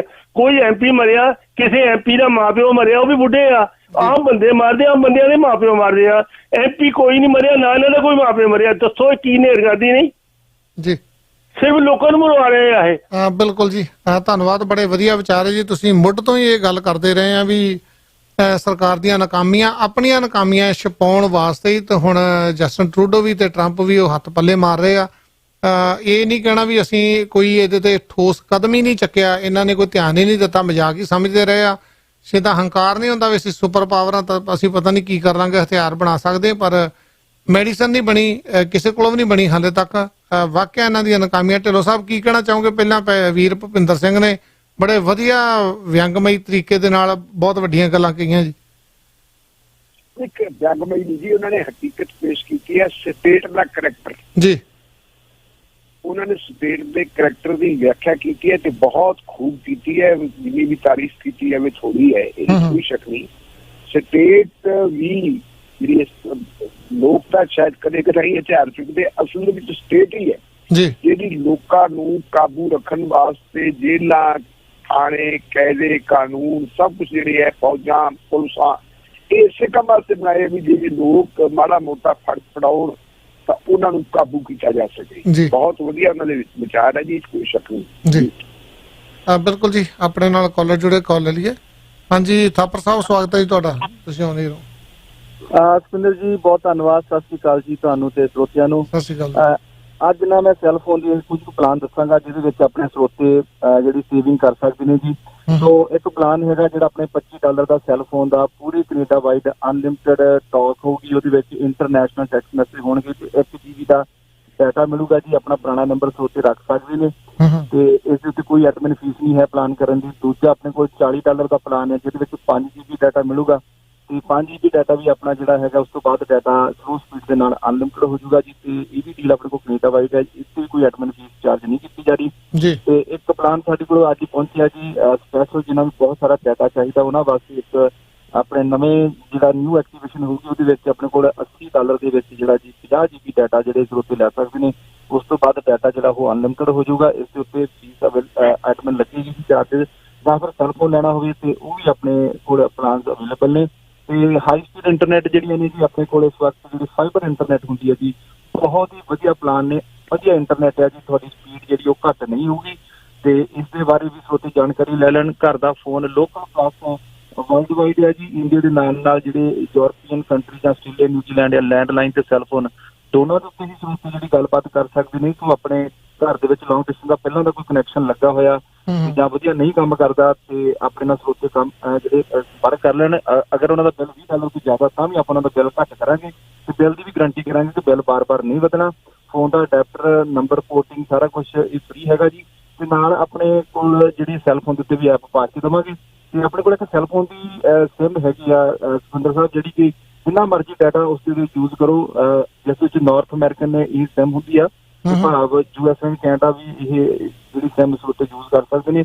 $60 ਦਾ ਮੰਥਲੀ ਬਿੱਲ ਹੋਊਗਾ ਤੇ ਬਿਜ਼ਨਸ ਇੰਟਰਨੈਟ $40 ਕਿਹਾ। ਬਿਜ਼ਨਸ ਫੋਨ ਜਿਹੜੀ ਹੈਗੀ ਹੈ ਜੀ ਆਪਣੇ ਕੋਲ ਜਿਹੜੀ ਨਾਰਥ ਅਮਰੀਕਾ ਅਨਲਿਮਟਿਡ ਸਾਰੇ ਫੀਚਰ ਦੇ ਨਾਲ। ਤੇ ਇਹ ਜਿਹੜੀ ਬਿਜ਼ਨਸ ਲਾਈਨ ਹੁੰਦੀ ਹੈ ਇਹਨੂੰ ਆਪਾਂ ਲੈਪਟਾਪ ਦੇ ਉੱਤੇ ਤੇ ਸੈੱਲ ਫੋਨ ਦੇ ਉੱਤੇ ਵੀ ਇੰਸਟਾਲ ਕਰ ਸਕਦੇ ਹਾਂ। ਸੋ ਵਧੇਰੇ ਜਾਣਕਾਰੀ ਵਾਸਤੇ ਉਸ ਉੱਤੇ ਸਾਨੂੰ ਕਾਲ ਕਰ ਲੈਣ ਜੀ 905 203 3636 905 203 3636 905 203 3636 ਤੇ ਸੰਪਰਕ ਕੀਤਾ ਜਾ ਸਕਦਾ ਜੀ। ਧੰਨਵਾਦ। ਧੰਨਵਾਦ ਵੀਰ ਜੀ। 905 203 3636 ਤੇ ਸੰਪਰਕ ਕਰ ਸਕਦੇ ਸੁਖਦੇਵ ਸਿੰਘ ਥਾਪਰ ਦੇ ਨਾਲ ਵਧੀਆ ਡੀਲਾਂ ਲੈਣ ਵਾਸਤੇ। ਇਸ ਦੇ ਨਾਲ ਹੀ ਜੇ ਤੁਸੀਂ ਗਰੋਸਰੀ ਕਰਨੀ ਹੈ ਜੀ ਏਸ਼ੀਅਨ ਫੂਡ ਦੀ ਕਿਸੇ ਵੀ ਨੇੜਲੀ ਬ੍ਰਾਂਚ ਤੇ ਜਾ ਸਕਦੇ ਹੋ, ਜਾਂ ਵਧੇਰੇ ਜਾਣਕਾਰੀ ਲਈ ਮੇਜਰ ਨਾਥ ਹੋਣਾ ਨੂੰ 416 543 7107 ਤੇ ਨਾਲ ਹੀ ਜੇ ਤੁਸੀਂ ਡਿਲੀਵਰੀ ਕਰਨੀ ਚਾਹੁੰਦੇ ਜਾਂ ਓਨਰ ਆਪਰੇਟਰ ਤੇ ਸਟਾਰਗੇਟ ਲੌਜਿਸਟਿਕ ਦੇ ਗੁਰਲਤ ਸੋਤਾਣਾ ਨੂੰ ਕਾਲ ਕਰ ਸਕਦੇ 647 212 2100 ਤੇ best Canadian truck driving school. ਜੇ ਤੁਸੀਂ ਟਰੱਕ ਦਾ ਲਾਇਸੈਂਸ ਲੈਣਾ ਇੱਕੋ ਸਮੇਂ 12 ਸਟੂਡੈਂਟਾਂ ਨੂੰ ਲਾਇਸੈਂਸ ਦਿੰਦੇ ਨੇ ਜੀ। ਭਾਈ ਕਰਨੈਲ ਸਿੰਘ ਹੋਣੀ 416 677 3173 ਤੇ ਕਿੰਗ ਟੋਇੰਗ ਸੁਖਾ ਢੇਸੀ ਹੋਣੀ। ਤੁਹਾਡਾ ਟਰੱਕ ਟ੍ਰੇਲਰ ਨਾਰਥ ਅਮਰੀਕਾ ਦੇ ਵਿੱਚ ਕਿਤੇ ਵੀ ਖਰਾਬ ਹੋ ਗਿਆ ਕਾਲ ਕਰ ਸਕਦੇ ਹੋ 416 677 2222। ਅਕਾਲ ਸਟੀਲ ਜੇ ਤੁਸੀਂ ਕੋਈ ਸਟਰਕਚਰ ਬਣਾਉਣਾ ਚਾਹੁੰਦੇ, ਗਰਾਜ ਬਣਾਉਣੀ ਚਾਹੁੰਦੇ, ਫੈਕਟਰੀ ਬਣਾਉਣੀ ਚਾਹੁੰਦੇ ਹੋ 416 816 9333 ਤੇ ਜਸਵਿੰਦਰ ਸਿੰਘ ਉਹਨਾਂ ਨਾਲ ਗੱਲਬਾਤ ਕਰ ਸਕਦੇ ਹੋ। ਮੌਂਟਰੀਅਲ ਗਏ ਤੁਹਾਡਾ ਟਰੱਕ ਦਾ ਟਰਾਂਸਮਿਸ਼ਨ ਡਿਫਰੈਂਸ਼ੀਅਲ ਜਾਂ ਸਟੀਅਰਿੰਗ ਬਾਕਸ ਨੂੰ ਕੋਈ ਪ੍ਰੋਬਲਮ ਆ ਗਈ ਹੈ, STE ਟਰਾਂਸਮਿਸ਼ਨ ਨਾਰਥ ਅਮਰੀਕਾ ਦੀ ਸਭ ਤੋਂ ਵੱਡੀ ਗਰਾਜ ਆ ਜੀ। ਲਸ਼ੀਨ ਦੇ ਵਿੱਚ 514 343 3778 ਤੇ ਡੈਨੀ ਉਹਨਾਂ ਨੂੰ ਕਾਲ ਕਰ ਸਕਦੇ ਹੋ। ਢਿੱਲੋਂ ਸਾਹਿਬ, ਗੁਜਰਾਤ ਦੇ ਮੁੱਖ ਮੰਤਰੀ ਦਾ ਹੋਇਆ ਕਰੋਨਾ ਟੈਸਟ, ਘਰ 'ਚ ਹੋਇਆ ਕੁਆਰੰਟਾਈਨ। ਬਿਲਕੁਲ ਜੀ, ਇਹਦਾ ਕਾਰਨ ਇਹ ਹੈ ਕਿ ਪਿਛਲੇ ਦਿਨਾਂ ਦੇ ਵਿੱਚ ਕਾਂਗਰਸ ਪਾਰਟੀ ਦਾ ਇੱਕ MLA ਹੈ ਇਮਰਾਨ ਖੇੜਾਵਰਾ, ਇਹ ਪੁਰਾਣੇ ਅਹਿਮਦਾਬਾਦ ਤੋਂ ਹੈ ਤੇ ਇਹ ਮੀਟਿੰਗ ਇਹਨਾਂ ਦੀ ਹੋਈ ਸੀ ਇੱਕ ਮੁੱਖ ਮੰਤਰੀ ਦੇ ਦਫ਼ਤਰ ਵਿੱਚ ਜੀ। ਉਸ ਮੀਟਿੰਗ ਦੇ ਵਿੱਚ ਮੁੱਖ ਮੰਤਰੀ ਵੀ ਸੀ, ਉੱਥੋਂ ਦੇ ਗ੍ਰਹਿ ਮੰਤਰੀ ਵੀ ਸੀ, ਡਿਪਟੀ ਮੁੱਖ ਮੰਤਰੀ ਵੀ ਸੀ, ਜਿਨ੍ਹਾਂ ਦੇ ਕੋਲ ਹੈਲਥ ਦਾ ਡਿਪਾਰਟਮੈਂਟ ਹੈ, ਤੇ ਕੁਝ MLA ਵੀ ਸੀ ਜੀ। ਇਹਨਾਂ ਨੇ ਬੈਠ ਕੇ ਗੱਲਾਂ ਬਾਤਾਂ ਕੀਤੀਆਂ। ਗੱਲਾਂ ਬਾਤਾਂ ਕਰਨ ਤੋਂ ਬਾਅਦ ਮੰਗਲਵਾਰ ਨੂੰ ਜਦੋਂ ਥੋੜੀ ਜਿਹੀ ਪੋਜੀਸ਼ਨ 'ਚ ਉਹਨਾਂ ਨੂੰ ਇਹ ਲੱਗਿਆ ਕਿ ਮੇਰੀ ਢਿੱਲੀ ਹੈ ਜੀ, ਤਾਂ MLA ਸਾਹਿਬ ਖੇੜਾਵਾਲਾ ਨੇ ਆਪ ਹੀ ਜਾ ਕੇ ਆਪਣਾ ਟੈਸਟ ਕਰਵਾਇਆ ਜੀ। ਇੱਥੇ ਮੈਂ ਜ਼ਿਕਰ ਕਰ ਦਵਾਂ ਕਿ ਜਿਹੜਾ ਇਹ ਪੁਰਾਣਾ ਅਹਿਮਦਾਬਾਦ ਹੈ, ਉੱਥੇ ਕਾਫੀ ਵੱਡੀ ਤਾਦਾਦ ਦੇ ਵਿੱਚ ਕਰੋਨਾ ਵਾਇਰਸ ਦੇ ਪੇਸ਼ੈਂਟ ਹੈ ਜੀ। ਉਹਨਾਂ ਪੇਸ਼ੈਂਟਸ ਨੂੰ ਰਿਲੀਫ ਦਿਵਾਉਣ ਵਾਸਤੇ, ਉਹਨਾਂ ਦਾ ਇਲਾਜ ਵਗੈਰਾ ਕਰਵਾਉਣ ਵਾਸਤੇ ਜਾਂ ਦਵਾਈ ਦੂਈ ਦਾ ਜੋ ਛਿੜਕਾਅ ਕਰਵਾਉਣਾ ਸੀ, ਉਹ ਸਾਰਾ ਕੰਮ ਇਹ MLA ਮੂਹਰੇ ਲੱਗ ਕੇ ਆਪ ਕਰਵਾਉਂਦਾ ਰਿਹਾ ਹੈ। ਕਿਸੇ ਇਹੋ ਜਿਹੇ ਕੰਮ ਦੇ ਦੌਰਾਨ ਹੀ ਉਹਨਾਂ ਨੂੰ ਵਾਇਰਸ ਨੇ ਟੱਚ ਕਰ ਲਿਆ ਤੇ ਉਹ ਬਿਮਾਰ ਹੋ ਗਏ ਜੀ। ਮੰਗਲਵਾਰ ਨੂੰ ਜਦੋਂ ਉਹਨਾਂ ਨੇ ਕਰਵਾਇਆ, ਆਪਣਾ ਟੈਸਟ ਕਰਵਾਇਆ, ਤੇ ਉਹ ਟੈਸਟ ਪੋਜ਼ਿਟਿਵ ਆ ਗਿਆ ਜੀ। ਟੈਸਟ ਪੋਜ਼ਿਟਿਵ ਆਉਣ ਤੋਂ ਬਾਅਦ ਕਾਫੀ ਹੜਕੰਪ ਮਚ ਗਿਆ। ਫਿਰ ਮੁੱਖ ਮੰਤਰੀ ਸਾਹਿਬ ਨੂੰ ਪੁੱਛਿਆ ਪੱਤਰਕਾਰਾਂ ਨੇ ਕਿ ਮੁੱਖ ਮੰਤਰੀ ਸਾਹਿਬ, ਬੰਦਾ ਤੁਹਾਨੂੰ ਮਿਲ ਕੇ ਗਿਆ, ਤੁਹਾਡੇ ਟੱਚ ਵਿੱਚ ਸੀ ਜੀ, ਔਰ ਜਿਹੜੀ ਹੈਗੀ ਹੈ ਸੋਸ਼ਲ ਡਿਸਟੈਂਸ ਵਾਲੀ ਗੱਲ ਸ਼ਾਇਦ ਤੁਸੀਂ ਭੁੱਲ ਗਏ ਹੋ ਕਰਨੀ ਜੀ, ਤੇ ਤੁਹਾਨੂੰ ਵੀ ਪ੍ਰੋਬਲਮ ਪੈ ਸਕਦੀ ਹੈ। ਤੇ ਉਸ ਵੇਲੇ ਮੁੱਖ ਮੰਤਰੀ ਸਾਹਿਬ ਨੇ ਕਹਿਤਾ ਸੀ ਕਿ ਨਹੀਂ, ਅਸੀਂ ਸੋਸ਼ਲ ਡਿਸਟੈਂਸ ਦਾ ਖਿਆਲ ਰੱਖਿਆ ਹੈ। ਮੇਰੇ ਦਫ਼ਤਰ ਵਿੱਚ ਕੁਰਸੀਆਂ ਦਾ ਪ੍ਰਬੰਧ ਇਸ ਢੰਗ ਨਾਲ ਕੀਤਾ ਸੀ ਕਿ ਉਹ ਬੰਦਾ ਮੈਥੋਂ ਕਾਫੀ ਦੂਰ ਸੀ, ਕਈ ਮੀਟਰ ਦੂਰ ਬੈਠਾ ਸੀ ਜੀ। ਲੇਕਿਨ ਬਾਅਦ ਦੇ ਵਿੱਚ ਫਿਰ ਦੇਖਿਆ ਕਿ ਗੱਲ ਤਾਂ ਗੜਬੜ ਹੋ ਸਕਦੀ ਹੈ। ਫਿਰ ਆਪਣਾ ਟੈਸਟ ਵੀ ਮੁੱਖ ਮੰਤਰੀ ਸਾਹਿਬ ਵਿਜੇ ਰੂਪਾਨੀ ਸਾਹਿਬ ਨੇ ਕਰਵਾ ਲਿਆ ਤੇ ਉਹਨਾਂ ਨੇ ਆਪਣੇ ਘਰ ਦੇ ਵਿੱਚ ਹੀ ਆਪ ਨੂੰ ਕੁਆਰੰਟੀਨ ਕਰ ਲਿਆ ਜੀ। ਇਹਦੇ ਨਾਲ ਹੀ ਜਿਹੜਾ ਹੈਗਾ ਸਰਕਾਰ ਦਾ ਕਾਰੋਬਾਰ ਚਲਾਉਣ ਵਾਸਤੇ ਉਹਨਾਂ ਨੇ ਕਿਹਾ ਕਿ ਮੈਂ ਸਰਕਾਰ ਦਾ ਕਾਰੋਬਾਰ ਚਲਾਉਂਗਾ ਤੇ ਇਹ ਕਾਰੋਬਾਰ ਘਰ ਤੋਂ ਹੀ ਚਲਾਉਂਗਾ। ਇਹਦੇ ਜ਼ਰੀਏ ਆਪਣਾ ਤੁਹਾਡਾ ਆਨਲਾਈਨ ਵੀਡੀਓ ਕਾਨਫਰੰਸਿੰਗ ਦੇ ਜ਼ਰੀਏ ਜਿਹੜੀਆਂ ਹਦਾਇਤਾਂ ਵਗੈਰਾ ਹੋਣਗੀਆਂ ਉਹ ਦਿੱਤੀਆਂ ਗਈਆਂ। ਹਾਲੇ ਤੱਕ ਉਹਨਾਂ ਦਾ ਟੈਸਟ ਹੋਇਆ, ਟੈਸਟ ਦਾ ਰਿਜ਼ਲਟ ਨਹੀਂ ਆਇਆ। ਰਿਜ਼ਲਟ 24 ਘੰਟੇ ਲੱਗ ਜਾਂਦੇ ਆਉਣ ਤੇ। ਖੈਰ ਮੁੱਖ ਮੰਤਰੀ ਇਹ ਪਹਿਲਾਂ ਵੀ ਆ ਸਕਦਾ ਹੈ। ਕੱਲ ਤੱਕ ਬਿਲਕੁਲ ਤਸਵੀਰ ਨਿਖਰ ਕੇ ਸਾਫ਼ ਹੋ ਜਾਣੀ ਹੈ ਕਿ ਉਹਨਾਂ ਨੂੰ ਇਹ ਪ੍ਰੋਬਲਮ ਹੈ ਜਾਂ ਨਹੀਂ ਹੈ। ਇਨ ਕੇਸ ਜੇ ਮੁੱਖ ਮੰਤਰੀ ਸਾਹਿਬ ਨੂੰ ਇਹ ਪ੍ਰੋਬਲਮ ਹੋਈ ਤਾਂ ਫਿਰ ਇਹਦਾ ਮਤਲਬ ਇਹ ਹੈ ਕਿ ਇਕੱਲੇ ਮੁੱਖ ਮੰਤਰੀ ਤੱਕ ਨਹੀਂ ਗੱਲ ਰਹਿਣੀ। ਮੁੱਖ ਮੰਤਰੀ ਨੂੰ ਜਿਹੜੇ ਉਹਨਾਂ ਦੇ ਕੈਬਨਿਟ ਦੇ ਸਾਥੀ ਹੈ ਉਹ ਵੀ ਮਿਲੇ ਹੈ, ਉਹਨਾਂ ਨੂੰ ਕੁਝ MLA ਵੀ ਮਿਲੇ ਹੈ। ਮੋਰ ਓਵਰ ਮੁੱਖ ਮੰਤਰੀ ਨੂੰ ਆਪਣਾ ਜਿਹੜਾ ਰੋਜ਼ਾਨਾ ਦਾ ਕੰਮ ਧੰਦਾ ਨਿਪਟਾਉਣ ਵਾਸਤੇ ਬਹੁਤ ਸਾਰੇ ਬਿਊਰੋਕਰੇਟਸ ਨਾਲ, ਅਫਸਰਾਂ ਨਾਲ ਵੀ ਉਹਨਾਂ ਦਾ ਵਾਸਤਾ ਪੈਂਦਾ ਹੈ। ਉਹਨਾਂ ਦਾ ਆਪਣਾ ਸਟਾਫ ਵੀ ਹੈ। ਤਾਂ ਇਹਦਾ ਜੇ ਕਿਤੇ ਪੋਜ਼ਿਟਿਵ ਆ ਗਿਆ ਤਾਂ ਕਾਫੀ ਵੱਡੀ ਪ੍ਰੋਬਲਮ ਖੜੀ ਹੋ ਜਾਣੀ ਹੈ। ਗੁਜਰਾਤ ਦੀ ਜਿਹੜੀ ਹੈਗੀ ਹੈ ਸੈਕਟਰੀਏਟ ਦੇ ਵਿੱਚ ਜਿਹੜਾ ਮੁੱਖ ਮੰਤਰੀ ਦਾ ਦਫ਼ਤਰ ਹੁੰਦਾ ਹੈ ਜਾਂ ਸਰਕਾਰ ਦਾ ਦਫ਼ਤਰ ਹੁੰਦਾ, ਆਪਾਂ ਕਿਹਨੂੰ ਸੈਕਟਰੀਏਟ ਕਹਿ ਸਕਦੇ ਹਾਂ, ਸੈਕਟਰੀਏਟ ਦੇ ਵਿੱਚ ਕਾਫੀ ਵੱਡੀ ਪ੍ਰੋਬਲਮ ਹੋ ਸਕਦੀ ਹੈ ਜੀ। ਇਹ ਅੱਜ ਦੀ ਸਭ ਤੋਂ ਵੱਡੀ ਖਬਰ ਮੈਂ ਕਹੂੰਗਾ ਵੀ ਇਹ ਹੈ ਜਿਹੜੀ ਸਰਕਾਰ ਦਰਬਾਰ ਦੀ ਹੈ ਜੀ। ਬਿਲਕੁਲ ਜੀ, ਆਪਾਂ ਕਾਲ ਲੈ ਲਈਏ। ਮਾਫ ਕਰਨਾ, ਸ਼ਾਇਦ ਜਿਹੜੀ ਵੀਰ ਦੀ ਕਾਲ ਸੀਗੀ WhatsApp ਤੇ ਕੱਟੀ ਗਈ ਹੈ ਜੀ। ਹਾਂਜੀ, ਦੁਬਾਰਾ ਕਰ ਲੈਣਾ। ਹਾਂਜੀ ਵੀਰ ਜੀ, ਸਵਾਗਤ ਹੈ ਤੁਹਾਡਾ 3903। ਹੈਲੋ, ਹਾਂਜੀ ਸਵਾਗਤ ਹੈ ਜੀ ਤੁਹਾਡਾ 3903, ਤੁਸੀਂ ਆਉਣੇ ਰਹੋ। ਹੈਲੋ, ਹਾਂਜੀ ਵੀਰ ਜੀ, ਕਾਫੀ ਲੰਮੇ ਸਮੇਂ ਤੋਂ ਹੋਲਡ ਆ ਤੁਸੀਂ। 3903। ਹਾਂਜੀ, ਹੈਲੋ, ਮਾਫ ਕਰਨਾ, ਲੱਗਦਾ ਹੋਲਡ ਕਰ ਲਈ ਜੀ, ਉਹਨਾਂ ਨੂੰ ਯਾਦ ਭੁੱਲ ਗਿਆ। ਹਾਂਜੀ, ਸਵਾਗਤ ਹੈ ਵੀਰੇ 0190। ਹਾਂਜੀ, ਸਤਿ ਸ਼੍ਰੀ ਅਕਾਲ ਸਾਹਿਬ। ਧੰਨਵਾਦ ਸਾਹਿਬ ਨੇ ਜਿਹੜੀ ਗੱਲ ਕੀਤੀ ਵੀ ਇੰਡੀਆ ਦੇ ਬਾਰੇ, ਵੀ ਉੱਥੇ ਜਿਹੜੇ ਕੇਸ ਇਸ ਟਾਈਮ ਘੱਟ ਆ ਰਹੇ, ਇਸ ਕਰਕੇ ਵੀ ਉੱਥੇ ਟੈਸਟਿੰਗ ਨਹੀਂ ਹੋ ਰਹੀ ਹੈ। ਗੱਲ ਤਾਂ ਉਹਨਾਂ ਦੀ ਬਿਲਕੁਲ ਸਹੀ ਹੈ, ਕਿਉਂਕਿ ਟੈਸਟ ਬਹੁਤ ਘੱਟ ਹੋ ਰਹੇ ਨੇ, ਕਿਉਂਕਿ ਇਸ ਟਾਈਮ ਜਿਹੜੀ ਐਵਰੇਜ 1 ਲੱਖ ਦੇ ਪਿੱਛੇ 5-6 ਹਜ਼ਾਰ ਪੇਸ਼ੈਂਟਸ ਆ ਰਹੇ ਨੇ ਤੇ ਉੱਥੇ 2 ਲੱਖ ਦੀ ਹੋਈ ਹੈ। ਪਰ ਇਹਦੇ ਵਿੱਚ ਮੈਂ ਇੱਕ ਸਵਾਲ ਹੋਰ ਵੀ ਬੰਦਾ ਜਿਹੜਾ ਢਿੱਲੋਂ ਸਾਹਿਬ ਦੱਸ ਦੇਣਗੇ ਵੀ ਜਿਹੜੇ ਹੁਣ ਜਿਹੜਾ ਉਹਨਾਂ ਨੇ ਰੈੱਡ ਸਪੌਟ ਏਰੀਆ ਇੰਡੀਆ ਦੇ ਵਿੱਚ ਉਹਨਾਂ ਨੇ ਡਿਕਲੇਅਰ ਕੀਤੇ ਨੇ ਵੀ ਕੁਛ ਏਰੀਆ ਜਿਹੜੇ ਰੈੱਡ ਸਪੌਟ ਆ ਜਿੱਥੇ ਇਹਨਾਂ ਦੇ ਕੇਸਿਸ ਜਾ ਰਹੇ ਨੇ। ਜਦੋਂ ਉੱਥੇ ਹੈਲਥ ਵਰਕਰ ਜਾਂਦੇ ਨੇ ਜਾਂ ਡਾਕਟਰ ਜਾਂਦੇ ਨੇ, ਫਿਰ ਉੱਥੇ ਕੁਛ ਲੋਕਾਂ ਉੱਤੇ ਪਥਰਾਵ ਹੁੰਦਾ ਹੈ ਤੇ ਲੋਕਾਂ ਦਾ ਵੀ ਸਹਿਯੋਗ ਨਹੀਂ ਹੈ। ਇਹ ਕੇਸਿਸ ਪਹਿਲੇ ਵੀ ਹੋਏ ਤੇ ਹੁਣ ਰੀਸੈਂਟਲੀ ਕੱਲ ਵੀ ਕੇਸ ਹੋਇਆ ਯੂਪੀ ਦੇ ਵਿੱਚ, ਮੁਰਾਦਾਬਾਦ ਆਈ ਥਿੰਕ ਹੈ ਸਿਟੀ, ਉੱਥੇ ਕੋਈ ਮਿਨੋਰਟੀ ਏਰੀਆ ਸੀ, ਉੱਥੇ ਗਏ ਨੇ, ਉਹਨਾਂ ਨੇ ਪਥਰਾਵ ਕਰਤਾ ਡਾਕਟਰਾਂ ਤੇ ਹੈਲਥ ਵਰਕਰਾਂ ਤੇ। ਇਹ ਲੋਕਾਂ ਦਾ ਜਿਹੜਾ ਸਹਿਯੋਗ ਨਾ ਮਿਲਣਾ ਵੀ ਤਾਂ ਗਲਤ ਗੱਲ ਹੈ। ਬਾਕੀ ਮੈਂ ਦੇਖਿਆ ਮੁਸਲਿਮ ਧਰਮ ਗੁਰੂ ਰਸ਼ੀਦ ਸਾਹਿਬ ਨੇ, ਉਹਨੇ ਵੀ ਅਪੀਲ ਕੀਤੀ ਵੀ ਇਹ ਏਦਾਂ ਦੇ ਕੰਮ ਨਾ ਕਰੋ, ਲੋਕਾਂ ਦੇ ਉੱਪਰ ਅਟੈਕ ਨਾ ਕਰੋ, ਕੰਡੈਮ ਕੀਤਾ ਉਹਨਾਂ ਚੀਜ਼ਾਂ ਨੂੰ। ਹੁਣ ਸਾਡੇ ਸਾਹਮਣੇ ਉਦਾਹਰਨ ਪੁਲਾਵਾ ਦੀ ਹੈ, ਉਹ ਨਵਾਂ ਸ਼ਹਿਰ ਦੇ, ਉੱਥੇ ਜਦੋਂ ਕੇਸਿਸ ਆਏ ਸੀ, ਨਿਕਲੇ ਸੀ, ਲੋਕਾਂ ਨੇ ਕਿੰਤੂ ਪਰੰਤੂ ਕਰਨਾ ਸ਼ੁਰੂ ਕਰਤਾ, ਪਰ ਸਰਕਾਰ ਨੇ ਪੂਰਾ ਉਸ ਏਰੀਏ ਨੂੰ ਸੀਲ ਕੀਤਾ ਤੇ ਅੱਜ ਬਿਲਕੁਲ ਸਹੀ ਹੈ, ਵਾਹਿਗੁਰੂ ਦੀ ਕਿਰਪਾ ਹੈ, ਕਹਿੰਦੇ ਸਹੀ ਹੈ, ਉੱਥੇ ਕੋਈ ਹੁਣ ਕੇਸ ਨਹੀਂ ਨਿਕਲ ਰਹੇ ਨੇ, ਜਿਹੜੇ ਪਹਿਲੇ ਨਿਕਲ ਗਏ ਉਹ ਠੀਕ ਹੋ ਗਏ ਨੇ। ਤੇ ਕਹਿੰਦਾ ਮੈਂ ਲੋਕਾਂ ਦਾ ਸਹਿਯੋਗ ਚਾਹੀਦਾ, ਲੋਕਾਂ ਦੇ ਸਹਿਯੋਗ ਨਾਲ ਕੱਲੀ ਗੌਰਮੈਂਟ ਕੁਝ ਨਹੀਂ ਕਰ ਸਕਦੀ। ਭੀਲਵਾੜਾ ਦਾ ਵੀ ਸਾਡੇ ਅੱਗੇ ਸਾਹਮਣੇ ਉਦਾਹਰਨ ਹੈ, ਉੱਥੇ ਵੀ ਇਹ ਕੰਟਰੋਲ ਕੀਤਾ। ਤੇ ਬਸ ਇਹੀ ਢਿੱਲੋਂ ਸਾਹਿਬ ਕੋਲ ਪੁੱਛਣਾ ਚਾਹੁੰਦਾ ਸੀ। ਥੈਂਕ ਯੂ, ਧੰਨਵਾਦ ਜੀ। ਜੀ ਢਿੱਲੋਂ ਸਾਹਿਬ, ਬਿਲਕੁਲ ਜੀ, ਇਹਦੇ ਚ ਕੋਈ ਸ਼ੱਕ ਨਹੀਂ। ਮੈਂ ਵੀ ਜਦੋਂ ਧਨਵਾਦ ਸਾਹਿਬ ਗੱਲ ਕਰਕੇ ਹਟੇ ਸੀ, ਮੈਂ ਚਾਹੁੰਦਾ ਸੀਗਾ ਕਿ ਮੈਂ ਉਹਦੇ ਚ ਥੋੜਾ ਵਾਧਾ ਕਰ ਦੇਵਾਂ, ਚਲੋ, ਕਿਉਂਕਿ ਆਪਣਾ ਅੱਗੇ ਕੁਛ ਸਰੋਤਿਆਂ ਦੀਆਂ ਕਾਲਾਂ ਆ ਗਈਆਂ, ਉਹ ਲੈਣ ਲੱਗੇ ਸਾਂ। ਔਰ ਇਹ ਜੋ ਭਾਜੀ ਦਾ ਇਹਨਾਂ ਨੇ ਜਿਹੜੀ ਗੱਲ ਕਹੀ ਹੈ, ਬਿਲਕੁਲ ਇਹ ਠੀਕ ਹੈ ਜੀ। ਇੰਡੀਆ ਚ ਤਾਂ ਹਾਲੇ ਤੱਕ 2 ਲੱਖ ਹੀ ਟੈਸਟ ਹੋਏ ਤੇ 2 ਲੱਖ ਦੇ ਨਾਲ ਜੇ ਆਪਾਂ ਅੰਦਾਜ਼ਾ ਲਾਈਏ ਤਾਂ ਉਹਦਾ ਅੰਦਾਜ਼ਾ ਨਹੀਂ ਲੱਗ ਸਕਦਾ। ਜਿਵੇਂ ਜਿਵੇਂ ਟੈਸਟ ਹੋਣਗੇ, ਟੈਸਟ ਹੋਣ ਤੋਂ ਬਾਅਦ ਫਿਰ ਪਤਾ ਲੱਗਣਾ ਕਿ ਸਾਡੀ ਅਸਲ ਹਾਲਤ ਕੀ ਹੈ। ਰਹੀ ਗੱਲ ਜਿਹੜੀ ਇਹਨਾਂ ਨੇ ਜ਼ਿਕਰ ਕੀਤਾ ਕਿ ਲੋਕਾਂ ਦਾ ਸਹਿਯੋਗ, ਮੈਂ ਤਾਂ ਪਹਿਲਾਂ ਹੀ ਬੇਨਤੀ ਕਰ ਰਿਹਾ ਕਿ ਵਿਦਆਊਟ ਸਹਿਯੋਗ, ਕੋਆਪਰੇਸ਼ਨ ਤੋਂ ਬਗੈਰ ਕਦੇ ਵੀ ਕਿਸੇ ਗੱਲ ਦੇ ਉੱਤੇ ਅਸੀਂ ਜਿਹੜੀ ਹੈ ਕਾਬੂ ਨਹੀਂ ਪਾ ਸਕਦੇ। ਖਾਸ ਕਰਕੇ ਜਿਹੜੀਆਂ ਇਸ ਕਿਸਮ ਦੀਆਂ ਪ੍ਰੋਬਲਮਸ ਹੋਣ, ਜਿਹਨਾਂ ਨੂੰ ਅਸੀਂ ਆਫਤਾਂ ਕਹਿ ਦਿੰਦੇ ਹਾਂ, ਆਫਤਾਂ ਸਾਰੇ ਲੋਕਾਂ ਦੀਆਂ, ਜਿਹੜਾ ਵੱਡਾ ਛੋਟਾ, ਜੋ ਬੱਚਾ ਬੁੱਢਾ, ਸਭ ਇੱਕ ਨਹੀਂ।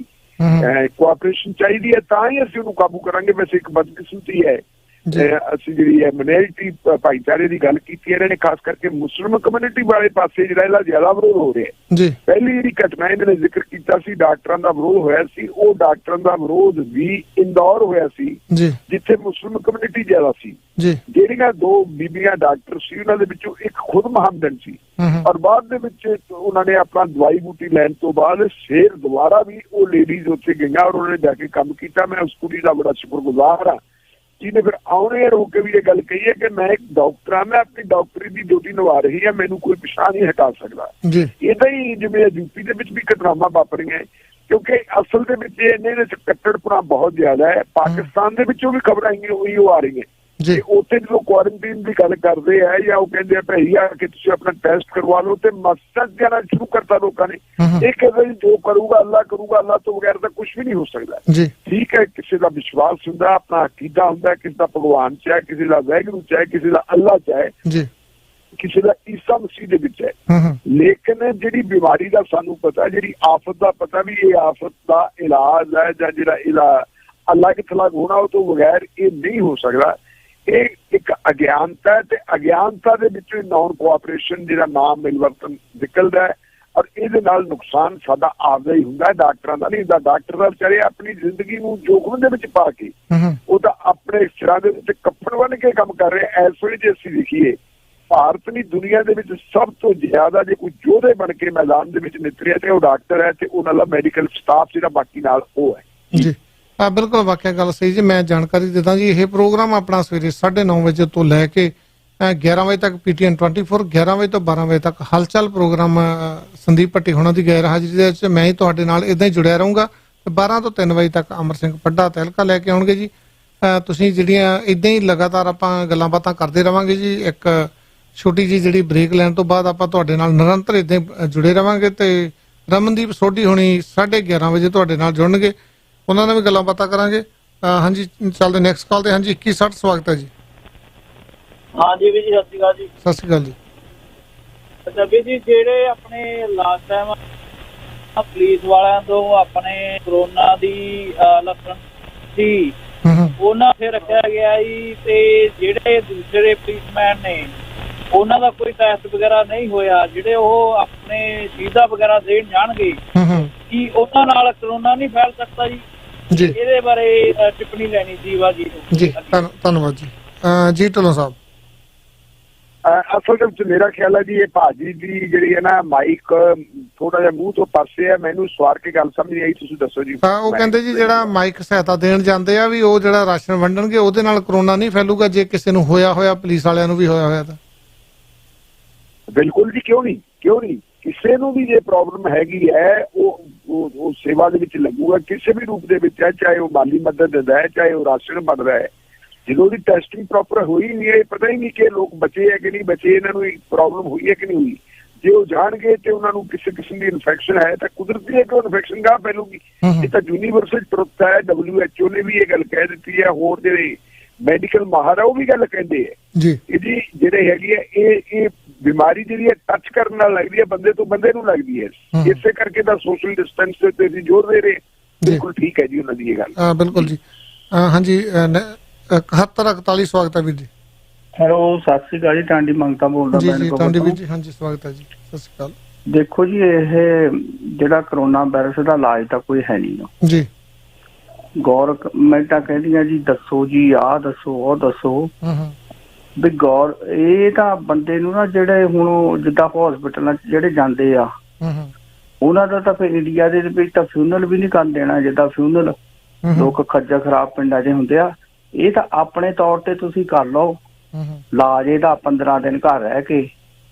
ਜੇ ਬੰਦਾ ਮਰ ਵੀ ਜਾਂਦਾ ਤਾਂ ਉਹਨੂੰ ਦੱਸੋ ਨਾ ਜੀ, ਜਿੱਦਾਂ ਕਿਉਂਕਿ ਗੌਰਮੈਂਟ ਕੱਢਣ ਇਲਾਜ, ਜਿੱਦਾਂ ਇੱਥੇ ਵੀ ਜਾਂ ਉੱਥੇ ਵੀ ਬੰਦੇ ਤੋਂ। ਇੱਥੇ ਹੁਣ ਅਮਰੀਕਾ ਦੇ ਵਿੱਚ ਉਹ ਬੰਦੇ ਜਿਹੜਾ ਅਫਰੀਕਾ ਦੇ ਵਿੱਚ ਏਦਾਂ ਹੋਈ ਆ ਕਿ ਉਹਦੇ ਘਰਾਂ ਦੇ ਵਿੱਚੋਂ ਬੰਦੇ ਮਰ ਗਏ, ਉਹਨੇ ਸਮੁੰਦਰ 'ਚ ਸਿੱਟਤੇ ਜੀ। ਸਮੁੰਦਰ ਤੋਂ ਬਾਅਦ ਲਾਸ਼ਾਂ ਤੁਰੀਆਂ ਫਿਰਨ ਉੱਥੇ ਬਾਹਰ। ਇਹ ਭਿਆਨਕ ਬਿਮਾਰੀ ਆ, ਇਹ ਕਿਸੇ ਨੂੰ ਵੀ ਹੋ ਸਕਦੀ ਆ, ਰੱਬ ਰੱਖਾ ਆ ਇਹਦਾ। ਹੁਣ ਕੋਈ ਸਾਇੰਸ ਨਹੀਂ, ਕੋਈ ਕੁਛ ਨਹੀਂ, ਤੇ ਅਰਦਾਸ ਕੰਮ ਆ ਸਕਦੀ ਆ, ਜਾਂ ਸਿੱਖ ਧਰਮ ਜਾਂ ਮੁਸਲਮਾਨ ਧਰਮ ਜਾਂ ਕਿਸੇ ਵੀ ਧਰਮ 'ਚ ਅੰਦਰਲੀ ਸਪਿਰਿਟ ਜਿਹੜੀ ਆ ਤੁਹਾਡੇ ਵਿੱਚ ਆ, ਜਿਹਨੂੰ ਇਮਿਊਨ ਸਿਸਟਮ ਕਹਿੰਦੇ ਆ, ਉਹ ਤੁਹਾਡਾ ਕੰਮ ਕਰ ਸਕਦਾ। ਉਹਦਾ ਇਮਿਊਨ ਸਿਸਟਮ ਤਾਂ ਹੀ ਠੀਕ ਹੋਊਗਾ ਜੇ ਬੰਦਾ ਪਾਠ ਕਰੂਗਾ ਜਾਂ ਕੋਈ ਉਹ ਯੋਗਾ ਕਰ ਲਵੇ, ਹਿੰਦੂ ਜਿਹੜੀ ਧਰਮ ਦੇ ਵਿੱਚ ਜਾਂ ਕੁਛ ਵੀ ਆ। ਬਾਕੀ ਇੱਕ ਇਹਨਾਂ ਤੋਂ ਸਵਾਲ ਆ ਪੰਜਾਬ ਦੇ ਵਿੱਚ, ਜੋ ਜਿਹੜੇ ਗਾਵਾਂ ਤੇ ਕੁੱਤੇ, ਉਹਨਾਂ ਦਾ ਮਤਲਬ ਕੀ ਹਾਲ ਆ ਉੱਥੇ ਗਾਵਾਂ ਤੇ ਕੁੱਤਿਆਂ ਦਾ? ਤਾਂ ਮੈਨੂੰ ਇੱਕ ਹੋਰ ਵੀ ਖਬਰ ਮਿਲੀ ਆ ਵੀ ਸੂਰਾਂ ਨੂੰ ਮਾਰੀ ਜਾਂਦੇ ਆ ਤਾਂ ਉਹਦਾ ਘੇ ਬਣਾਉਂਦੇ ਆ ਉਹ ਪ੍ਰਾਈਵੇਟ ਬੰਦੇ, ਜਿਹੜੇ ਕਈ ਉਹਨਾਂ ਨੂੰ ਮਾਰ ਕੇ ਤਾਂ ਉਹਨਾਂ ਦਾ ਸੂਰਾਂ ਨੂੰ ਮਾਰ ਕੇ ਤਾਂ ਉਹ ਘੇ। ਇਹ ਸੱਚੀ ਗੱਲ ਆ ਜੀ? ਇਹ ਏਦਾਂ ਦਾ ਕੋਈ ਪੰਜਾਬ 'ਚ ਸੂਰ ਆ ਗਿਆ ਤਾਂ ਹੋਰ ਕਿਹੜੇ ਜਾਨਵਰ ਬਾਹਰ ਨਿਕਲੇ ਆ ਪੰਜਾਬ ਦੇ ਵਿੱਚ ਜਾਂ ਪੰਜਾਬ ਤੋਂ ਬਾਹਰ? ਤੇ ਇਹ ਜ਼ਰੂਰ ਦੱਸਣ ਵੀ ਉਹਨਾਂ ਨੂੰ ਕਿੱਦਾਂ ਖਾਣਾ ਖੁਣਾ ਮਿਲ ਜਾਂਦਾ ਗਾਈਆਂ ਨੂੰ ਜਾਂ ਕੁੱਤਿਆਂ ਨੂੰ, ਜਾਂ ਮਤਲਬ ਉਹ ਦੱਸਣ ਜਾਨਵਰ ਵੀ ਕਿੰਨੇ ਕੁ ਘੁੰਮਦੇ ਪੰਜਾਬ ਦੇ ਵਿੱਚ। ਧੰਨਵਾਦ ਵੀਰ ਜੀ, ਵਧੀਆ ਸਵਾਲ ਹੈ ਤੁਹਾਡਾ। ਜੰਗਲੀ ਜੀਵ ਜਿਹੜੇ ਉਹ ਵੀ ਕਹਿੰਦੇ ਕਾਫੀ ਬਾਹਰ ਆਏ ਆ ਜੀ ਢਿੱਲੋਂ ਸਾਹਿਬ। ਬਿਲਕੁਲ ਜੀ, ਤੁਸੀਂ ਖਬਰਾਂ ਦੇਖੀਆਂ ਹੋਣੀਆਂ ਪਿਛਲੇ ਦਿਨਾਂ ਦੇ ਵਿੱਚ, ਸੋਸ਼ਲ ਮੀਡੀਆ ਤੇ ਵੀ, ਪ੍ਰਿੰਟ ਇਲੈਕਟ੍ਰੋਨਿਕ ਮੀਡੀਆ ਤੇ ਵੀ ਖਬਰਾਂ ਆਉਂਦੀਆਂ ਰਹੀਆਂ ਜੀ ਕਿ ਚੰਡੀਗੜ੍ਹ ਦੇ ਵਿੱਚ ਵੀ ਜਿਹੜੇ ਹੈਗੇ ਹੈ ਤੁਹਾਡੇ ਬਾਗ ਹੈ, ਚੰਡੀਗੜ੍ਹ 'ਚ ਆ ਗਏ ਸੀ, ਆਬਾਦੀ 'ਚ ਆ ਗਏ ਸੀ ਜੀ। ਕਿਉਂਕਿ ਜਦੋਂ ਸ਼ੋਰ ਹੁੰਦਾ ਹੈ ਜਿਹਨੂੰ ਅਸੀਂ ਰੌਲਾ ਰੱਪਾ ਕਹਿ ਦਿੰਦੇ ਆ, ਉਹ ਰੌਲਾ ਰੱਪਾ ਪੈਣ ਦੀ ਵਜ੍ਹਾ ਕਾਰਨ ਜੰਗਲੀ ਜਾਨਵਰ ਡਰ 'ਚ ਰਹਿੰਦੇ ਹੈ ਜੀ। ਪਰ ਜਦੋਂ ਕੋਈ ਖੜਕਾ ਹੀ ਨਹੀਂ ਹੋਊ, ਗੱਡੀਆਂ ਸਾਰੀਆਂ ਬੰਦ ਹੈ, ਗੱਡੀਆਂ ਬਹੁਤ ਘੱਟ ਚੱਲਦੀਆਂ, ਜਿਹੜਾ ਹੈਗਾ ਤੁਹਾਡਾ ਹੋਰ ਜਦੋਂ ਮਨੁੱਖੀ ਜੀਵਨ ਹੀ ਰੁਕਿਆ ਹੋਇਆ, ਹੋ ਹੱਲਾ ਕੋਈ ਹੁੰਦਾ ਨਹੀਂ। ਕਈ ਵਾਰੀ ਭਲੇਖੇ ਦੇ ਨਾਲ ਜੰਗਲਾਂ ਦੇ ਵਿੱਚੋਂ ਕਰਦੇ ਕਰਦੇ ਮਤਲਬ ਜਿਹੜੇ ਹੈਗੇ ਆ ਉਹ ਸਿਵਲੀਅਨ ਆਬਾਦੀ ਦੇ ਵਿੱਚ ਆ ਜਾਂਦੇ ਆ। ਰਹੀ ਗੱਲ, ਮੈਂ ਜਿਹੜੀ ਗੱਲ ਕਰਨੀ ਚਾਹੂੰਗਾ ਇੱਥੇ ਉਹ ਇਹ ਹੈ ਕਿ ਪਿਛਲੇ ਸਮੇਂ ਦੇ ਵਿੱਚ ਜਿੰਨਾ ਜਾਨੀ ਨੁਕਸਾਨ ਪੰਜਾਬ ਦੇ ਵਿੱਚ ਐਤਕੀ ਉਹਨਾਂ ਜਾਨੀ ਨੁਕਸਾਨ ਇਹਨਾਂ ਦਿਨਾਂ ਦੇ ਵਿੱਚ ਕਰੋਨਾ ਵਾਇਰਸ ਨਾਲ ਨਹੀਂ ਹੋਇਆ ਜਿੰਨਾ ਨੁਕਸਾਨ ਅਵਾਰਾ ਪਸ਼ੂਆਂ ਦੀ ਬਦੌਲਤ ਐਕਸੀਡੈਂਟਾਂ 'ਚ ਹੁੰਦਾ ਰਿਹਾ। ਪਰ ਹੁਣ ਕਿਉਂਕਿ ਆਵਾਜਾਈ ਬੰਦ ਹੈ, ਪ੍ਰਾਈਵੇਟ ਗੱਡੀਆਂ ਦੀ ਆਵਾਜਾਈ ਵੀ ਬੰਦ ਹੈ, ਦੂਜੀਆਂ ਬੱਸਾਂ ਵਗੈਰਾ ਵੀ ਬੰਦ ਹੈ, ਇਹਦਾ ਕਰਕੇ ਪੰਜਾਬ ਦੇ ਵਿੱਚੋਂ ਐਕਸੀਡੈਂਟਾਂ ਦੀ ਖਬਰ ਕੋਈ ਆ ਨਹੀਂ ਰਹੀ। ਜੇ ਕੋਈ ਆ ਰਹੀ ਹੈ ਤਾਂ ਨਾ ਮਾਤਰ ਆ ਰਹੀ ਹੈ। ਰਹੀ ਵੀਰ ਜੀ ਨੇ ਪੁੱਛਿਆ ਕਿ ਉਹਨਾਂ ਦੀ ਖਾਦ ਖੁਰਾਕ ਦਾ ਕੀ ਹਾਲ ਚਾਲ ਹੈ। ਖਾਦ ਖੁਰਾਕ ਇਹ ਕਿ ਜਿਹੜੀਆਂ ਤਾਂ ਗਊਸ਼ਾਲਾਵਾਂ ਬਣੀਆਂ, ਗਊਆਂ ਦੇ ਸ਼ਾਲਾ ਦੇ ਵਿੱਚ ਉਹਨਾਂ ਨੂੰ ਖੁਰਾਕ ਦੇ ਦਿੱਤੀ ਜਾਂਦੀ ਹੈ, ਲੇਕਿਨ ਜ਼ਿਆਦਾਤਰ ਪਸ਼ੂ ਜਿਹੜੇ ਹੈਗੇ ਅਵਾਰਾ ਹੈ, ਜਿਹੜੇ ਸ਼ਹਿਰਾਂ 'ਚ ਵੀ ਫਿਰਦੇ ਆ, ਪਿੰਡਾਂ 'ਚ ਵੀ ਫਿਰਦੇ ਆ, ਉਹਨਾਂ ਨੂੰ ਜੋ ਕੁਛ ਮਿਲਦਾ ਉਹ ਮਿਲ ਜਾਂਦਾ ਹੈ। ਜਾਂ ਕਈ ਗਊ ਭਗਤ ਹੈ। ਗਊ ਭਗਤਾਂ ਦੀ ਸਥਿਤੀ ਇਹ ਹੈ ਕਿ ਜਿੱਥੇ ਆਬਾਦੀ ਹੁੰਦੀ ਹੈ, ਨਹੀਂ ਤਾਂ ਆਮ ਤੌਰ ਤੇ ਆਬਾਦੀ ਤੋਂ ਬਾਹਰਲੇ ਪਾਸੇ ਪਸ਼ੂ ਫਿਰਦੇ ਹੁੰਦੇ ਹੈ, ਉਹ ਆਪਣੇ ਪੱਠੇ ਵਗੈਰਾ ਉੱਥੇ ਪਾ ਦਿੰਦੇ ਹੈ।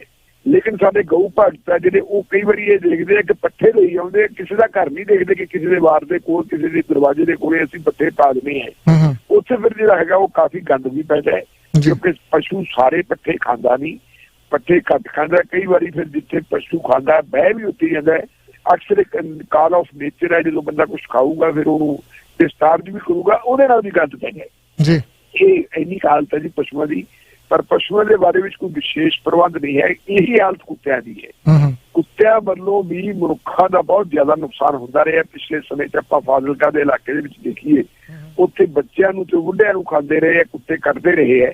ਐਤਕੀ ਉਹ ਮਾਮਲਾ ਕਾਫੀ ਘੱਟ ਹੈ। ਜਿੱਦਾਂ ਦਾ ਕਰਫਿਊ ਲੱਗਿਆ, ਜਿਵੇਂ ਵਾਤਾਵਰਨ ਦੇ ਵਿੱਚ ਸ਼ੁੱਧਤਾ ਆਈ ਵੀ ਹੈ, ਲਗਭਗ ਉਸੇ ਤਰ੍ਹਾਂ ਦੀ ਸ਼ੁੱਧਤਾ ਜਿਹੜੀ ਹੈਗੀ ਹੈ ਬਾਕੀ ਮਾਮਲਿਆਂ 'ਚ ਵੀ ਹੈ। ਅਵਾਰਾ ਪਸ਼ੂਆਂ ਵਾਲੇ ਪਾਸੋਂ ਵੀ ਕੋਈ ਨੁਕਸਾਨ ਵਗੈਰਾ ਨਹੀਂ ਹੁੰਦਾ।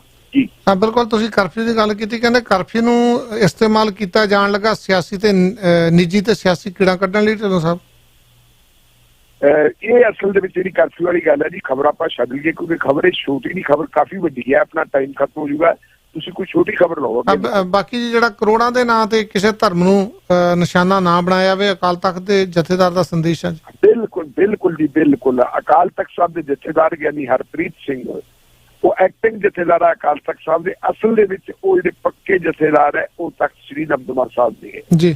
ਉਹਨਾਂ ਨੇ ਇੱਕ ਸੰਦੇਸ਼ ਦਿੱਤਾ ਹੈ ਵਿਸਾਖੀ ਦੇ ਮੌਕੇ ਤੇ, ਖਾਲਸਾ ਦੇ ਸਾਜਨਾ ਦਿਵਸ ਦੇ ਮੌਕੇ ਤੇ। ਉਹਨਾਂ ਨੇ ਇਸ ਗੱਲ ਦੇ ਉੱਤੇ ਅਫਸੋਸ ਪ੍ਰਗਟ ਕੀਤਾ, ਸ਼ਾਇਦ ਜਿਵੇਂ ਟਾਂਡੀ ਵੀਰ ਜੀ ਕਹਿ ਗਏ ਸੀ ਕਿ ਇੱਥੇ ਸੰਸਕਾਰ ਨਹੀਂ ਹੋਣ ਦਿੱਤੇ ਜਾ ਰਹੇ।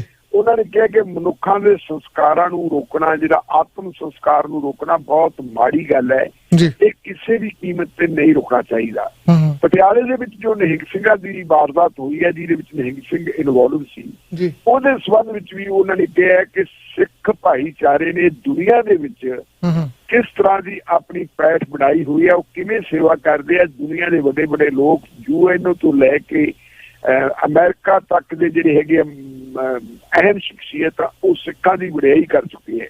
ਲੇਕਿਨ ਜੇ ਪਟਿਆਲੇ ਦੇ ਵਿੱਚ ਇੱਕ ਘਟਨਾ ਵਾਪਰੀ ਹੈ ਤੇ ਉਸ ਘਟਨਾ ਨੂੰ ਆਧਾਰ ਬਣਾ ਕੇ ਗੋਦੀ ਮੀਡੀਆ ਵੱਲੋਂ ਜਾਂ ਕੋਈ ਜਿਹੜੇ ਗੈਰ ਜ਼ਿੰਮੇਵਾਰ ਜਿਹੜੇ ਹੈਗੇ ਚੈਨਲ ਆ, ਉਹਨਾਂ ਵੱਲੋਂ ਸਿੱਖਾਂ ਨੂੰ ਬਦਨਾਮ ਕੀਤਾ ਜਾ ਰਿਹਾ ਹੈ। ਉਹ ਕਹਿੰਦੇ ਇਹ ਗੱਲ ਗਲਤ ਹੈ, ਉਹਨਾਂ ਨੂੰ ਟਾਰਗੇਟ ਨਹੀਂ ਕਰਨਾ ਚਾਹੀਦਾ। ਏਦਾਂ ਹੀ ਗੁੱਜਰ ਭਾਈਚਾਰੇ ਦਾ ਵੀ ਕੁਝ ਪਿੰਡਾਂ ਦੇ ਵਿੱਚ, ਪੰਜਾਬ ਦੇ ਪਿੰਡਾਂ ਦੇ ਵਿੱਚ ਬਾਈਕਾਟ ਹੋਇਆ। ਸਾਡੇ ਆਪਣੇ ਲੋਕਾਂ ਨੇ ਗੁੱਜਰ ਭਾਈਚਾਰੇ ਨੂੰ ਡਾਂਟ ਡੱਪ ਕੀਤੀ ਹੈ ਕਿ ਤੁਸੀਂ ਪਿੰਡਾਂ 'ਚ ਨਾ ਆਓ, ਤੁਹਾਡੇ ਤੋਂ ਵਾਇਰਸ ਫੈਲਦਾ। ਇਹਦਾ ਵੀ ਨੋਟਿਸ ਲਿਆ ਜਥੇਦਾਰ ਸਾਹਿਬ ਨੇ, ਸਿੰਘ ਸਾਹਿਬ ਨੇ, ਕਿ ਇਹ ਗੱਲ ਨਹੀਂ ਹੋਣੀ ਚਾਹੀਦੀ।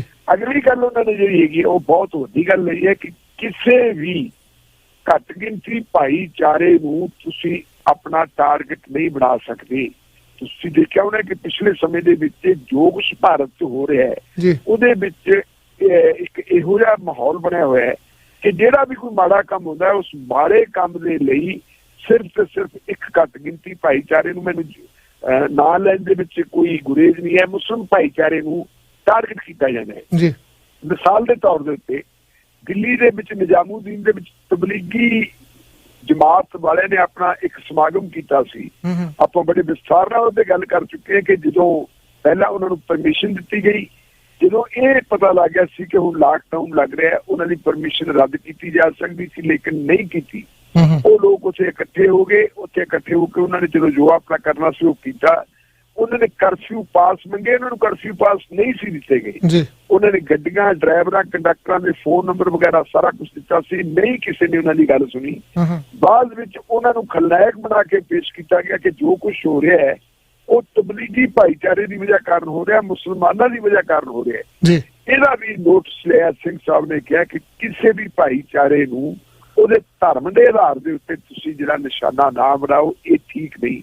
ਔਰ ਮੈਂ ਸਮਝਦਾ ਬਹੁਤ ਲੰਬੇ ਸਮੇਂ ਬਾਅਦ ਮੈਂ ਅੱਜ ਤੱਕ ਗਿਆਨੀ ਹਰਪ੍ਰੀਤ ਸਿੰਘ ਹੋਰਾਂ ਨੂੰ ਮਿਲਿਆ ਨਹੀਂ, ਹਾਲਾਂਕਿ ਉਹ ਤੱਕ ਦਮਦਮਾ ਸਾਹਿਬ ਸਾਥੋਂ ਕੋਈ ਬਹੁਤੀ ਦੂਰ ਨਹੀਂ, ਲੇਕਿਨ ਗਾਹੇ ਬਗਾਹੇ ਜਦੋਂ ਉਹਨਾਂ ਦੇ ਬਿਆਨ ਆਉਂਦੇ ਹੈ, ਉਹਨਾਂ ਦੇ ਭਾਸ਼ਣਾਂ ਦੀ ਅਸੀਂ ਗੱਲ ਸੁਣਦੇ ਹਾਂ, ਉਹਨਾਂ ਦੇ ਸੁਨੇਹਿਆਂ ਦੀ ਗੱਲ ਦੇਖਦੇ ਹਾਂ, ਮੈਨੂੰ ਇਉਂ ਮਹਿਸੂਸ ਹੁੰਦਾ ਕਿ ਬਹੁਤ ਲੰਬੇ ਸਮੇਂ ਅਰਸੇ ਬਾਅਦ ਇੱਕ ਵਿਦਵਾਨ ਸਿੰਘ ਸਾਹਿਬ ਜਿਹੜਾ ਹੈਗਾ ਸਿੱਖ ਭਾਈਚਾਰੇ ਨੂੰ ਮਿਲੇ ਹੈ।